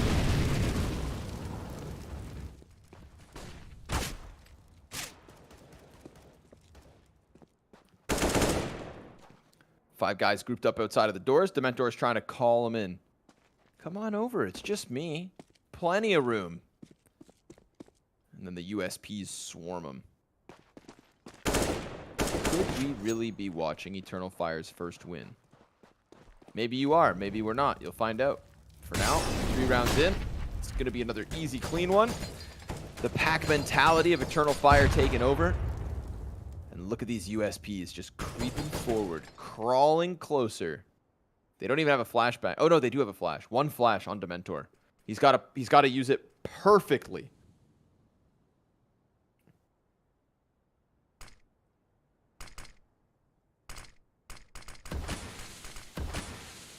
This is a good angle to observe this from, but oh, they sit all the way back. Oh, they thought they were way closer. Well done here from Eternal Fire. They survived, just a Mentor left in spawn.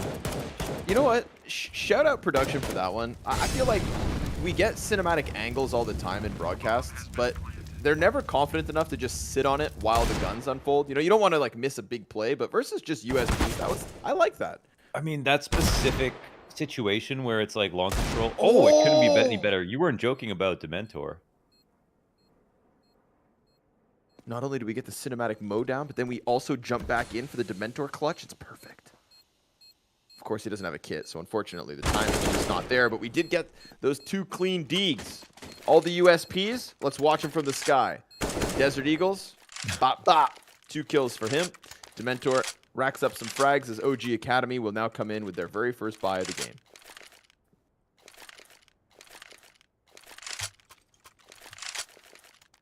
I'm going to say it. I think Eternal Fire, I think maybe they did need a roster move.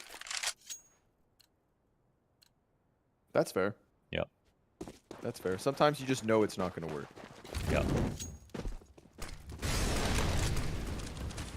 Sometimes you just know.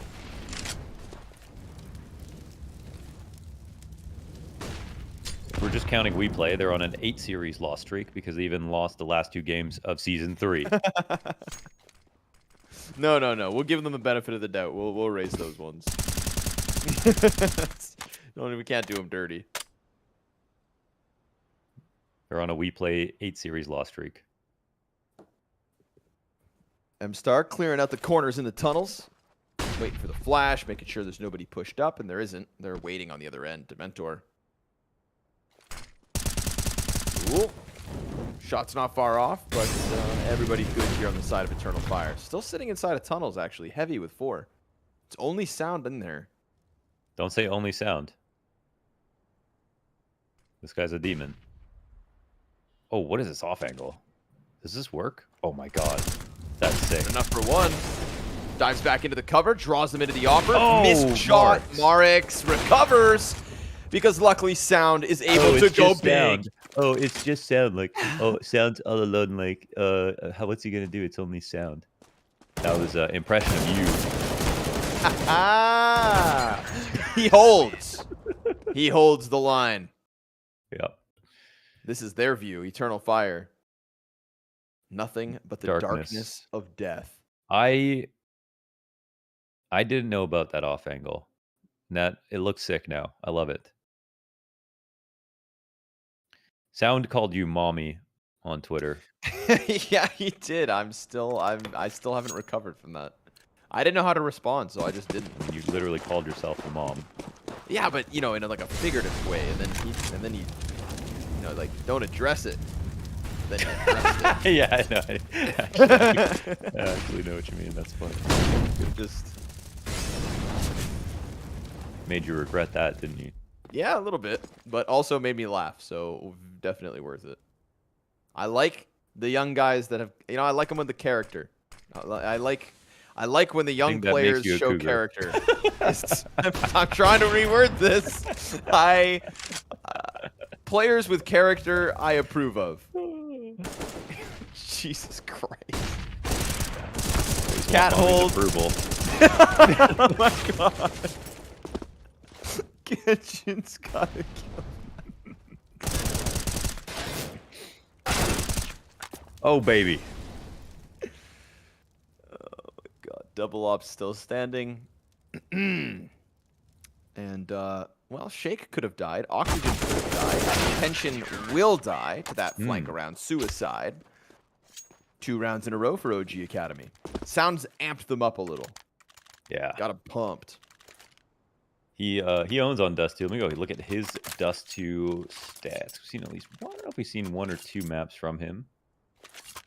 Oh, there is a Korean HLTV player named Sound. Cool. Over on MVP. I guess he has a 0 in his name.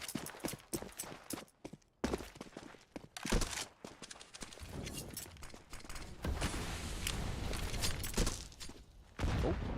Nade hits the ceiling. Mark's too strong for his own good. Fast pistol pop. Oh, he eats the flashbang as well. Whoa, just getting back around into cover. Coming back at it with full vision. and full control.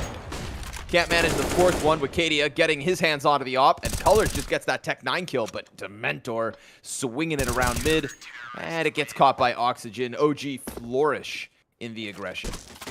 Perfect there from Marks. I mean, had enough time just to get out, and then shot for 2. Flash was called from Sound, turns from it, third kill's locked in. Didn't even have to hit some crazy flick.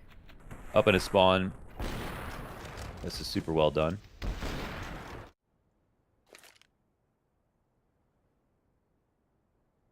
Made them regret even the slightest jiggle there. You know, the amount of time he had.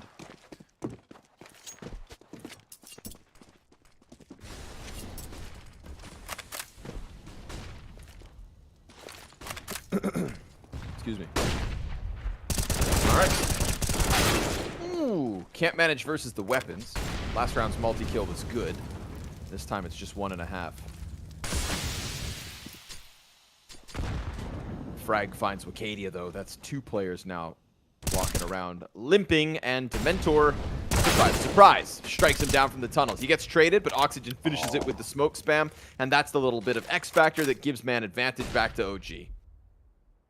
Finds Oxygen was playing long anchor last round. I actually can't remember who is Deddy long anchor. Well, the quick switch almost cost Oxygen his life, but it actually, oh wow, it just comes back out right into the held angle of M-Star, wins out, leaving Kenshin alone with his thoughts. And the 1-on-3 and a little sound on the other side. A lot of sound on the other side. This guy is a tank. No money here again for Eternal Fire. The amount of pressure being laid on from OG in mid is very hard to deal with. They're getting up into every nook and cranny in lower tunnels, on cat, behind the smokes, throwing nades, peeking mid.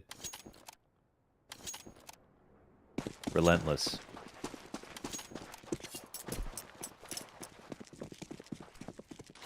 So the recovery in full effect. 4 rounds straight. Gunning for the 5th. Oxygen. White as a sheet of paper off that flashbang. And he still can't get the headshot. Dives back. Shake gives good cover. You know, with the zoom, it's a bit easier. Oh, but he gets dinked down to 4, and Marks comes wide with the 2 kills. Tech 9 pepper fire from Kenshin. Trying to salt that bad boy. But it's Oxygen with the final for OG's 5th. OG don't need a roster change. They've got something that works. Unless they're playing Spirit Academy.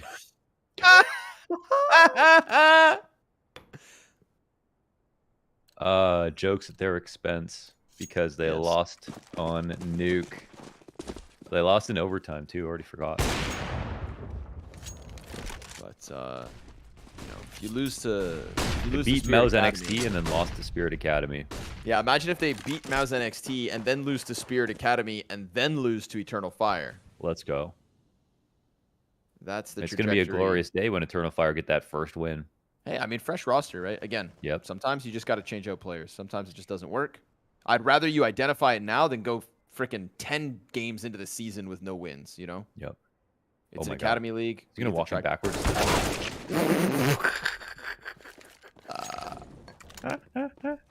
Oxygen. All the oxygen in his name and not enough to his brain. He walks in backwards and regrets this decision. They're holding it back from spawn. That's so confident. Nobody watching this. No, he thought they were watching it for sure from spawn. Well, but he was for sure wrong. It happens. It happens. This one's a little weird. They're going to throw their other smoke because they only smoked far.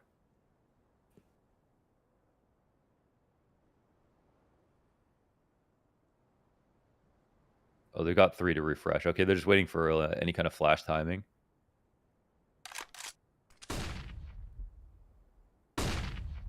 Oh, blind. Shake misses the flick. Dementor is going to put his smoke down. Room to wiggle around this. Marks is trying to come up from CT spawn. Wicadia covers from on top of the box. Marks, can't see him really. No, I thought maybe he'd see him up there, but... Oh, flash from Marks flash here. goes through. Marks finds the one on long first. Still players racked up side of the bomb site. And Sound can't spray to that second head. So sure enough, Eternal Fire puncture through with the long A to A play. That was that smoke should have been thrown preemptively for Shake. If he was going to be out there, he could just throw him a one-way, you know, and then he could just dive into it. But instead, ate the flash on the cross. That was obviously about to come through. Eternal Fire, play it slow, win the rounds, get within one, call attack. And wait, even though they win, they're like pretty broke, actually. A little hurting here for money. Money makes the world go round.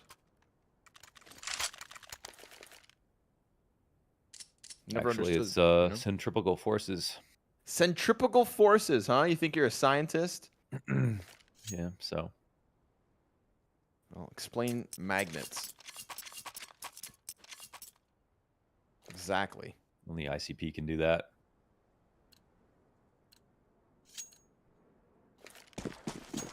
Okay. Jump back into the action. OG Academy try to stabilize the CT half. Did a good job of getting a spree of wins. Now answer. Oxygen walked in backwards.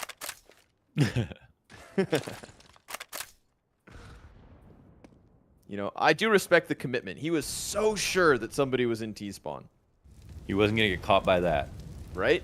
If there was a player back there, that guy would have said, damn it, he's walking through the doors backwards. Unfortunately, not the world we live in. Unfortunate for Oxygen. Great thing for Eternal Fire. That's the kill they used to then start challenging down long. We've got Oxygen now inside of the pit. Support flashes. Oh my. Quick yeah, and peeking. easy. Shake comes around the side to give us that third kill to the CTs. And that's going to be the departure of the Opper in Kenshin. Takes Shake off the corner and dips. That was a dream hold. I mean, he stayed out and every bullet hit. He just got 2. Thought Shake was going to flash for him. No, he just came to help him fight. Said, I want some kills too.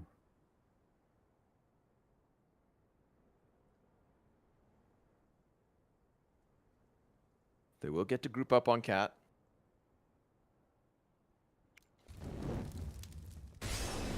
Molly onto the Goose. Not going to be a problem. Dementor's on the long corner.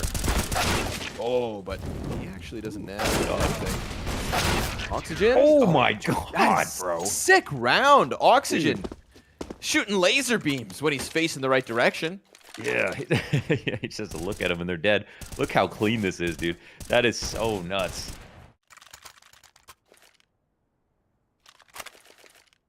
I don't even think he needed that shake off. Yeah, if anything, that just denies him his ace. Yeah, serious. And he can blow O's. Blowing O's and holes in Eternal Fiery. Fiery? Fire. Fiery CT side, though. They're trying. Trying to recover from that T side start.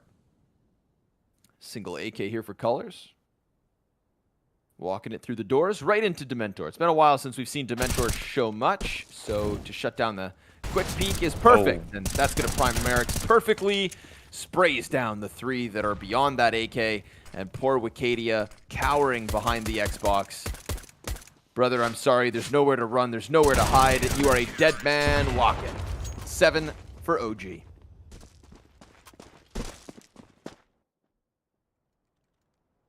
Oof. I can't help but feel like history is about to repeat itself. Another Dust 2 win. Maybe. For the OG Academy. Everyone on OG Academy can carry. But now it's Oxygen.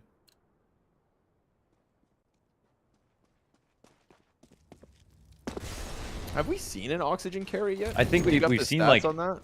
He's like kept up. I don't think we've seen like a carry because he's. Right. I think he's anchoring in some spots. I can't get some like the most amount of kills all the time, but like in a spot like this where they keep going long, like he will just farm. We've seen it from Sound. Nice. We've seen it from Marix. We've seen it from Dementor. Yeah, use an extra smoke here actually. Got 2 now. All the mollies. Okay, and Dementor actually does not have a smoke for himself, does he? Wait, am I looking at that right? No, he doesn't. See how long they let him live. It's actually pretty brazen to play Car in this spot, knowing how much pressure they put in this direction. A bit of chatter, but there's already been some damage dealt.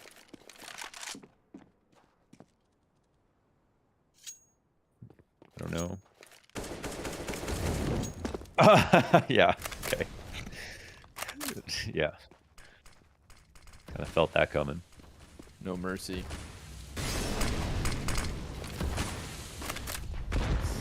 Oh, nade damage for Colors, tagged to 48. Sights on fire, so they'll have to wait to plant. Oxygen, temporary cover here, and bullets whizzing by him. But he peeks to the left side, finishes off Colors, made easy by that nade.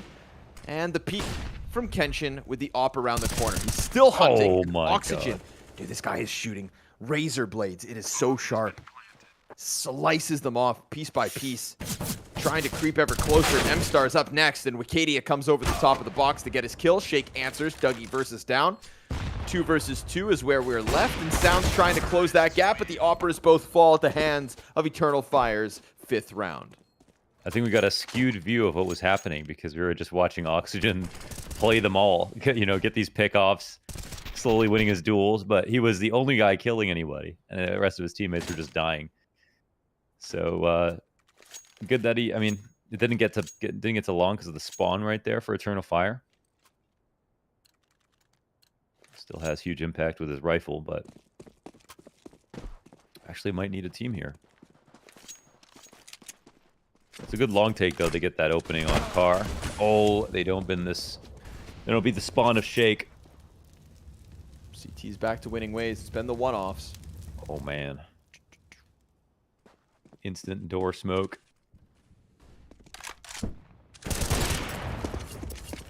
Mentor comes through. 5v3.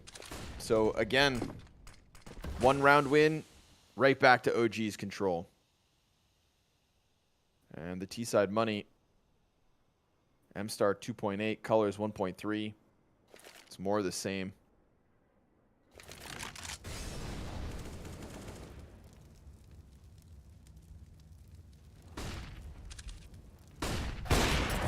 Oh, wow. Blinded. Dougie versus gets rocked. And now it's just going to be a little bit desperate here. Colors tries to creep in through mid. Will be caught off by Dementor. He's always on these boxes. Yes. And there's Oxygen, always on the flank. How many times now is he top mid, just closing down in these 5vx's? When OG Academy have easy round wins, you can see him really kind of unchained. 13-5 at the top of the board for OG. 8-5 lead. CT side going swimmingly. This is like even a little flick, I think. Oh. Dirty.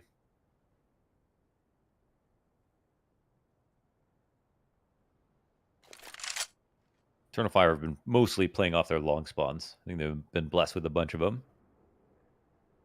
And it's provided them some victories here and there.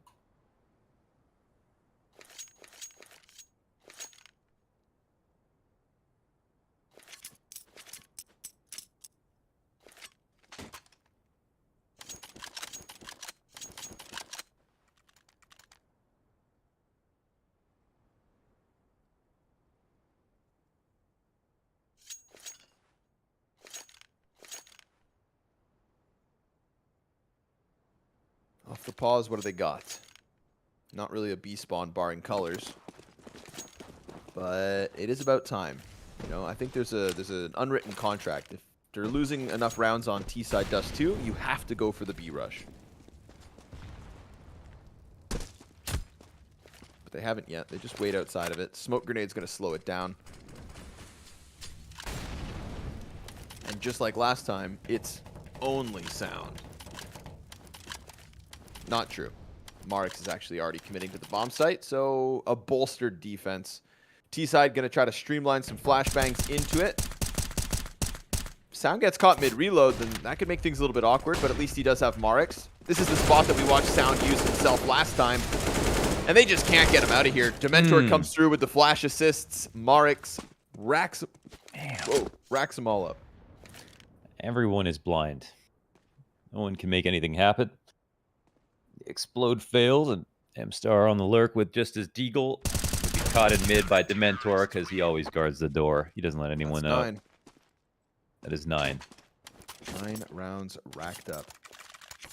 Looking for the double digits on the CT half. Look how easy this is. I mean, and this is the spot that we watched Sound use, so not clearing it costly.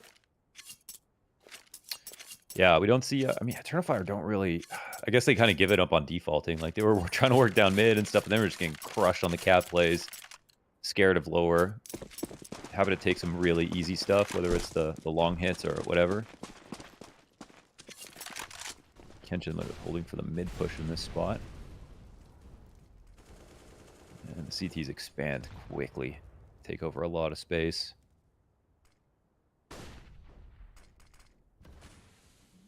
Yeah, I don't think this kind of pressure is going to scare them at all. But long control is to tease once again.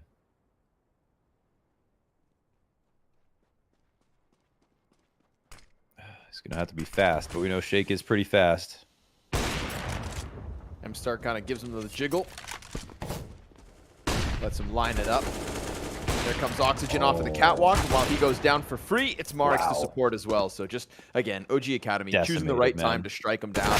Choosing the right time to go for the fight, to go for the peak, to go for these round wins. 3 in a row. Not a single one of those 10 rounds by way of retake. It is just either frags or an occasional loss, and the majority of them from pistol and conversion. So you can't help but feel like if OG can split pistols, this one's going to be quick. It does feel like that, yeah.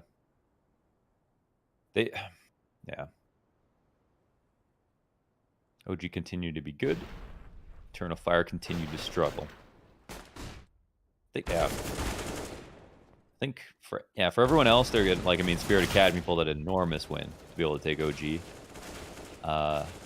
They were 0-4, beat Eternal Fire, so they have 2 wins. And then everyone else looks pretty damn good. I guess actually Navi Jr. are somehow, you know, down there now. Even though they've got close losses, they look better than, you know, a team like Eternal Fire does. Still, just in terms of standings, they're also kind of at the bottom. Nip with LNZ recovering. Yep. Weren't able to beat big, but still gave us a good game today. It's not a good feeling to lose too much. I mean, it's such an awful feeling, in fact, that we saw them change rosters. You know, yeah, it's not just like, oh, we've seen inconsistencies in some of the other rosters, but that's like an expected stand-in. Today's reveal of 2 brand new players is, I think, a sign of the struggles. And Eternal Fire Academy, I'm assuming Kenshin, you know, having to make those tough decisions. Yeah, I mean, it's possible they left too, just because of, I mean, I don't know, like weird aim, and I don't really know who's the problem. I don't really see this team as a very good team either. It's like individuals maybe. Actually, okay, no, that's me talking out of both sides of my mouth. We have seen some good stuff. Anything here on Dust 2, it didn't really look that compelling. But all right, we're into the second pistol. They get the CT side. But they also have a little trouble holding. Bomb can get crossed. The flash is great here for M-Star. Smoke is a bit deep in the door. And they'll try to get in front of it. Sound's going deep. Both the CTs they have a flank on the mid other side of door. I think Sound as that comes through. Surely they want to draw attention, no? Maybe. Get Bomb back first. M-Star, shot in the back. That's him done, and Sound finds it. So crushed. Starting this game, it was 100% pistol win. Eternal Fire win the first, convert for 3, but they split them back and forth. At OG Academy, a comfortable 11th round to start their T side. So yeah, they look pretty decent on those Inferno T sides. Really staging a comeback, getting some decent results, but you have to really reach, I guess, to find some compliments here for the Turkish squad. And this will be the worst possible situation. Down 10-5 plus losing the next pistol. And it's not T-side or they can get a bomb plant, so they have to save.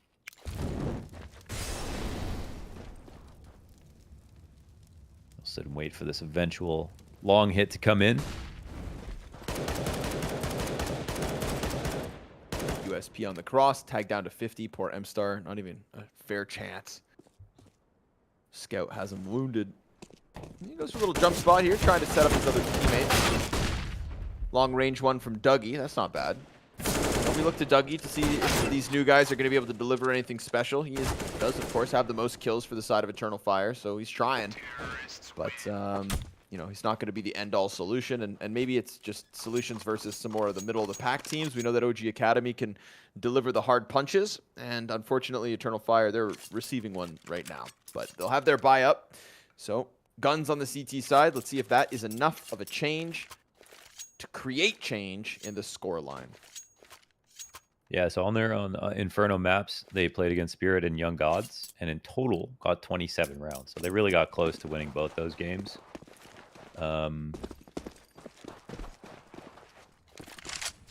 But in their 5 other losses, they got a total of 25 rounds. Oh, that's unfortunate. That molly does not go deep. And oh, Marks, man, he's just cleaning the box. Jesus, dude. I mean, you have no chance. No, you don't. I'm sorry, you have no chance. Game is over. Yeah. 20. Yeah, it's wow. Holy hell, dude. Levels. Those headshots. Wow. Marks heard us calling for the oxygen carry and says, hold on now. And gives us something spectacular. Clean triple headshot versus their first gun round too, right? 8. Yeah. Wow. Beauty of a triple kill over towards long A. Didn't even break a sweat. Didn't even blink. Just murdered them cold-blooded. It was like good for the environment. He barely wasted any ammo. Just very little litter. Straight to the point. Uh-oh.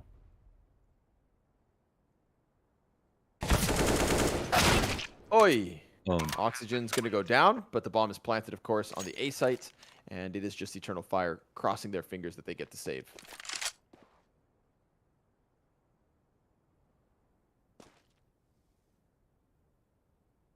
Yeah, so Dust 2, Vertigo, Nuke, Mirage, 25 rounds in total.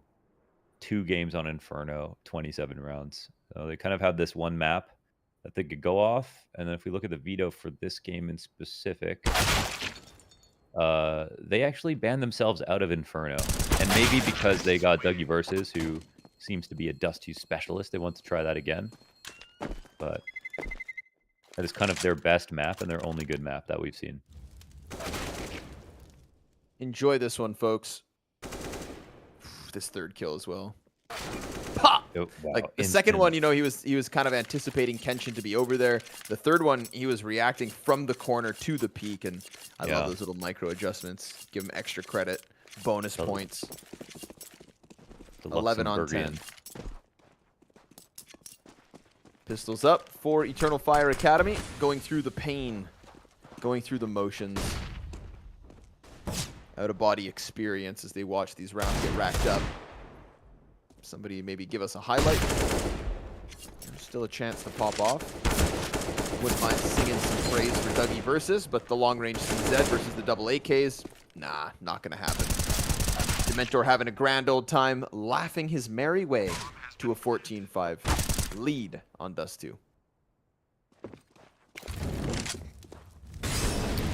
You're not the type to give up if you were in this situation. Me? No, never. Never. So what would you say? I'd say, first, guys, we need to not think about the win. We need to not think about the rounds that have happened, but just focus on whatever comes next. All right, we're through the pistols. We've got another buy, and if anything at all, let's just hit them where it hurts. All right. Every single one of you can give me a clip. You can do it right now. You can have the 3K of your life in this next round because you've got a gun in your hands. So let's just do this round by round, boys. Don't think beyond it. Think the here, think the now. Be present. Be purposeful. Deep breath. Hoorah! Nice. I liked it until deep breath. You know how much I hate that. Ah, but it's so, you can't forget about the physiological elements. Yeah. Yeah, actually, that's true. Breathing deep is actually really Some important. people forget, Some That's people, they get all panicky. That's a good point. Deep breath in the middle of a clutch, though, now that's the no-go. That's when you go sound. Need sound. And hey, look, they got a kill. M-Star's dead, but so is Shake. Flashes over the long doors. We've got 2 players here. Colors. Ah, it's just the dink. Kenshin comes wide. Double kill the way of OG. And now you say, damn it, never mind. It's over. And you unravel everything that you said in the pre-round. That doesn't sound like you. That's not me. I'd be telling Dougie, good job, man. Keep it up. Wicadia, you got this. 1v3, bro. Show him what you got. But his back is turned to Marix, who's about to lock in this 15th for OG. Wait a second. Wicadia heard it. He heard it. Costs him half his health, but he got nothing to lose at this point. Grabs the kit on the retake attempt. Nade goes out. Hits the mentor for half. That's not bad. But it's peeking into the op that's going to be his end. Sound, 3 kills on this one. 10 match points for the OG Academy recovery after the Spirit Academy loss. Oh, man. Yeah.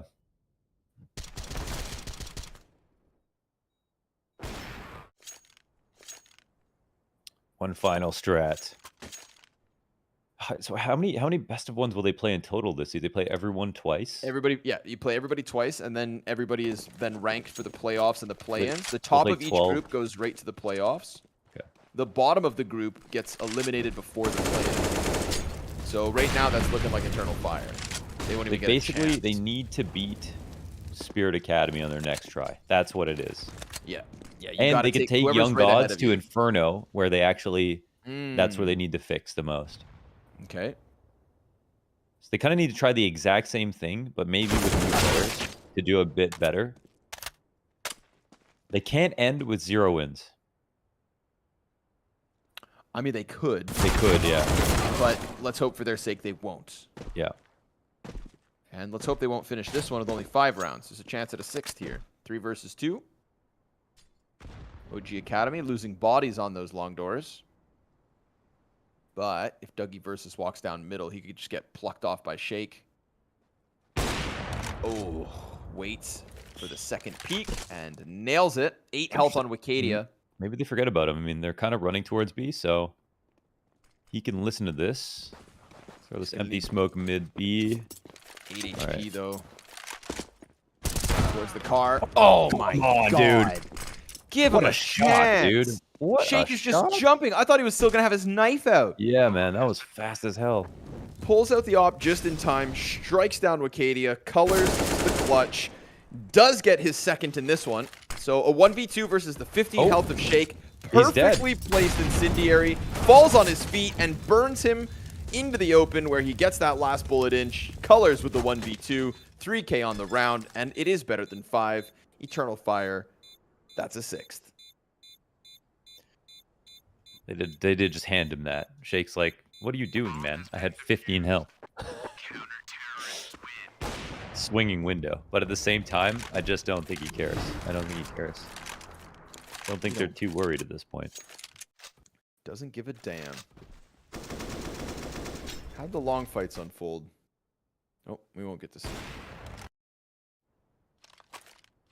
Can only imagine Colors gets the last trade through those doors and keeps it going. Limitation, though. Scout here for Dougie Versus.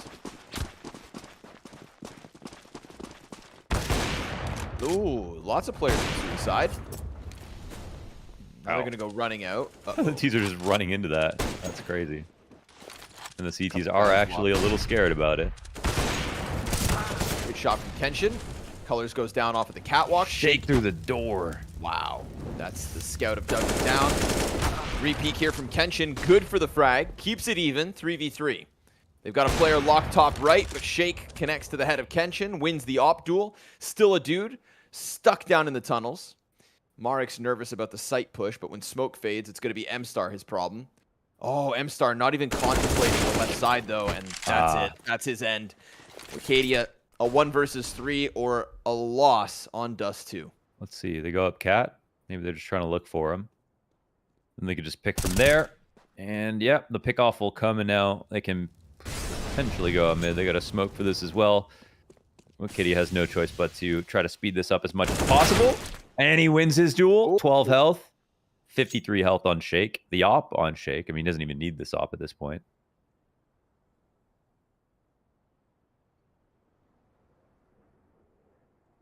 Interesting. Little waiting game. Yeah, okay, just saying, okay, I'm going to let you plant because you could literally have just walked out. He knows you get ego peaked at this point. Shake will eventually go and get this bomb down. And Wikidia can probably start walking forward in 10 seconds or something just because he will plant. I think he knows that. It's going to be B, though, for sure. Plant goes down. Cadia starts to make his move. 12 HP into Dream. 1v3, 2 steps of the way. Shake close on the smoke. Wicadia, oh my He's god. He's blocking him. He could shoot. They are touching each other inside the smoke. Oh, man. He can't get... Surely he's going to shoot, right? What is this? Oh, my god. Come on, boys. Okay. And the game keeps going. Game goes on. Wicadia 1v3. Too funny. All right. Can't wait till we have haptic feedback one day. So you're standing in a smoke and all of a sudden actually feel your opponents. Yum. John, is that you in the smoke? Yeah. Wait till you can smell your opponents one day. Oh god. Then it's just regular sports. We can take the E out. I always thought it would be cool if like video games, like I was thinking this would be like the future with VR where you can only run as fast in game as you can in real life. You can only pick up as much as you can in real life. Yeah. Would that be kind of sick? Pimp would be the best. Then everybody would have to be jacked like Blame F and Config and. I think Pimp would be the best. He'd be the most versatile. Oh yeah, right? Like and then you like and then it's like football where you want some you want linebackers, you want runners. You want that one guy who's just really good at throwing grenades? Yeah, the QB. Yeah, that's the guy. Oh, M-Star. Oh, he's waiting for it. Sure enough, there's the bomb. 2 kills, 3 from M-Star. All right, Eternal Fire with a little more left in the tank. They're not done just yet. Wicadia inside B site. Just hiding and waiting, and Marks is gonna. Oh Shut up, my man. god! Come on, dog. How dare you? What is that? Witchcraft. They throw a Molotov over towards the window, and they're just gonna both stay perched, watching each other's entrance. Delayed play from Kenshin through middle. Kenshin's actually still all the way back, waiting for the window peek that's not going to come through. Sound from above. 1 kill. Dougie trades. And another retake from Eternal Fire. 8 to the board. And the cash on the T side finally starting to shrivel up. They've had so many buys back to back to back. A little bit of cash still left on Dementor and Marix. But surely they're running out. Shout out to M-Star for that one. Enormous play inside of mid. Still trying to figure out if they're delaying the inevitable, but now they've survived like a 1v3, 1v2, and a huge individual spray down, and whatever the hell that was.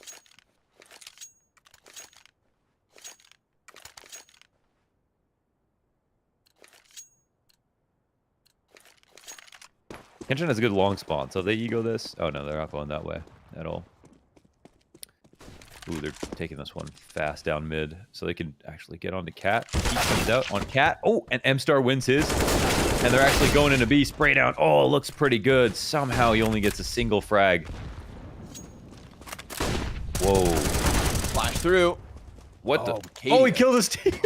No, Shake killed Oxygen on the other side. Oh, things are getting weird now. We're getting weird. We're getting freaky. What's happening? Getting a little nuts. They have money still.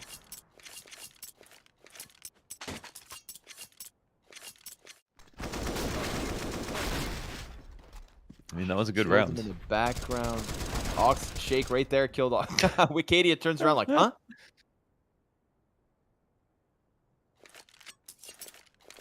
All right, 6 more to go. Eternal Fire going to take attack pause because you know what?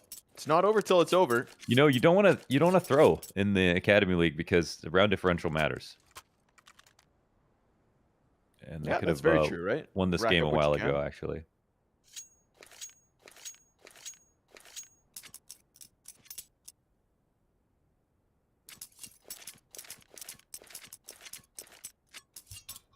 Taketh what is offered.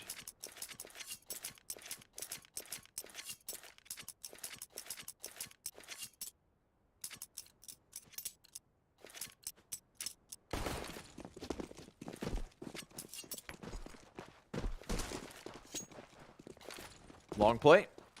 Smoke on the corner already before they even get there.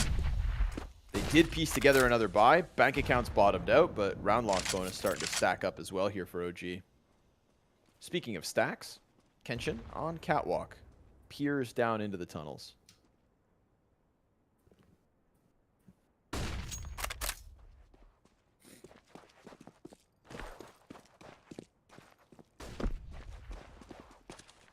Oh, this is a cool spot because everyone does a lap through tunnels when low control gets taken, but they're actually working in the with the bomb. I mean, this fake is going to work so well. This fake is going to work. I wouldn't even be surprised if Wicadia leaves B. Good boost to guy in the corner. Catches colors. Wow. Night. Yeah, B-Lean starts to come over to the A site. They see the bodies cross. They still keep one committed inside of B, but through middle. Bomb's starting to leave. The sky top mid. Oh, Dougie's like, what the hell's going on? Oh, he has to reload. Sound finishes him. Now they're going to come up into the A site. Oh, Wicadia. He drops the bomb back down towards Xbox. He has to play for this. They're falling down into the spawn. Things are getting so weird. They're choking. No. They're choking. Nah. Yeah? Eternal Fire. 5 away. 5 away from overtime. Now, the money is, again, it's going to be a little bit sketchy because of the 5 in a row. They burn through the bank accounts. Full round loss bonus, sure enough. You reckon? I reckon this is going to be just like versus Young Gods, where like Eternal Fire get really close and then they still lose. Just like the Young Gods Eternal Fire Inferno game. Actually, I think this is the last round. The solo AK, you think it breaks through? Because I think it would have to be like the most ironic ending ever. Right. I think that's what the script has implied so far. Like, if there's anything about the movie that we're watching, the comedy, then this would be the, fitting end to make everything make less sense than it possibly could.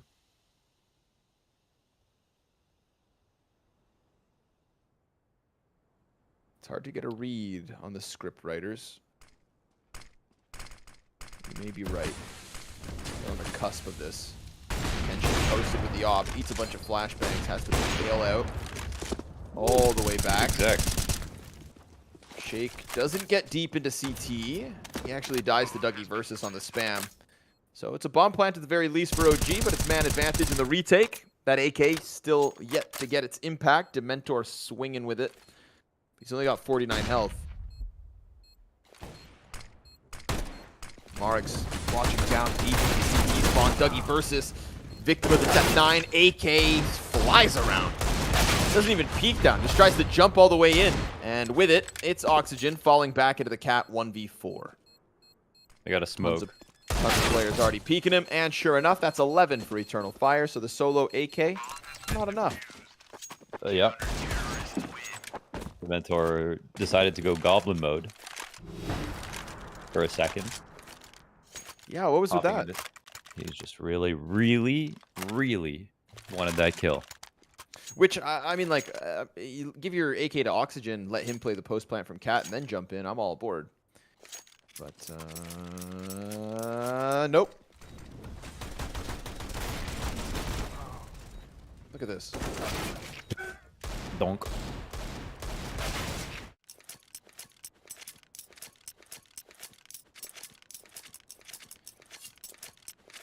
Four to go. OG could have had a blowout. Coulda, shoulda, woulda. Now 6 straight for Eternal Fire. Excuse me.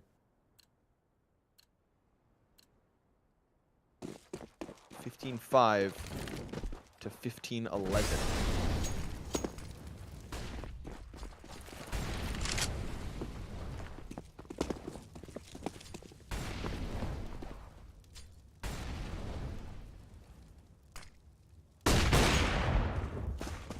Nothing there. They're going to try to press up through the doors. Made. Decent. It's a third of Shake shaved off. M-Star, though. Oh, the fire. Kenshin's down to 4. Whoa. They're coming out. That utility damage is huge, and Colors and M-Star still come through. They got to kill a piece. Sounds into the B site, but he's lost his bomb control. He's lost his teammates, and he loses his own life as well. Oxygen lines up 2 players, but it's going to need to be the Oxygen ace. Smoked off at Eternal Fire Academy. Keep this game going. Wait a second. Okay. How? Now I'm watching. What? And why? Yeah. That was good. I mean, it's always scary, which is fine. They're still coming out ahead every time. Wait. No. I mean, this was 1v5, but now it's just a 1v2. Auction basically did not miss a shot Player in the behind first tap. Okay, yeah. Okay, good. As it should be. Colors shuts that one down. We keep on going.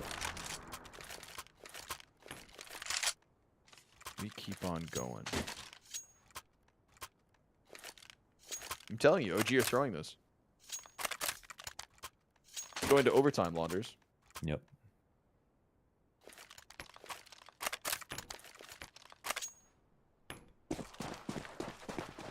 Double ops coming out of Kenshin and Dougie versus.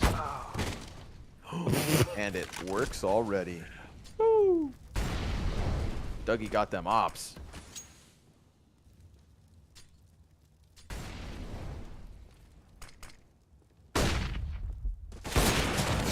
More damage from that mid-opper, but he dies to sound. The headshots.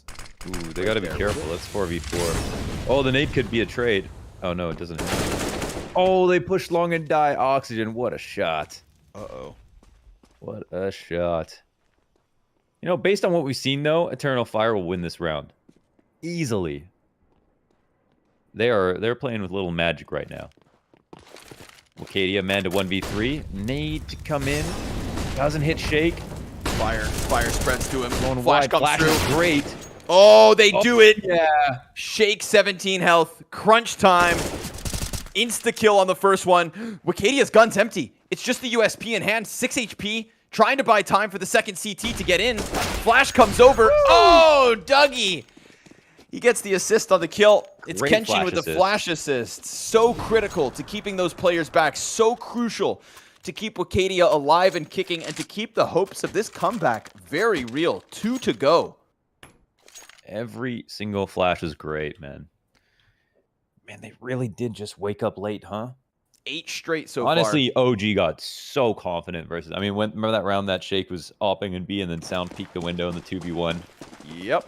Yeah, that was the free win right there. And also the 3v1. Still well played by Wacadia in that one. You know, he did have to kill 3 insane players, so...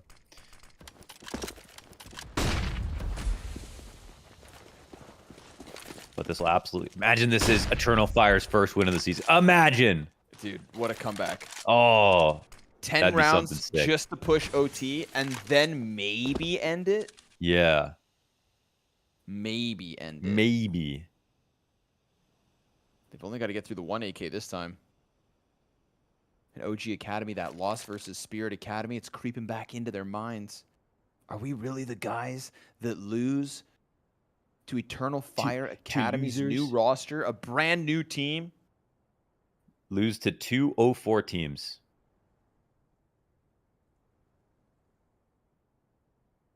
That's what EFA could do to them right now. We can never call them Struggle Academy again if they take this win over OG. I'll call them the Eternal Gods. Molly on the catwalk. Kenshin, missed shot. T is going to start to flood in. Bomb's still back on Cat, though, so that's going to have to come join them. Oxygen a little bit late, but at least they established that it is safe. They can have There's their no one bomb in plant. CT to nade them. Yeah, they're not taking any damage here. Eternal Fire a little nervous, but retake now needed. Man, they Marks' still have their top AK-47 mid. still floating around in middle. Yep, that's the gun. Colors dies after 1. Oxygen being held by Kenshin. 2 Deagles. Oh no, not like this. 2 versus 4. Eternal Fire, they're going to have to get through this crossfire. Sound comes back with another headshot. It's Dougie versus down to the AK of Marix, and they almost make that comeback happen, but 10 rounds too much. 8 connect, the 9th, their end. And OGA, I don't know how proud you can be about the close, but at least a win's a win. Man, they almost lost at that point, so I think they might actually be relieved. Dude, this got so ridiculous. Of course, it was just a goddamn fake comeback again. Every time. EFA lose on just the Deagles, and I even tried my best to not put my attention in for so many rounds. This land. Finally, I was believing, and that's the moment that... This is like me betting against Spirit Academy all the way through the major. And then they made it semis. And then I finally picked them to win, and then they lose. All right, well, man, is it enough to say, wow, Eternal Fire have shown us that they can... I don't think so. No, right? I don't think they so. lost. The they had to some win. of those rounds, yeah. In order for them at this point, new team and everything, for their sake, I'm not gonna, give them those half outs. Yeah. I'll sing their praise when they get their win on the board, but for now, new project. Give it a bit of, give it a couple BO1s. We'll see what happens when they start playing some of the middle of the pack. But they are in the difficult group, and they have lost to OG Academy again today. They a got lot back of those into rounds a game. as well. They got back into a game versus a team that thought they won already. It's like... Right. Yeah. And a lot of those moments as well were just, by the skin of their teeth. Like crazy. The 1v3 inside of the smoke. Like that inside of that smoke, like the game kept going because of that. Yeah. You can take what you can get, but ultimately OG Academy, they're going to be the closers. 15-5. It was 15-5. Yeah. Now we start to see the rounds. Watch these highlights and watch back some of the moments that kept them in this game. This 1 versus 3 piece together, wide Wicadia, that's the one. That's the weird one. That was at 15-7. Everything after that made possible by that weird smoke press. I actually think that, the nature got better. Like that M-Star 3K on mid-smoke, that was cool. Yeah, Merrick jumping AK bullshit, almost won a round. Like, there was some sketchy things going down. Sketchy gameplay.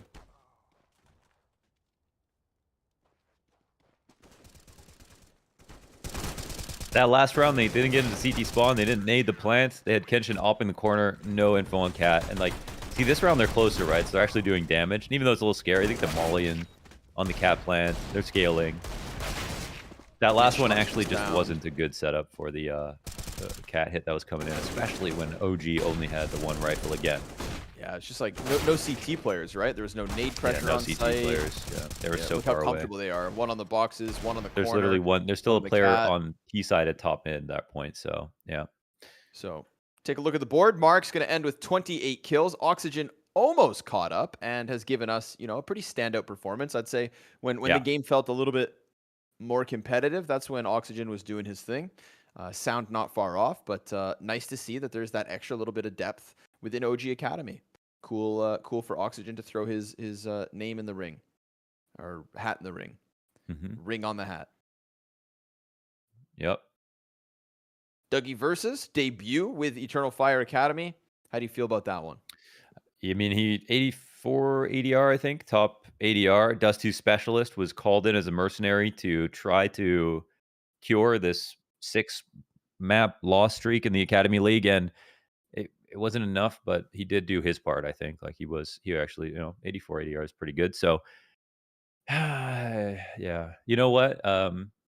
At least it's consistent that they keep losing, because it's like the one thing in the Academy League would be like, this is an interesting thing to watch develop. It, of course, for us who don't have to play and go through the losses, is way more entertaining. And cheering for that eventual win to come through is kind of hype. One day. I mean, Yeah, not fun for them, but it's providing content. Fingers crossed it comes soon, or else we're going to have to see another new Eternal Fire roster, maybe. For now, of course, it's a close one. It was a crazy, zany comeback attempt, but it does still fall short. We've got one more game of the day. That's Spirit Academy and Fnatic Rising, but me and Mo are out of here for now. The other boys will bring you through this next map, and we will catch you guys tomorrow, bright and early, for another day of WePlay.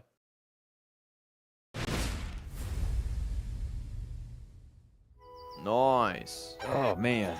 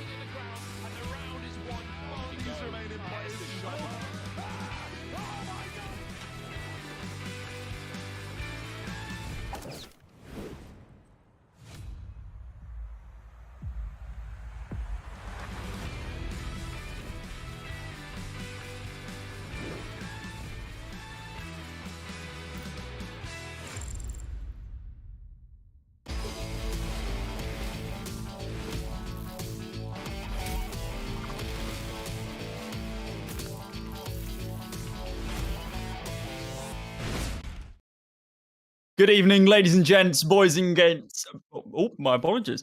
Good evening, ladies and gents, boys and girls. Welcome to the We Play Academy League Season 4. My name is Cody Cast. Joining me is Icon.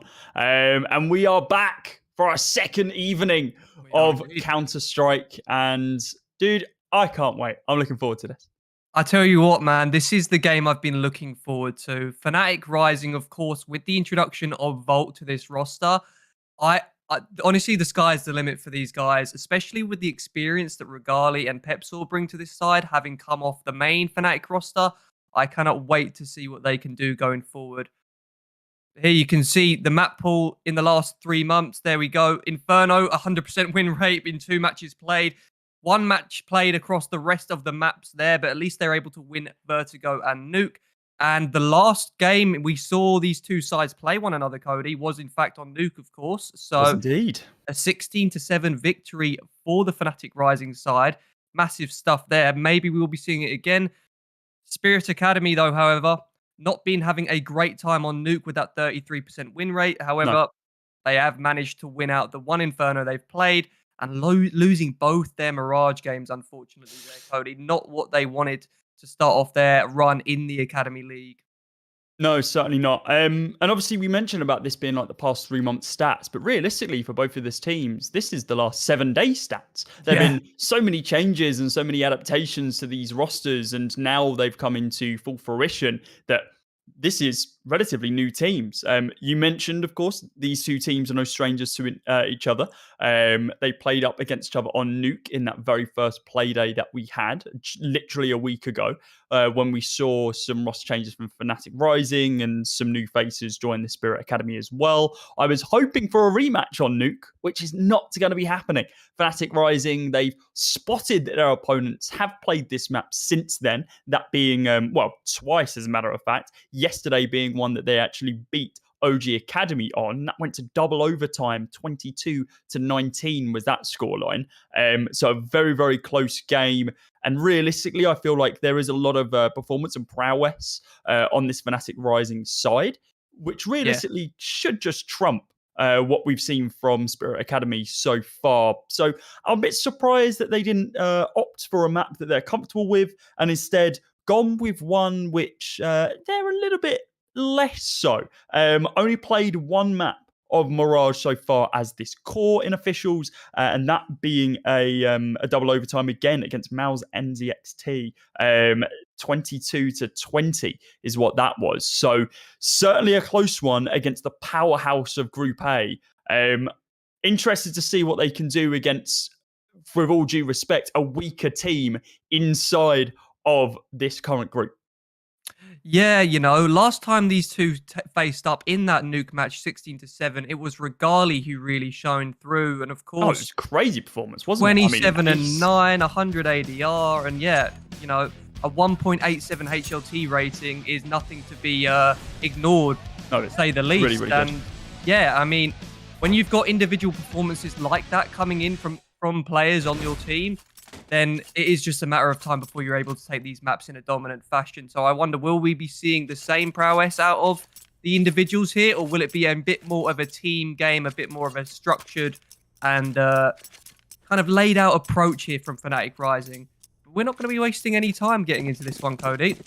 Certainly not. We're kicking this one off, and Donk on top of his teammate's head as he gets a little bit of a sprint boost over towards that A bomb site. Regali, the man that we've been toting up as this star performer for Fnatic Rising, holding onto the site and opens up the round with a gorgeous 1-tap onto Hazonator. Does get dinked down, still alive, but on 24 HP as he holds on towards Ticket. Art Frost holding all the way back from Palace, and the round slows down just a little bit. We see some rotations come around from B as the bomb goes down. It's a very open plant, so potentially very easy for a retake here from Fnatic Rising. They stack up inside of CT spawn. A flash comes on in as the Julies come out for 2 players, that being Pepsor and Maze. Tap now from Volt, the UK prodigy, coming live and taking down Art Frost. Zontic's going to be picking up 1 more. Another pick up here from Banjo, and Zontic's now inside of CT, looking to do some work. He finds 2 heads, now in a 2 versus 2. Another one for him. He's got the 4K, but Banjo knows just to hold down E.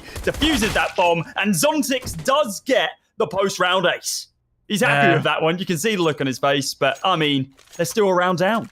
Consolation frags at the end of the day there for Zontix. Yeah, a really interesting round there. You could see that the way that Fnatic Rising attempted their structure, their retake through CT. They had 4 players through CT and Regali on the smoke kit. Sorry, not Regali. I'm not sure, was it Banjo on the smoke kit and connector? He laid that one out. The majority of the forces came through CT and able to pick up the frags, no problem whatsoever. A really well-played retake there from Fnatic Rising. So we will see a force buy in here from Spirit Academy. They, of course, got the bomb down. They got the kills as well. So at the bare minimum, they're able to pull out some AKs here. They've got a scout on the back of Art Frost as well. So a competitive round here in round number 2. And Fnatic Rising need to be aware of the fact that they're going to buy up into this one and play accordingly. And so far, that is the case. They're respecting this early mid control here. And it will be 2 opening kills for Spirit Academy. Good trade towards middle. And Pepsel flying out from connectors, able to get one of his own. What's going on? Lord, kills going back and forth in middle. And just one man standing already in Hazinator. Ethan a 1 versus 2 against Maze and Regali. And he's got the Galil in hand. No bomb on his back. And I believe it's now been found by that forward man in Maze. So he's got a duel coming his way here. Will he check the close corner, though, is the question. Ooh. He's able to steal the bomb away and get away with just a moment's notice there. But, of course, Maze, I think, spotted him on that timing there. So I think he heard rotation would have been called in. And already you can see Regali getting himself into a great position on the bomb site. And the door being closed behind Hazinator. He's aware of it, and he's able to win that 1 versus 1 duel. Now, surely, no time he's to got rotate. some mind games to play here. He's aware that he can't rotate towards B. And already the positioning from Regali is incredible in this spot. So well played from Regali. The heads-up positioning from him. And, you know, Fnatic Rising, they're able to convert their pistol round. And we will see an eco now coming in for Spirit Academy. Yeah, it was quite a big buy from Spirit Academy, right? I mean, they were able to take down all 5 opponents in Fnatic Rising. I mean, sure, it was all put onto the shoulders of a single player in Zontix, but that just meant that there was money in the bank. They could play around, they could force buy, they could punish their opponents. They did exactly that, and now we're seeing the fruits of their labor on the CT side and what they've been able to buy coming into round number 3. That being those 2 M4A1Ss, 1 from Mars, and a couple of MP9s. Now, they know that they're going to be going up against, well, a lot of util as we see it deployed inside a mid. It gets minimal HP damage, 3 onto Maze, and that's it. And now, well, Fnatic Rising, they retaliate a little bit. Molotov goes in, does tag down Zontix just slightly, but it just delays the issue right now. This MP9 in this position, we've seen held plenty of time across international competition, and it usually performs wonders. Let's see, with 1 minute and 15 on the clock, which is now ticking ever so slowly down, if it's going to find anything. As the T's begin falling back, it's the M4 inside a mid who tries to find some form of kill, but instead does get taken down by the Glock. Quill falling for the M4, and Regali finding 3 inside a mid in the process. Yeah, nicely done there from Regali. Not, getting himself flustered, just tapping them down at range with the superior weaponry. And this one is just another one for the books, unfortunately. It looks like it might have got a little bit interesting there just about, but with the map control that Fnatic Rising had already taken, they had a player deep in ramp. They essentially had all the information that they were tucked in the B apps, which is why we saw an aggressive position towards top mid. He goes down, but like we say, Regali tapping him down from the window, cleans things up, no problem whatsoever, and a clean 3-0 start for Fnatic Rising. We will be seeing a full gun round here come out for the side of Spirit Academy now. I'd say full gun round, with the exception of Banjo, who's like, you know what? Screw you guys. MP9 time. I like this gun. It's a high rate of fire, and I'm going to get some frags with it. Just needs to make sure he plays the position well. But he's over towards Van on B side, so that makes sense. Quadruple nade down mid. There was 1 from the T and 3 from the CTs. They are going to be the ones finding that kill, though. Regali over towards that A bomb site, manages to find that opening kill with a weapon at least. Dunk on the lurk, taken down by Regali. He gets a little bit more aggressive, tries to find the heads of a T down ramp, knows that Art Frost is there, but not able to spot him out as of yet. Art Frost, great spray control to be able to take down Maze. Now in that 4 versus 1. Anything else to be found? No, just a shot from the AWP to the chest. As Fnatic Rising move up to a 4-0 lead right now. And Regali, 4 rounds in, already on double digits. He's up to 11. Yeah, excuse me. Great stuff there from Regali on CT. He was aware of the potential of a T player kind of slipping out across the front of the stairs there, and he had the presence of mind to go and check it before his teammates in jungle went down. So far, so good for Fnatic Rising. They look really well oiled. They look like they've got good presence of mind, and they're accounting for one another's potential risks. Double AWP. So, yeah, we will be seeing a bit of a weird buy for Spirit Academy once again, of course. They have to go down and concede, play on these Deagles here. That's not to say that the Deagles, of course, cannot do something very interesting on rounds like these, but it takes a couple of hero shots to be hit, and Regali's already opened the round up with one of his own. So unless we see some absolute heroics from the remaining 4 Deagles of the Spirit Academy side, I see Fnatic Rising going up 5-0 here. Yeah, it's looking more and more likely, right? They're at that man advantage. They certainly have that weapon advantage. And, well, now they have a 2-man advantage as Volt is handed the kill on Zontix. Molotov goes in to be able to clear out Chair. Regali thinks he hears something. He's going to push up close. He's like, oh, what's that? Oh, there's a body. Does hit the quick scope, but it's not enough damage. Down to 62 HP as Hazenator. Art Frost going to take his place. Regali's like, oh, well, is that still you? I mean, there's someone else here. I'm just going to shoot you and take you down in the process instead. And now we're in that 5 versus 2. It's all the AWPs here. I mean, Regali does get taken down. Volt going to be making the jump to be able to recover that AK. Drop the AK, recovering the AWP. And securing it for another round. That's a hell of a mid presence that we're seeing. Regali able to lurk inside of Connector if he wishes, rotate all the way back towards Ticket to be able to hold on to A, and then, well, lurk into mid if he really needs to. Mazing him a free-flowing being at this current moment in time. Yeah, absolutely. A lot of freedom given to Regali quite clearly. He's being able to rotate around as he so demands, and that's kind of what you want from your AWP player. Once again, jumping out window, going for that quick fight towards boxes. He's got the information at the bare minimum, but mid control for now in the hands of Spirit Academy. Pepsor's in a perfect position to contest apartment or palace, but in fact, he's been mollied out. Fights are going left and right, but 2 entries for Spirit Academy, and Donk able to spray down Pepsor through the smoke as well. So now we find ourselves in a 2 versus 4 advantage for the T side. It's up to Banjo and Volt to get something done in this position. Banjo's able to catch off the first player while rotating through CT, but surely, with the position now known, the Spirit Academy boys are going to be able to shut down this retake before it even kicks off. Volt finds himself in a 1 versus 3 as Banjo hits the ground. And to be honest with you, he looks like he's just going straight for the save here. He's got the cash in his back pocket if he wanted to have a crack at this round. But in fact, he looks at his teammates' cash and thinks, Zontix knows. Going forward, this is going to be a better idea for me to just hold on to this rifle.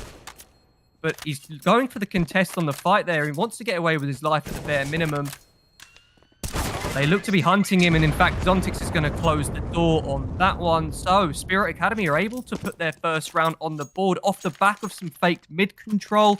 They split into A, and they get the trades necessary. We're a little bit cursed, aren't we? I mean, we've done 2 games so far in this season of WePlay.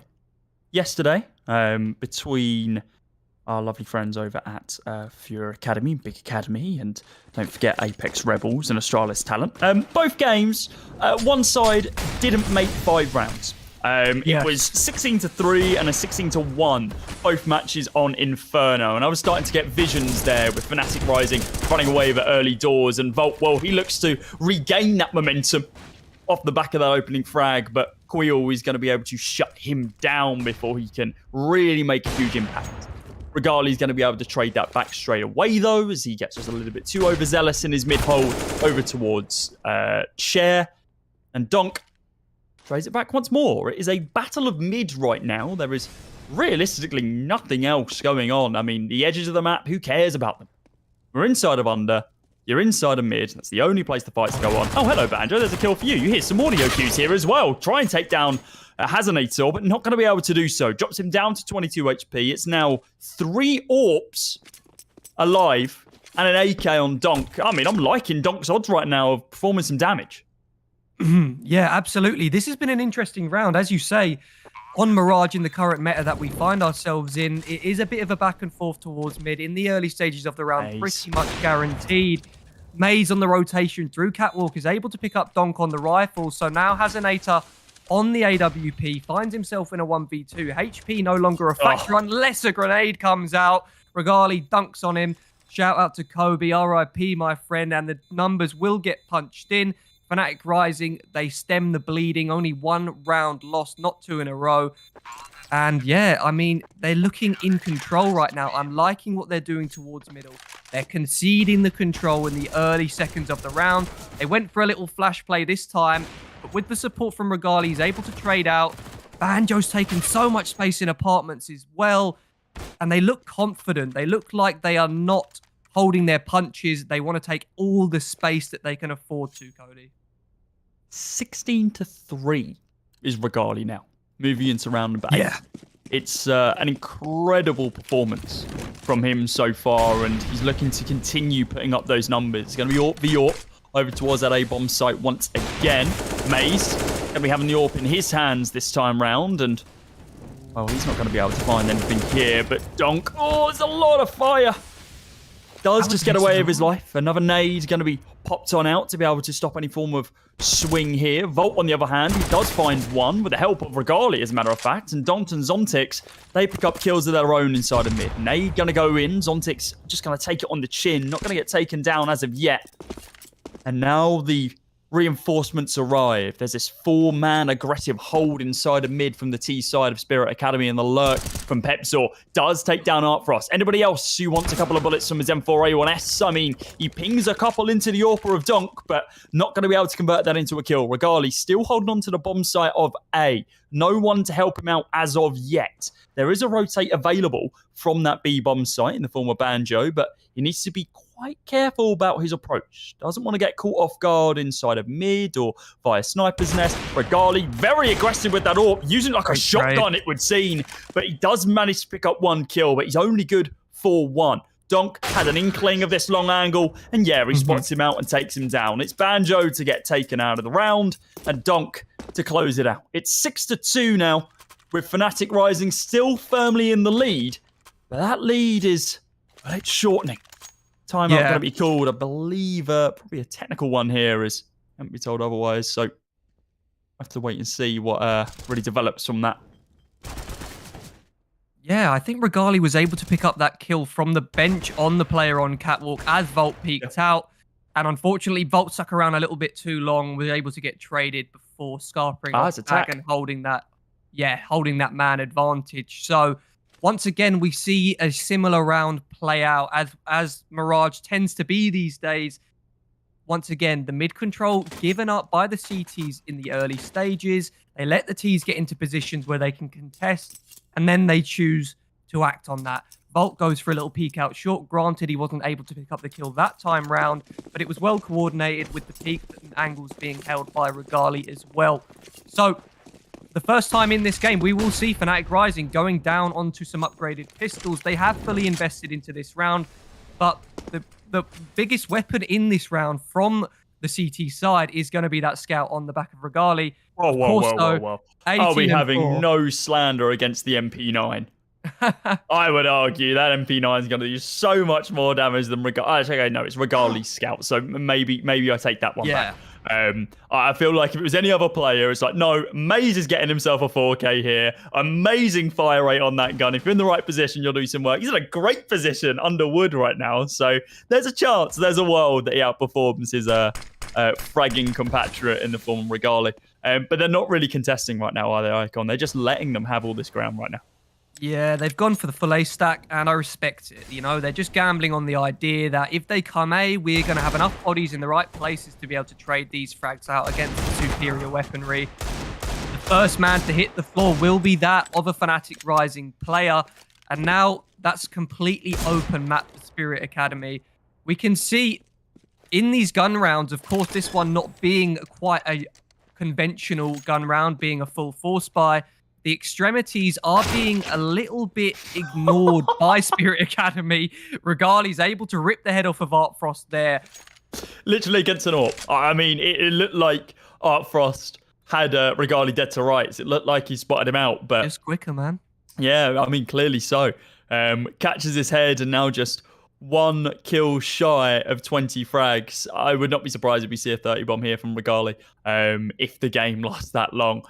Spirit Academy are going to be able to find themselves a 3rd round here, keeping 4 guys alive with those AKs all being saved. And, well, Zontix is going to be able to recover Art Frost's dropped AWP. So not too much lost in the round, honestly. They've lost, 2,700's worth of weaponry and, half armor most likely, full armor most likely. So about 3.7k worth of buy, which they're good for. They've got more than enough money in the bank to be able to buy that back up. And yeah, they're sitting pretty. Economy is not in a bad spot. Worst place right now is Queel on that 1.75. But even that, I mean, 1 round loss, 1 round win, and he's back into this one. So certainly going to be a couple of close rounds in contention here. Fnatic Rising, same can't be said for them. They're still down on that eco buy that we've seen for a couple of rounds here. Regali not good for the opening kill this time round. Does get taken down by the blind Art Frost. And, well, there's just no more ground to be made. They have to hold their positions, don't try for these aggressive pushes, and see what they can find from there. It looks like they're continuing this A stack once again, holding on to anything possible. And Spirit Academy seem to have read them pretty damn well. They haven't fully committed to this B site as of yet, but they're getting set to move over there. Yeah, we can see that, of course, Fnatic Rising, 4 members of them were able to save their weaponry and armor from the round prior. So they thought, we'll go for the A stack once again. Maybe we'll see them come our way, but unfortunately not the case.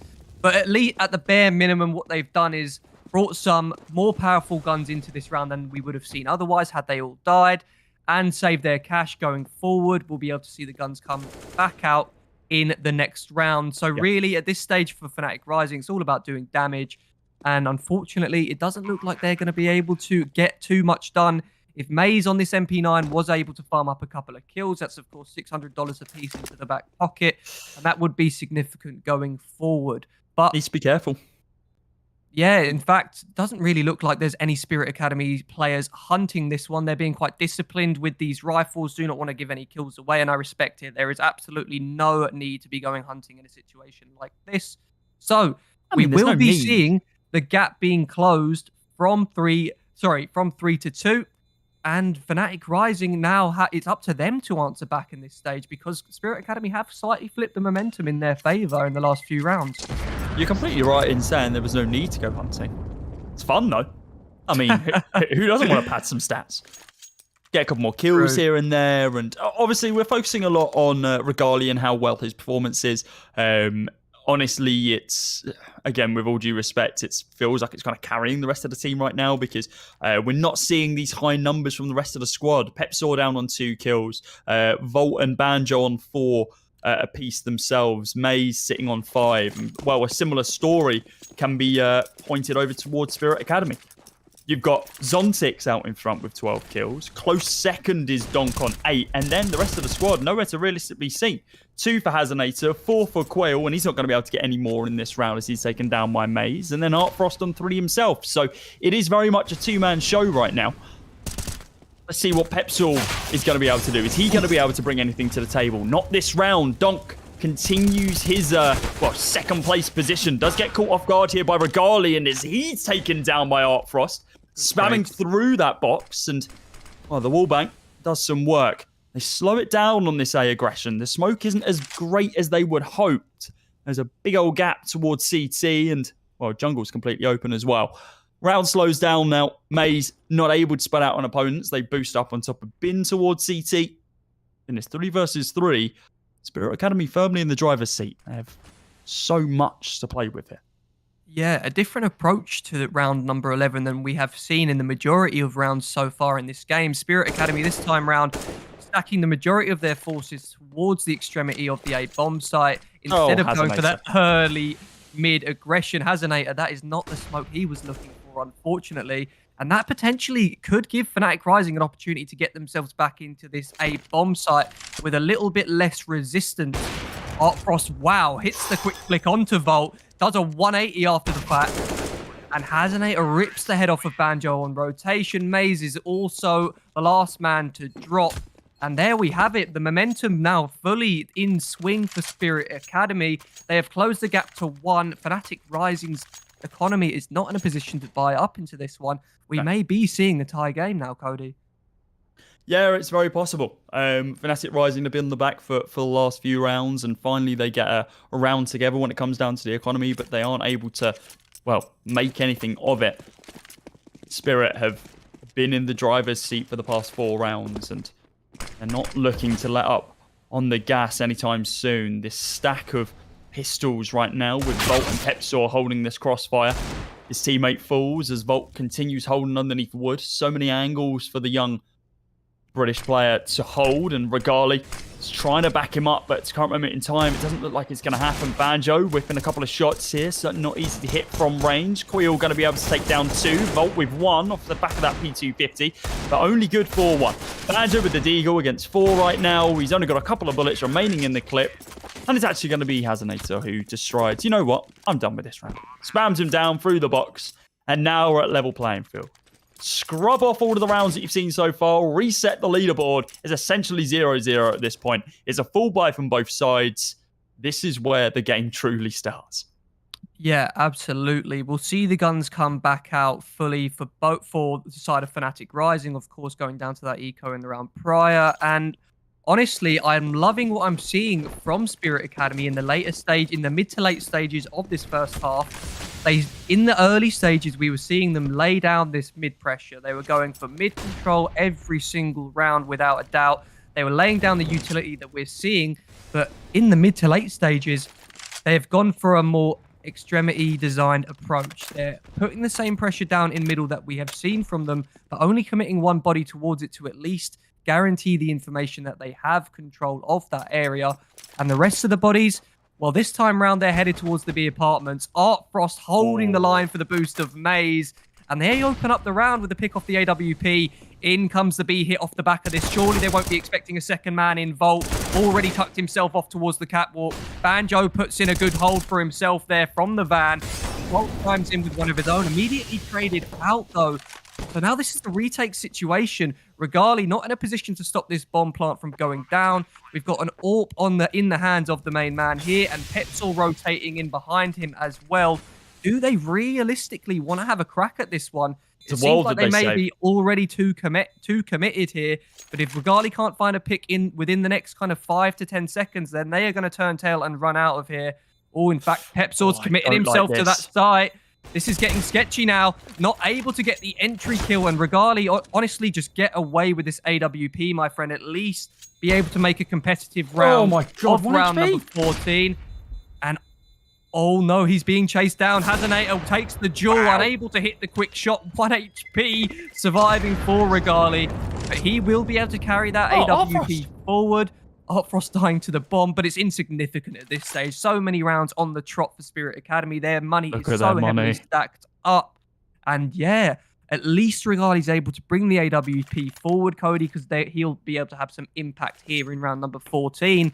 But other than that, this half has been completely flipped on its head. What was it, a 6-1 start for Fnatic Rising? Yeah, now 6-1. we find ourselves, what is it, 8-6 in favor? Sorry, 7-6 in favor of Spirit Academy. This one has been really flipped on its head. It's quite interesting because we've just seen a kind of duplicate buy rounds here from Fnatic Rising, where Regali and Maze both buy up that AWP, and we've been seeing it round after round now, and it doesn't seem to be working. It doesn't fit into the Spirit Academy playstyle. Sorry, the Fnatic Rising playstyle against Spirit Academy, should I be saying. However, now we've seen a round where Maze is buying up into a rifle. He manages to get himself a kill and an assist in the process. And now we're down very promptly to a 2 versus 2. Fnatic Rising have realised, okay, we need a little bit more mid-presence right now, because that seems to be where Spirit Academy has set themselves up, and they're able to work out some of the trades. Let's see if they're going to be able to convert this into a round, though.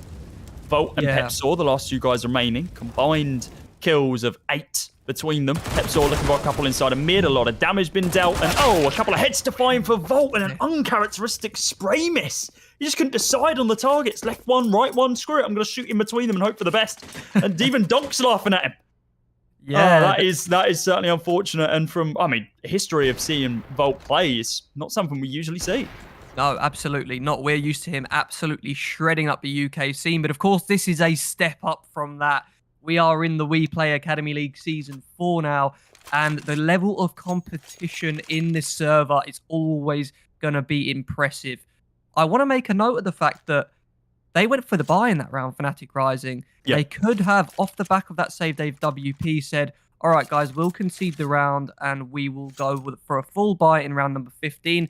Instead, the decision was made to buy around that save AWP and have a full-out attack towards middle, contest it, unfortunately not going their way. And it means that now Fnatic Rising's economy is in the bin going into round number 15. They're going to have to force up and get together whatever scraps that they can find. But right now, this is looking like a seriously good chance for Team Spirit Academy to take this half 9-6.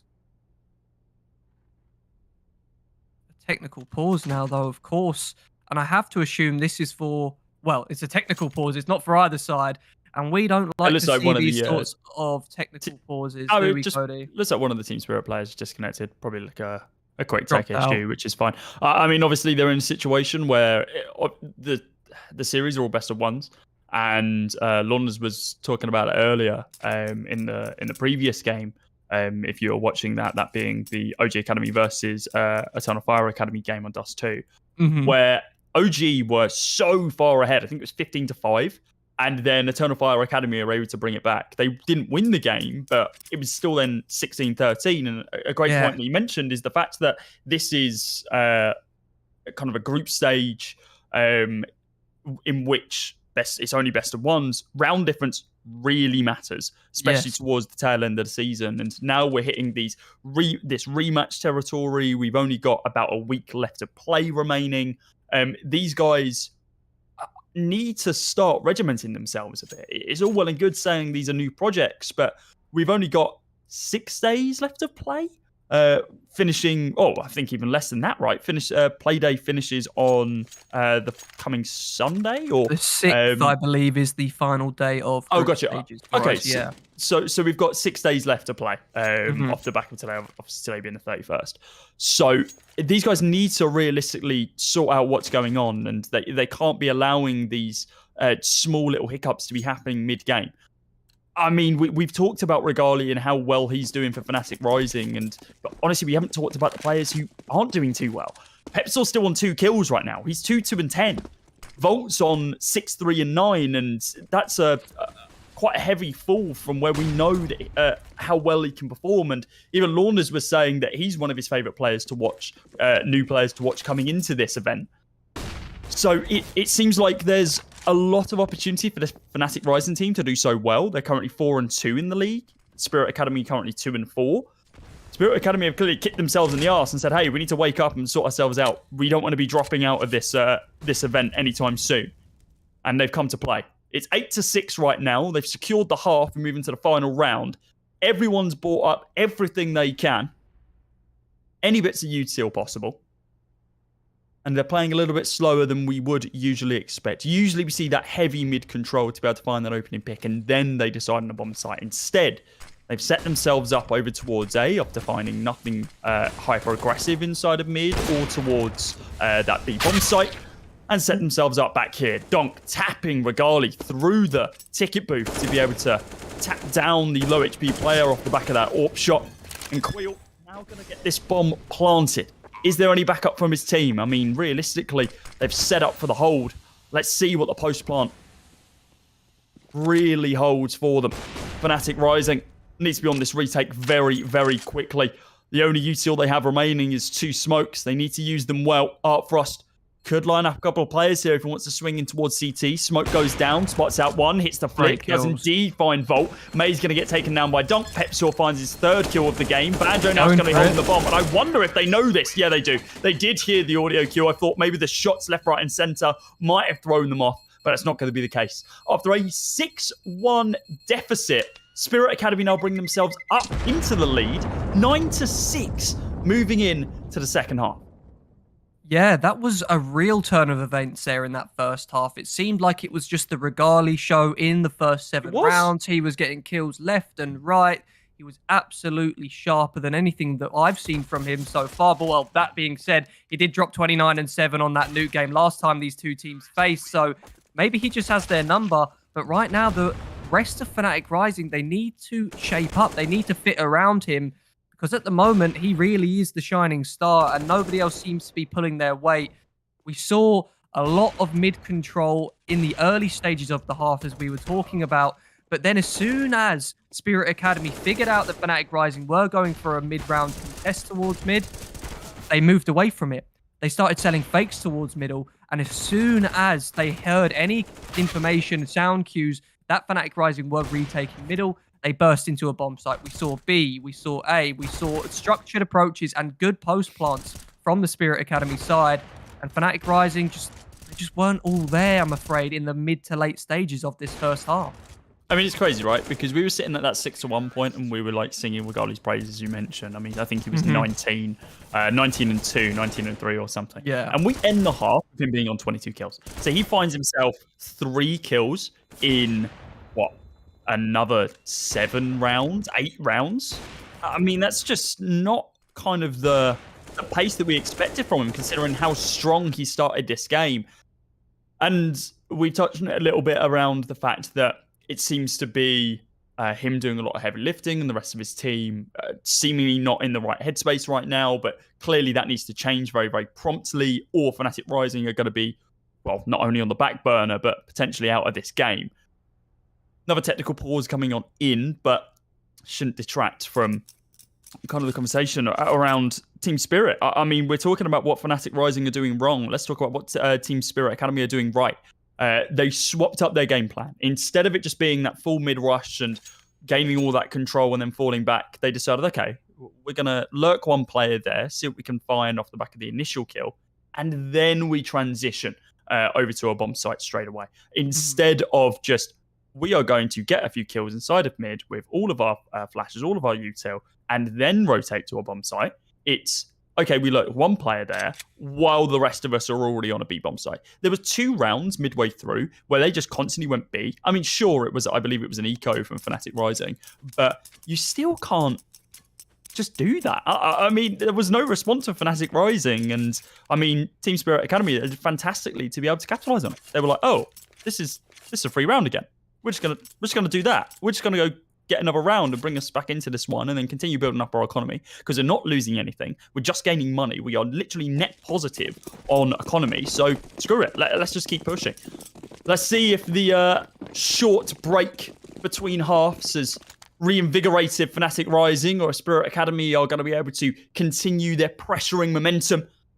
It's been 8 rounds in a row for Spirit Academy. Can they make it 9 here? Smokes and Util now all going to be going down onto this B-bomb site. It seems to be the center of attention for Fnatic Rising. Donk going to get taken down early doors by Pepsor. Finally finds himself another kill. Frost finds 2. Looking for a third. Not going to be the case. As Zontic picks up 1 more. Now just Maze in a 1 versus 4 situation. He's got the Jawlies though. So, I mean, realistically, there's 2 kills for his left one, 2 kills for his right one. Should be easy, right? Wrong. It's 10-6 right now as Team Spirit Academy shut him down, and Queel go, oh, I like these 2 guns. Let me take these ones into the next round.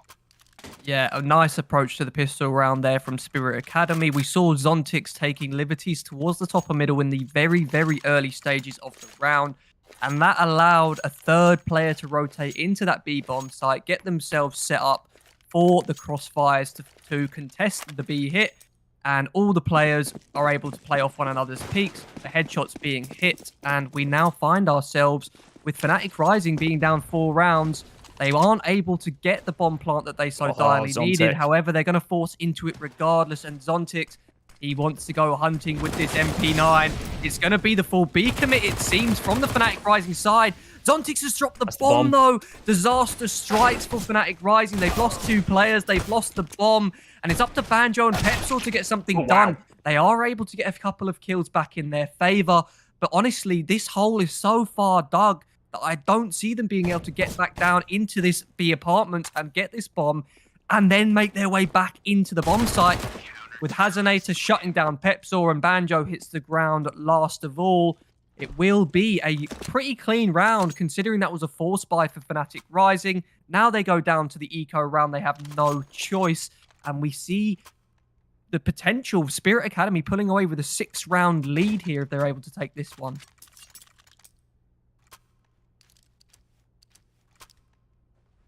Back down to pistols for Fnatic Rising. There's nothing they can commit into here. They forced up pistols until last round, and only Pepsor and Regali have enough money in the bank to be able to do so here as well. They brought up Deagles. Everyone else down onto Glocks. Instead of the 5-man stack onto a single bomb site. It's like they're lurking for a couple of frags here and there.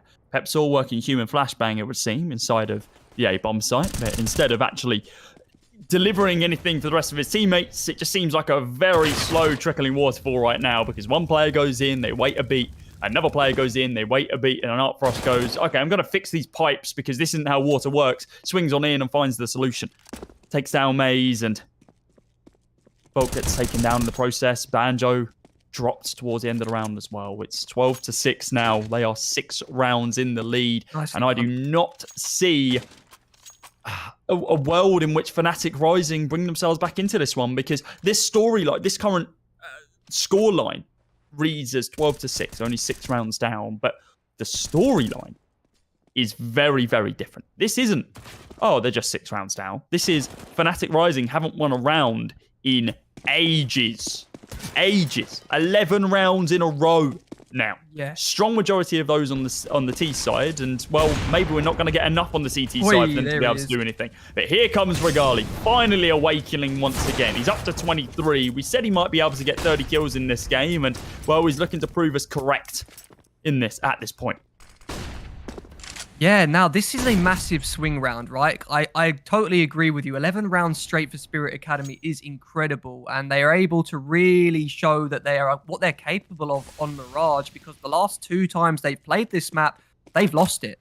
So they've come in with a different game plan to this match, and it's so far so good for them. But of course now, in a 4 versus 4, the first full gun round of our second half, and I think that this one, whoever takes this round, it really will carry forward going into the mid to late stages of this half, because of the fact that this is the first time we've seen the guns, the first time that Fnatic Rising will be able to have a layered and structured approach to their round, and Regali unable to hit the click onto the man Zontix. Banjo's trades one back in return, so we still find ourselves in a 3 versus 3, nice. And Bolt's found himself so much space.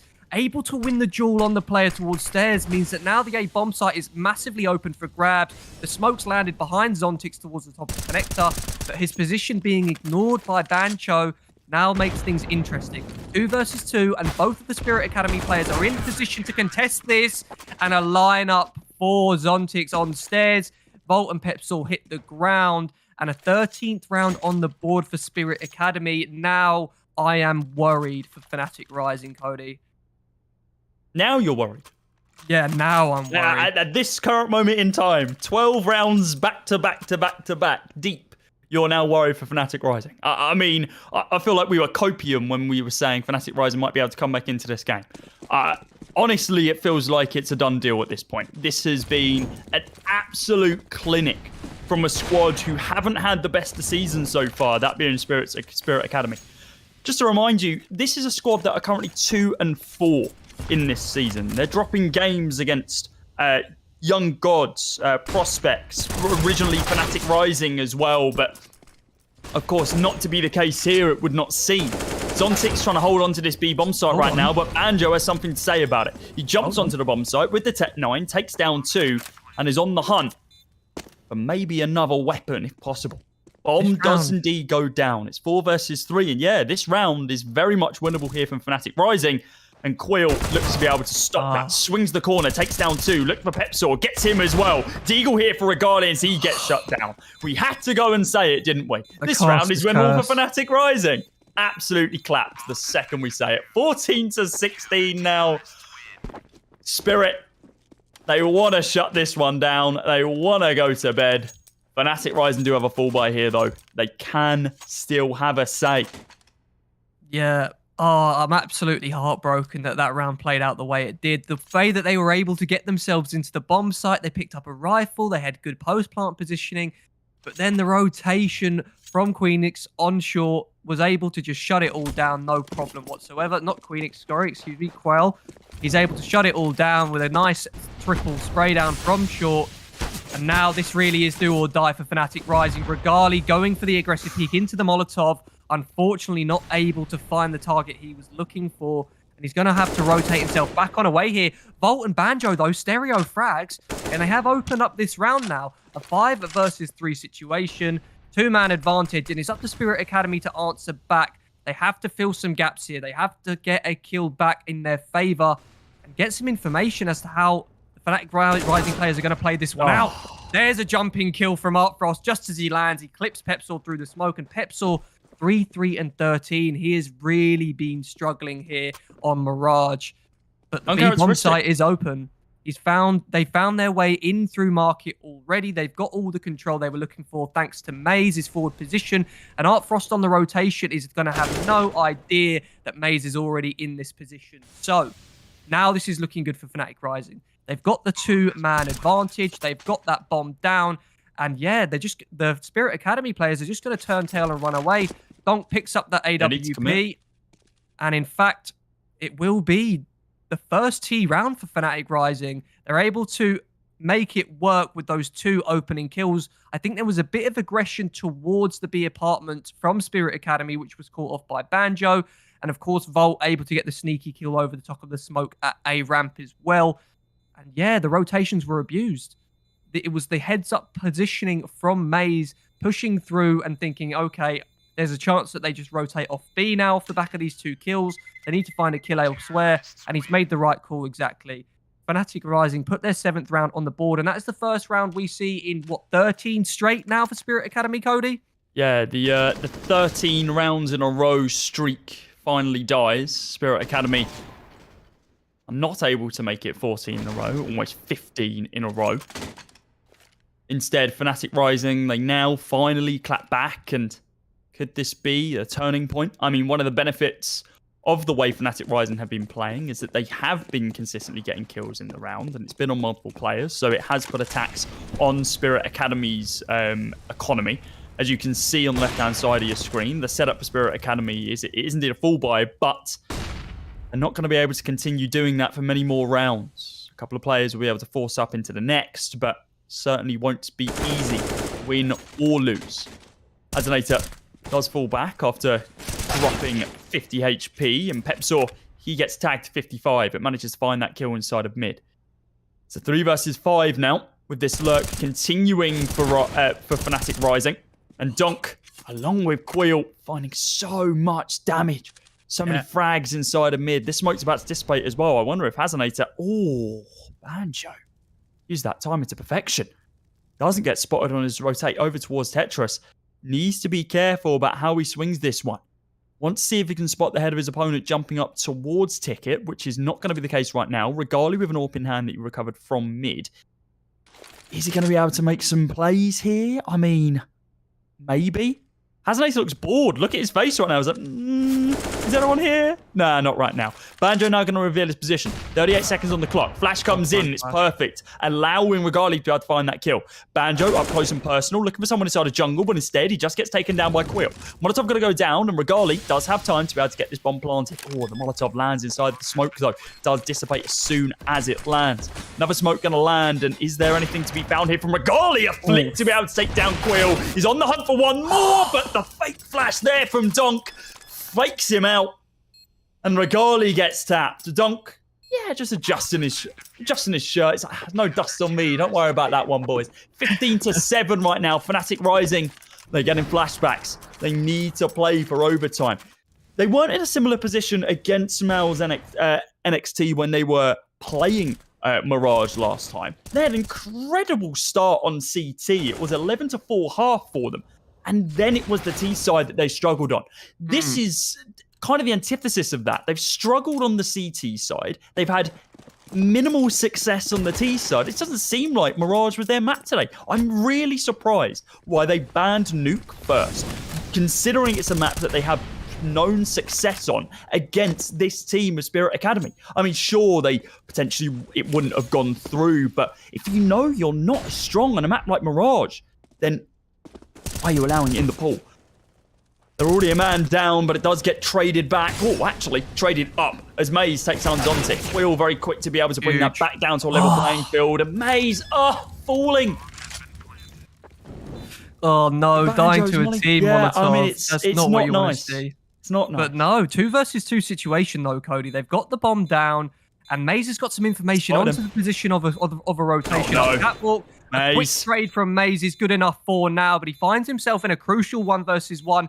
Do or die for Maze. The timing couldn't have been any better for him if he gets himself into a tucked little corner behind bench. I don't think Art Frost is going to be able to realize that he's got himself back here already. Angle being held against the AWP. Neither player wanting to make a move right now. And time is just ticking away. Has there been a lag out from Art Frost? He's not moving. What's happened? Server's died. Hello? Oh, okay, Rising 1. Well done, guys. What's happened there? So Art Frost survived somehow? Yeah, he gets away with his life. I think that may have frozen from our perspective there slightly, but it looks like he was able to delay things long enough. Art Frost gets away with his life. He goes and saves the AWP, and committed to the site was Maze, so he goes down to the bomb. But there we have it. Fnatic Rising, they put their 8th round on the board, so it's not done and dusted just yet, Cody. No, not as of yet. Fnatic Rising, they still have some form of say here. The economy, as we alluded to in the previous round, is not great for Spirit Academy. Look at the buy right now. The save door from Art Frost in the previous round is still in play. An M4A1S picked up by Donk and a FAMAS on Zontic. But simply, a 5-7 on Hazonator and an MP9 for Quill. A very close angle engagement there for Hazonator as he finds one with the 5-7 and a couple of frags picked up from the T's. Now in this 3 versus 3 once again, very similar position to what we saw last time. This is going to be a stack over towards CT right now. The wrap from Ticket. Smoke comes in. Is there a flash to follow as well? Not yet, but soon to be. 2 more smokes to play with. And you can't turn your back on your opponent. Regali on the bomb site right now. Needs to be careful about how he wants to play this one. Peeks the corner, takes down Art Frost. Zontic knows he's there though. 1 versus 1. Sorry, 1 versus 2. I completely forgot the Pepsor was still in play. Has that AK available. Could indeed swing to be able to take down Zontix here. He's got the floating gun. Both of them do, actually. They're shooting with their fingers up in the air. Pia, pia, pia. As the 9th round is going to be gained from Fnatic Rising. 15-9 now. 1 round away from double digits. Is there a world? Is there a world in which they bring this one back? There's always a world, Cody. And I would love to see Fnatic Rising get themselves back into this one and push overtime from this situation.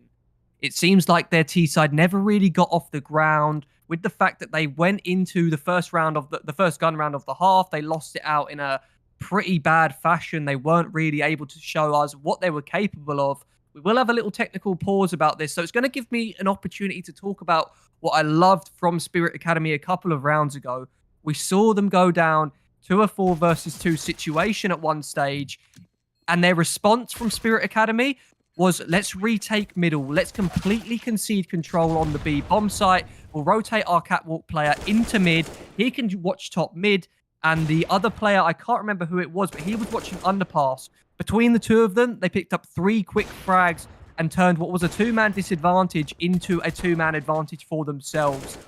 Lovely stuff from Spirit Academy, and I can see that they have put massive amounts of work into their Mirage since the last time they have played it. But as you said, of course, it was their CT side that was impressive before. We have to talk about their T side as well, because in that first half, the Dragon awoke within them at that 6-1 scoreline when Fnatic Rising were up, because, Jesus, as soon as the game plan was switched up, they stopped going for that fast, deep mid control that they were going, pushing up catwalk, pushing towards bottom connector.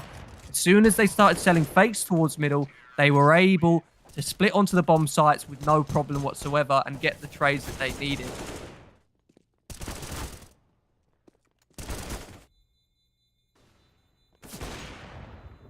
Nice stuff there. You can see Regali, regardless of the fact, no pun intended, that Fnatic Rising have been struggling. He has been hitting shots left and right. He has been having not the best game in the world, of course, but in terms of frags, he's been putting up numbers. I don't think we can look at Regali as someone who's not brought enough to the table in this match. I think we need to be looking more at players like Pepsor, more at players like Banjo. These are guys who have been struggling so far. Maze has had a couple of big impact rounds. That's why I don't bring his name into the equation. And Volt, will give Volt the benefit of the doubt for the time being, of course. Recently moving over to this roster, and he's not the only one, though. He's not the only one, is he? It's given a couple of these players. I believe it was Maze as well, joining at the same time as Volt. And obviously Maze having a little more of an impact here. But again, this is uncharacteristic for a few of these players. Of course, Pepsor playing for the main Fnatic roster during the Dallas qualifiers and I believe the RMR qualifiers as well. Yeah, he played pretty decently. Of course, we know that Fnatic weren't able to make it, but he played decently in international competition, and now we're seeing it from Pepsor. Here it is. Hello, up to 10 kills now. A lovely 3k from him, along with 3 assists to be able to add to the tally. Also 10 rounds for Fnatic Rising. I mean, sure, Spirit Academy didn't really have too much to talk about when it came down to a buy. They were on the pistols, but this is substantially more like it for Pepsor. Where's this been? We're 26 rounds in. Well, I mean, he's against USPs. Come on. You know, he's hitting the flicks. Yeah, fair enough. He had to hit the shots, but at the end of the day, there's not much for him to really be concerned about there, taking those duels. So, at this stage, you know, I want to say it again, Cody. I think Fnatic Rising have got a chance to get themselves back into this one. If they are able to hit these rounds on the trot, they're able to minimize their mistakes, and it looks like so far so good for them in this round. They've got Pepsor into a deep position in middle. The rest of the Fnatic Rising forces have spread the map in a 2-2 split, covering their extremities. So this one's going to play out quite slowly, I believe. Oh, Quill, he's got information onto the shoulder peak of Banjo. The timing not quite there. The frag will come in for Pepsor. It's not come up in the kill feed, but he's able to rip the head of Quill straight off. And this boost from Zontic towards Catwalk must be able to get the trade, but unfortunately not able to do so. And we've dropped out once again, but it looked like he got away with his life momentarily. So I'm sure that we can get this one back for everyone as soon as possible. But it would be an absolute disaster if Fnatic Rising were to lose this round. As I say that, we're back. Pepsor, that was the kill that he had previously. Hasn't trades onto Volt, though, however. So we find ourselves in a 4 versus 4 situation. The HP advantage lying in favor of Team Spirit Academy, but the information just gained by Maze as he lurks into the window room is massive. Fnatic Rising, they need to put the brakes on right now. Maze is activated on the flank, and that's massive. Regardless, Molotov at least able to trade, and now the one-man advantage. Maze has shut the door behind Spirit Academy. They've got no safe route back into the A bomb site for the time being, except up Catwalk. And that's where the fights are coming from. Regali and Peps are able to shut that rotation down. And thank God they did, because that would have been game done and dusted had the bomb been dropped there. And Fnatic Rising now, they put the economy of Spirit Academy onto the back foot. We'll be seeing another half buy from Spirit Academy in this round. And then that's 15-12, Cody. 3 rounds away from it being overtime now. There is definitely a chance for Fnatic Rising to show us more on their T side. It needs to come soon, though, because we're in a position where, yes, they've been able to chain these 5 rounds together now, but they still haven't been too clean. Their opponents are still able to get a couple of frags here and there, and that rotate was definitely not clean. That could have been the game there and then. The fact that they shut off one area of approach, but didn't think to deal with the biggest area, I would argue, in the form of Catwalk. They had no one holding it until it was almost too late. They hear a shot come in and they go, oh, crap, that angle does exist. They swing round and then realise, okay, this is do or die. Do manage to find the 2 kills, but what on earth is that? That is a wiry M4, my friend. That is an outline of an M4. Hello? But no one's got an M4. I'm very sure. You know what? I'm not going to question it. I'm a big fan of this. Replace all Counter-Strike guns with simple wireframes. Sure. Let's go with it. It's Deagles across the board for a strong majority of the Spirit Academy players right now. There's 4 Deagles and a P250 for Zontix, who's decided he wants a P250. There's chairs and a flashbang for him as well. Let's see what they can do with them, though. Oh, no. Zontics with the kill on Trying the for the taps. P250. I'm so confused about these benches right now. The spam's going to continue for Fnatic Rising as they overwhelm this B-bomb site. They shouldn't fall here. Oh, but when Queasel gets himself an AWP, maybe there's a chance. Traded straight back by Banjo, though. Spirit Academy aren't going to make it easy for their opponents. It's a 3 versus 3. An AK recovered here for Artfrost. They want to continue putting on the damage here. The spam from Banjo does manage to take him down. Of course, the bomb is down right now. They've taken the tarpaulin off the top of the B-bomb site. They've no longer needed it. It's not required anymore. Pepsor's taken down 1. Hazanator, yeah, go on, go for it. You know you want to. They're not going to be able to defuse the bomb in time, but at least get yourself a couple of kills. It's only a deagle you're saving, some half armor. Who cares? Get yourself a kill, recover yourself a weapon. Just enjoy yourself. Instead, he's going to rush all the way down short. Does Pepsi have any idea? I don't think he does. No, goodbye. Free AK. Where have all Thank those you very skulls much. come from? Sorry, I have so many questions right now. First of all, is that a new Deagle skin? Just a hollow M4? Because I've not seen that one come out in the case releases, Cody. And second of all, another adjustment on Catwalk with the stalls there. Is that just to allow the CTs to boost themselves up? Just one player? You don't need 2 players to boost yourself up on those bricks anymore, apparently, when those stalls are there. So that's an advantage, definitely, for the CT side. But anyway, that was a sketchy round, but Fnatic Rising able to hold on to it against the pistols of Spirit Academy. So that's the unpredictable round out the way. Now, here's a round that we can think more methodically about. Ooh! And there's someone who's thinking more methodically in the later stages of the game. As soon as we said Pepsor's name, Cody, he has dropped 8 kills in like 3 or 4 rounds. Volt puts his name in the kill feed as well. And already a 2-man advantage for Fnatic Rising in this round. Positioned perfectly to split onto the B bomb site. And with Donk hitting the ground, Artfrost misses the opportunity to trade out. And they know already that in a 5 versus 2 situation, make that 4 versus 2, the bomb site on B is completely lost. And if they want to make a competitive round of round number 29, then they have to save. It is really, really bad for Spirit Academy. I mean, yeah, you're completely right about the save. Look at the econ right now. Hazanator, 350 in the bank with half armor, an M4, a deagle, and a bit of utility in the form of the Fire Nade and the smoke. Artfrost is in a pretty decent position for the rest of his team, actually, if you put it in consideration. If you add together everyone else's totals, you do not reach Artfrost's. He's at 3k with the Yorp, full armor, diffuse kit, and still a bit of util. Well, some of that util is going to get wasted, shut down to be able to save his escape. But nevertheless, Spirit Academy still want to try and have a say here. Artfrost is going to be able to drop down an M4 to one of his teammates. The rest of them are going to be able to force up if they wish, maybe onto some SMGs, or if they don't want to go full send on the full armor, then they can just buy up maybe an M4 A1S and a FAMAS, and that's what we're going to be seeing. It's 3 M4 A1Ss, a FAMAS on Donk, an AWP on Artfrost, and it's 15-13 right now. It would be devastating for Fnatic Rising to lose this game without it going to overtime at this point, considering the comeback they've been able to amount. It's been amazing for them to be able to clap back this hard, considering the deficit as well. I'm a big fan of this gun on the screen right now. That will do me. Nade comes in from Kamix.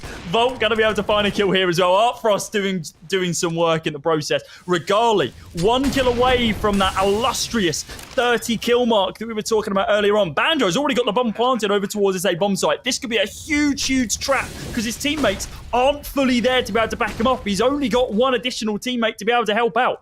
Donk looking to be able to come in here and take down his opponents. Smoke soon to be fading. Molotov goes into Firebox. As the smoke dissipates, Banjo goes for the swing, taken down. Donk getting taken, picking up 1 in the form of Banjo as well. Zontic finding Volt, Regali finding Quill. They're on the bomb. They're still going to be holding it. Regali, you're not going to be able to defuse it, my friend. It's so close for you. You do manage to find yourself 30 kills after an amazing start, but you're not going to be able to win this game. It is Spirit Academy securing their 3rd win of the event. They're now 3-4. Fnatic Rising 4-3. Wow, that is really a game of 4 parts there, Cody. We saw in the early stages of the first half, Fnatic Rising looking dominant on their CT side, going up 6-1. And then that was completely flipped on its head with Spirit Academy putting 8 straight on the board on that half alone. They then go into the second half with a 9-6 lead and find themselves, what was it, another 5 straight at that stage. then Fnatic Rising wake up on their T side. They get the economy under control and they start putting rounds on the board. But it was too little too late for them, unfortunately. And after all the dust settles, it will be a victory for Spirit Academy, and a deserved one at that. I have to credit them on their T side. They played some very well structured rounds, and I was liking the adjustments they were making on their CT side mid-rounds as well when they were going down in those man disadvantages. 6-1 lead with 13 rounds in a row won them by Spirit Academy.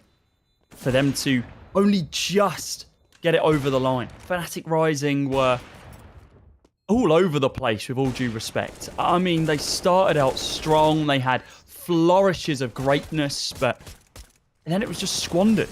Spirit Academy were purely in the driver's seat. Clearly a map which, I mean, they played multiple times this event so far. It's the third time playing it. They played up against Prospects, that being a 16-14 loss. Played up against Young Gods, that being a 16-10 loss.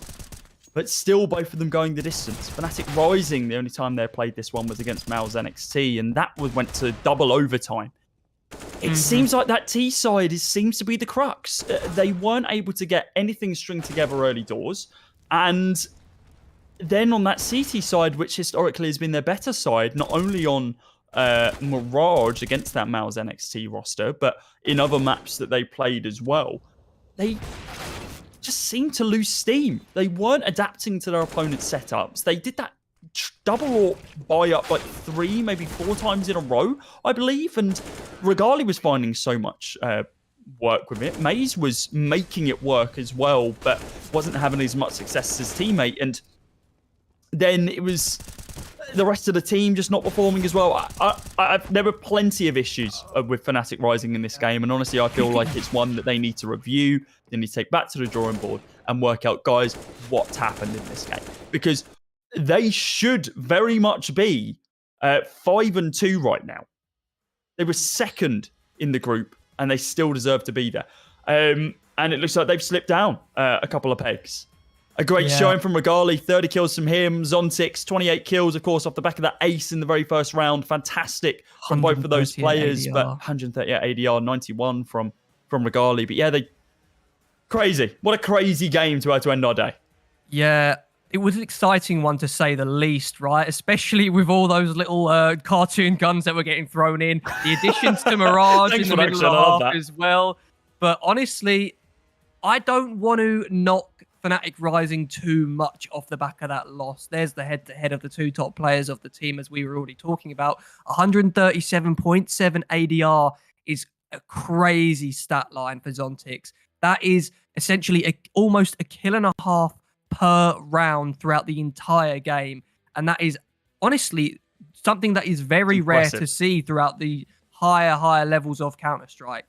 So there you can see the results of today's games. Big Omen Academy able to edge out Young Ninjas very closely. Fury Academy taking down Apex Rebels in overtime. And the rematch. And the Young Gods versus OO Prospects. Again, another close game.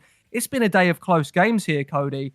I mean, considering what our ending yesterday was like, with the 16-1 and the 16-3, and every single game has gone down to the wire. I mean, look at this. 16-13. OG Academy 16-13 against Eternal Fire Academy, with an insane comeback from Eternal Fire Academy, who looked like they squandered the game. Yes. It was 15-5, remember? And then Spirit Academy versus Fnatic Rising. That great start from Fnatic Rising, once again squandered.